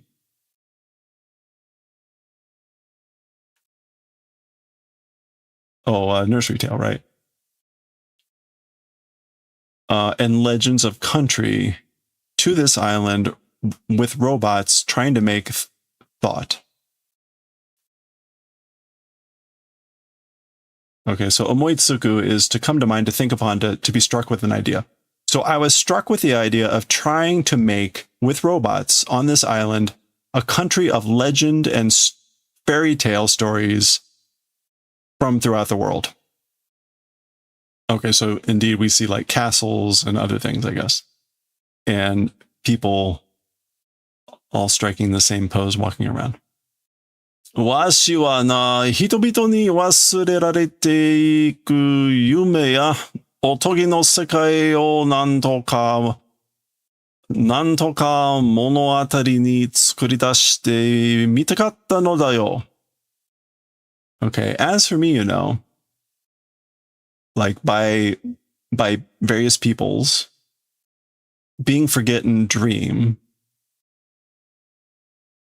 and somehow the nursery stories, the fairy tales, as mano atari. Mano atari. Before one's eyes. Huh. Beginning to make, it seemed, or tried, mitakata. I wanted to try to start making, before one's eyes, somehow, the nursery tales and the dreams like being forgotten by everyone, by all the peoples. Okay. So that's what he's trying to do with this robot land. Kind of like Jurassic Park, but with fairy tales and not dinosaurs. Ma mite kure. Dowa ya shousetsu ni dete kuru mono wa nandu mo aru zo. So then, do the favor of looking. So take a look. Childhood tales and in novels, as for things coming out in those things, everything exists. So take a look. Everything is here. Everything is coming out here. That's in, again, children's stories and novels. So we see this, and this is Jaku no Mame no Ki. So that would be Jack's bean tree. So Jack and the Beanstalk. Hakucho no Mizumi da yo. It's the it's the lake of white swans, white birds. Sono mukou ni wa akuma no shiro ga aru. And as for on that other side, the castle of the devil exists. So the evil castle over there on the other side of the Swan Lake. So there they are. Presumably this is more like Tchaikovsky's Swan Lake with the swans doing ballet. And there's a robot swan being worked on.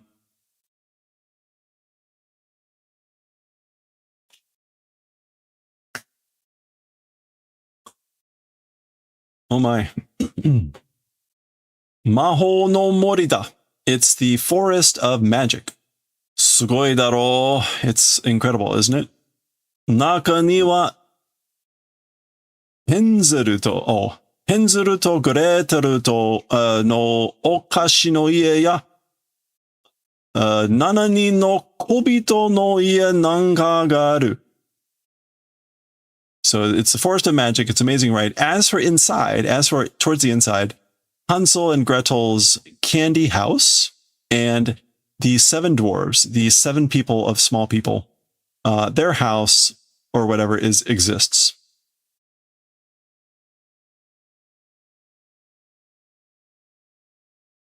Okay, so they're getting the great tour. Oh, all right. Kaizoku Senda. It's a pirate ship.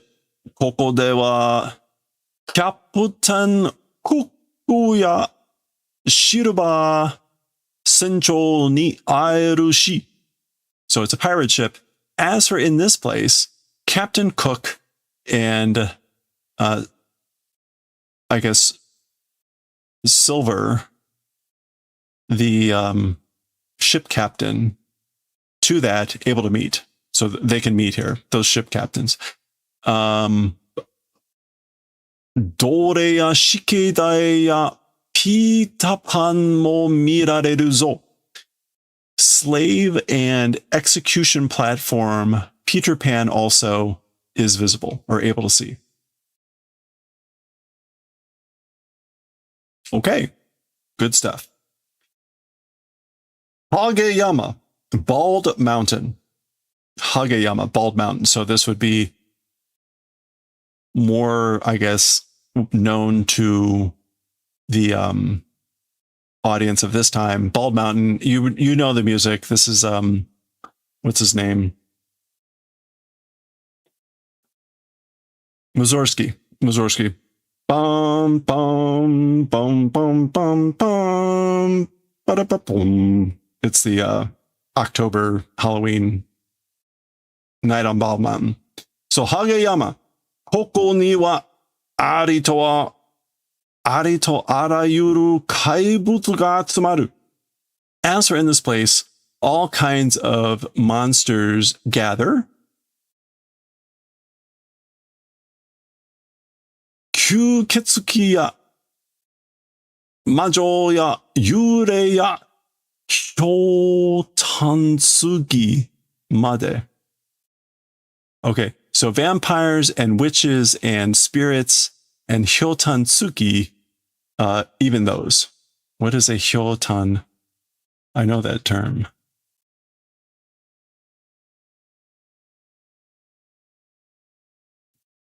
Hyotan.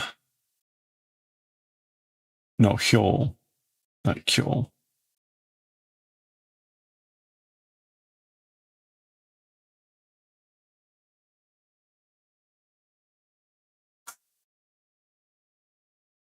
Hyotan.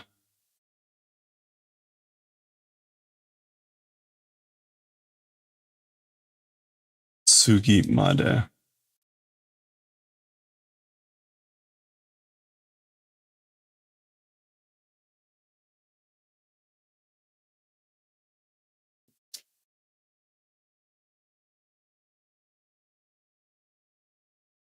Oh, it's that stupid character that always appears. The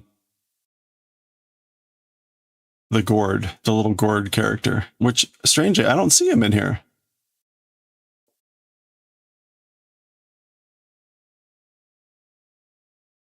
Hyotansugi is this guy that you often see in okay. Oops. But ironically, like I don't see him in there. Maybe he showed up somewhere else. Or maybe I'm looking right at him and I don't see him. Okay, so even those. Ha ha ha ha. Minna roboto sa. So he laughs and says, all of them are robots. Roboto koujo no hou e iko. I guess let's go towards the direction of the robot factory. So let's go to the robot factory. Hello there. Hello there. Get out of the way. So just like as a demonstration, he lifts up the neck of one of the monsters and it's springs, of course. Okay. Da, da, da, da, da, da, da, do, do, do. Presumably that's like hammering and stuff going on as they're moving around. Oh. Dekiagatta kaibutsu domo da yo.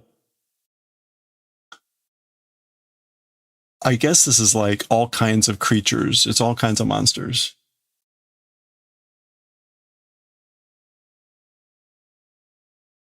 Yeah, it's monsters that are ready to go. Dekiagaru. So we see even more like abominable snowman, a mummy. Well, there's maybe the little some of the Kobito. Anmari nandamo hidoi na. Okay, I guess Atomo being a child is like, oh, very much everything is horrible, you know?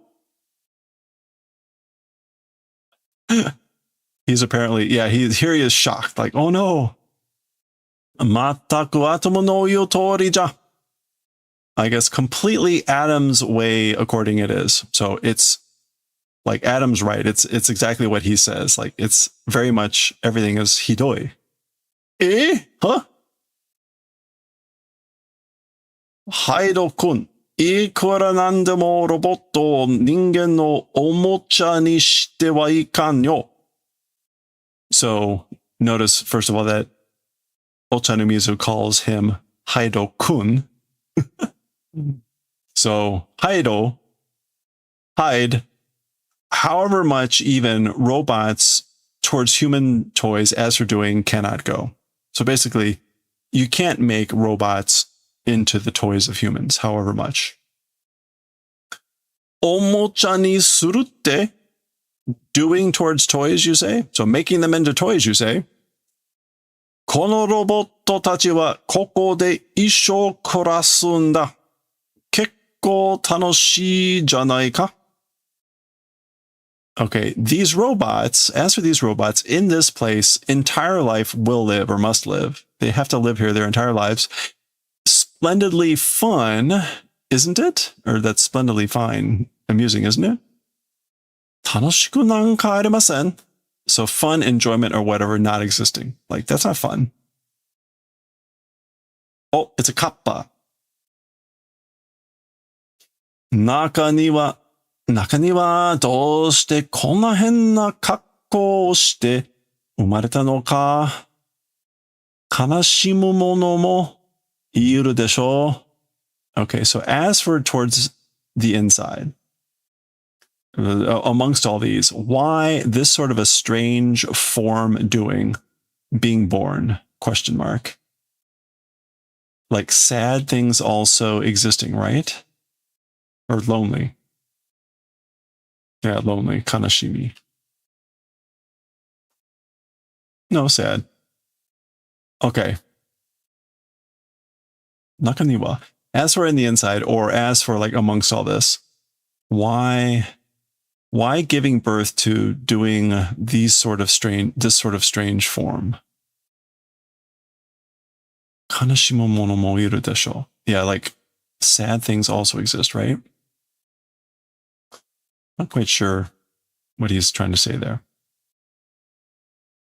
そうじゃ、ロボットをかわいそうに思わんかね? It is that way. That's right. Like, will you not think of it's pitiful of the robots? Yeah, it's basically having pity, thinking that it's sad. It's sad for the robots for being born in a place like this and taking on this shape. That's what it is. Taking on these sorts of strange shapes, strange forms, and being born, it seems like they're sad things. Okay. わしのロボットランドにケチをつけるのか? Kimi? Okay, towards my robot land, kechi o tsukeru. Basically, you got a problem with my... Yeah. Kechi o tsukeru. To rain on someone's parade to find fault with. Are you raining on the parade of my robot land? Huh? You?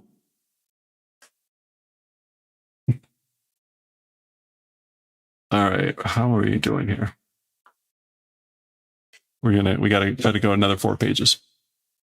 Oh. Kechi wa tsukenai ga. As for fault, will not pick. So not picking faults, but roboto ga kawaisou da to iunda. The robots seeming to be sad, seeming to be pitiful, it's saying that. But I will say the robots seem sad. Or pitiful. まあ、出来上がりの日になってみろ、あっというぞ. So he laughs and says, well, like the completed day to that, I guess like, try becoming? Natemiro. And atoyu. Atoyu is a reference to atoyuma, which is like, before you know it, will become like, I guess the day that everything's ready. Natemiro. Hakase. 博士、大魔王とお供の竜が完成しました。ご覧になれますか? Okay, so someone's coming over the intercom saying, Doctor, hide. The big witch king, the great demon king, the great demon king and the ultimo dragon. Ultimo. Oh, and I guess like the companion dragon. Completion done. So they're completed with those two things. Will it become towards viewing? So won't you take a look? They're being very polite towards him. So there's the Daimao, the great demon king, and that's the dragon. よくできた。まるで本当に地獄からでも飛び出してきたようだぞ. So he laughs and says, you did well, or it was done well. It's as if truly, even from hell, came and flew out of in that manner. It's like they just flew out of hell. Oh, impressed? Is that what Atoyu?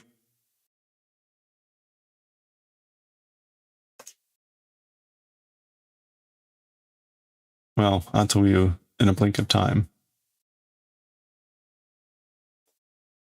Or is that the Natimiro? Anyway, okay. Yo shinochi o fuki kome. Okay, then, good. I guess this is like breathe in life, meaning like turn them on.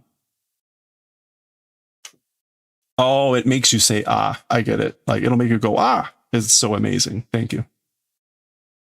So yeah, so like basically just wait for the day when everything's ready. It'll make you say, ah. Thank you.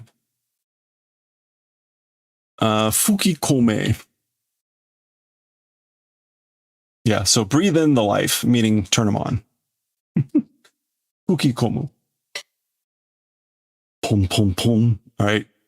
Hitting the switches. Beep, beep, beep, beep, beep, beep. Shoo. Things that make you say, ah. Beep, beep, beep, beep, beep, beep, beep, beep, beep, beep, beep, beep, beep, beep. All right. Gah!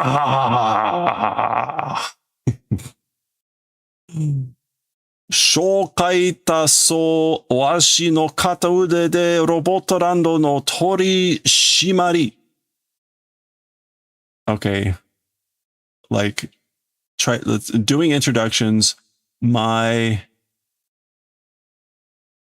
with my kataude, with like one hand.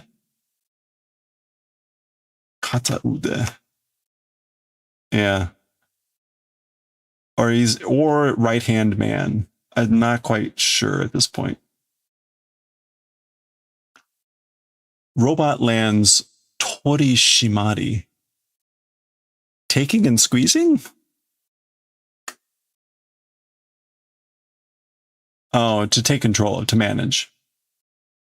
Okay, I guess he's saying that this robot is gonna be his right-hand man and be the one that controls Robot Land. So he's giving that to the who isn't it? Is this like Enma, the great demon king? Anyway.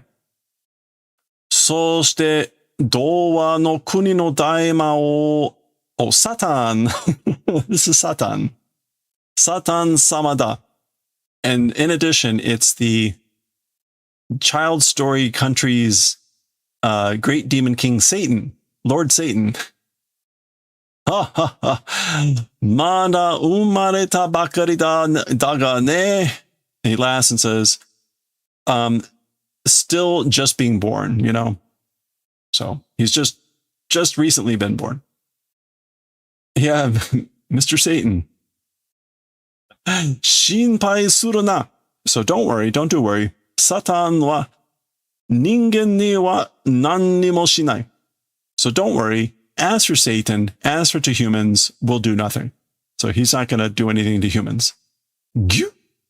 I guess that's him like trying to grab and shake hands.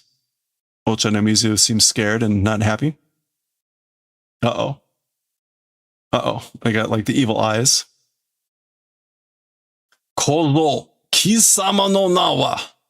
Boy, as for your name. Now we talk a lot about Kisama.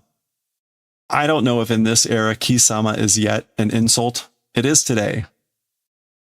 But at some point it was an honorific term.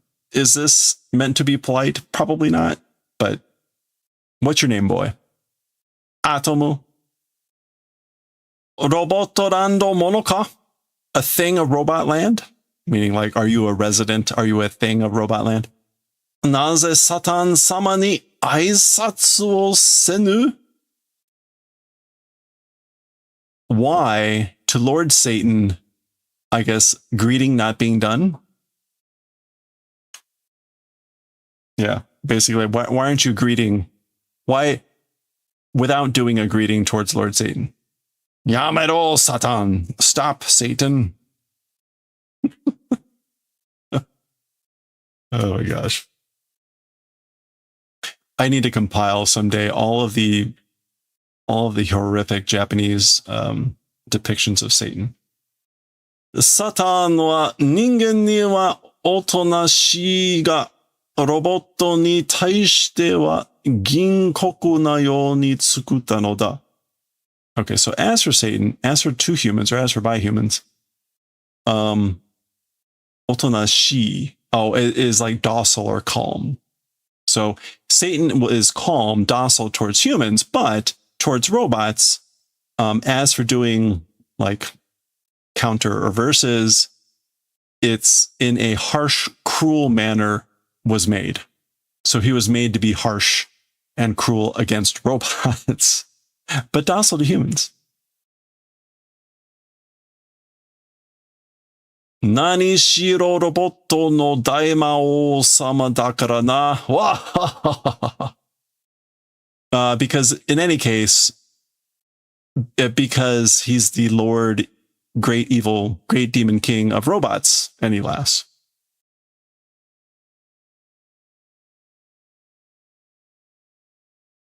Yeah. In any case, because he's the robot, great evil king, great demon king. Bakabakashi. This is stupid. You're stupid. This is all nonsense. Washa kaeruzo. I'm going home.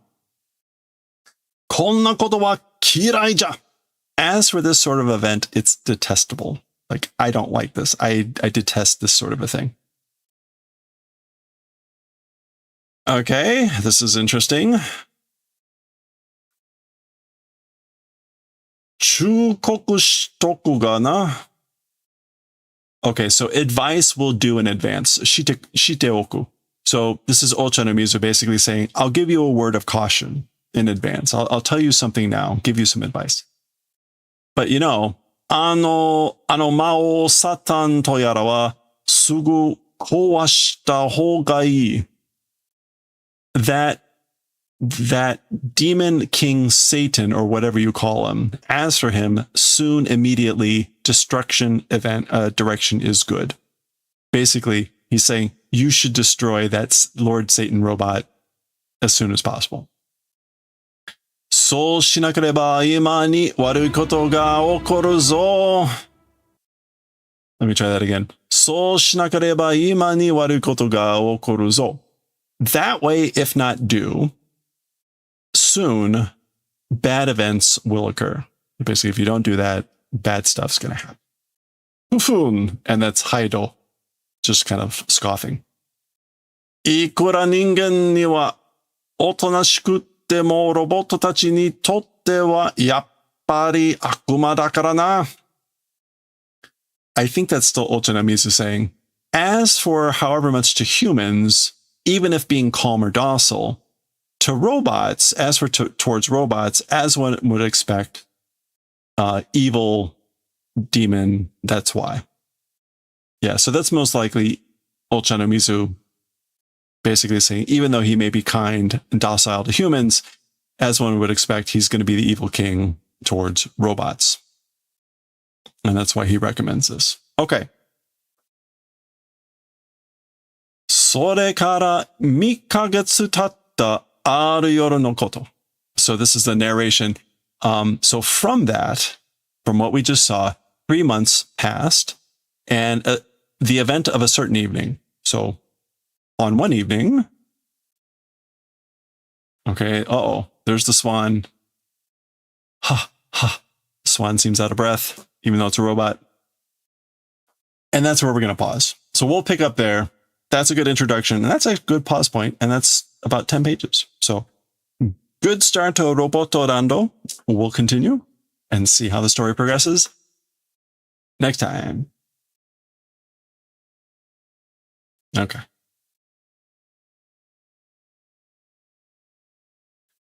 Oh, all right. Good times.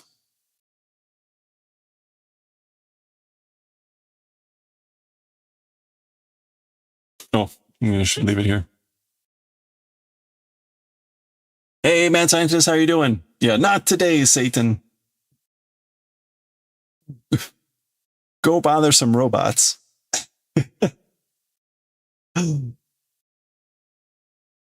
Robots.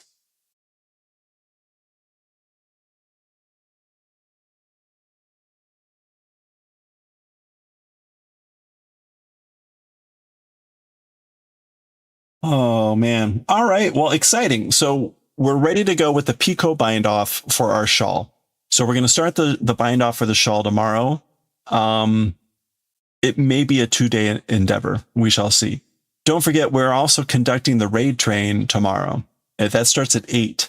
Now, the raid train will go from 8 to 10, which means one of two things. I probably won't do any manga reading tomorrow because we normally start that around 7:30. Maybe we'll try to sneak in Bleach before everyone arrives, and then I'll switch back to some crafting. But we're doing the raid train from 8 to 10 tomorrow, and then I'm gonna pass that off at 10, and then that'll be it because that's past when I normally stream. And then we have the 3 a.m. slot. We have the 3 a.m. slot on Saturday morning. So heaven help us. 3 a.m. to 6 a.m. But I'm going to plan to stream normal, but we'll see. I may end up calling Saturday off, depending how the day goes. So that's going to do it for us for today. Thank you, everyone. Yeah, I know. It'll be fine. I normally get up at 5, so like getting up like 2.5 hours earlier, meh. Oh, let's get out of here before the ads hit.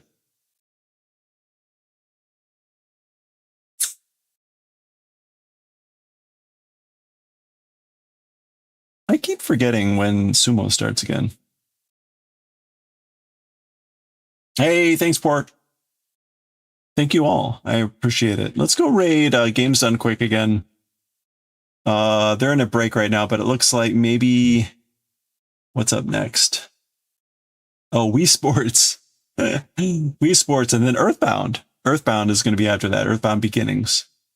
Anyway, that's going to do it for us for today. Again, thank you so much for everyone for hanging out. Again, we'll get some stuff done tomorrow. I fully expect this Pico bind off to take 2 days. Matane. Yeah, tomorrow too.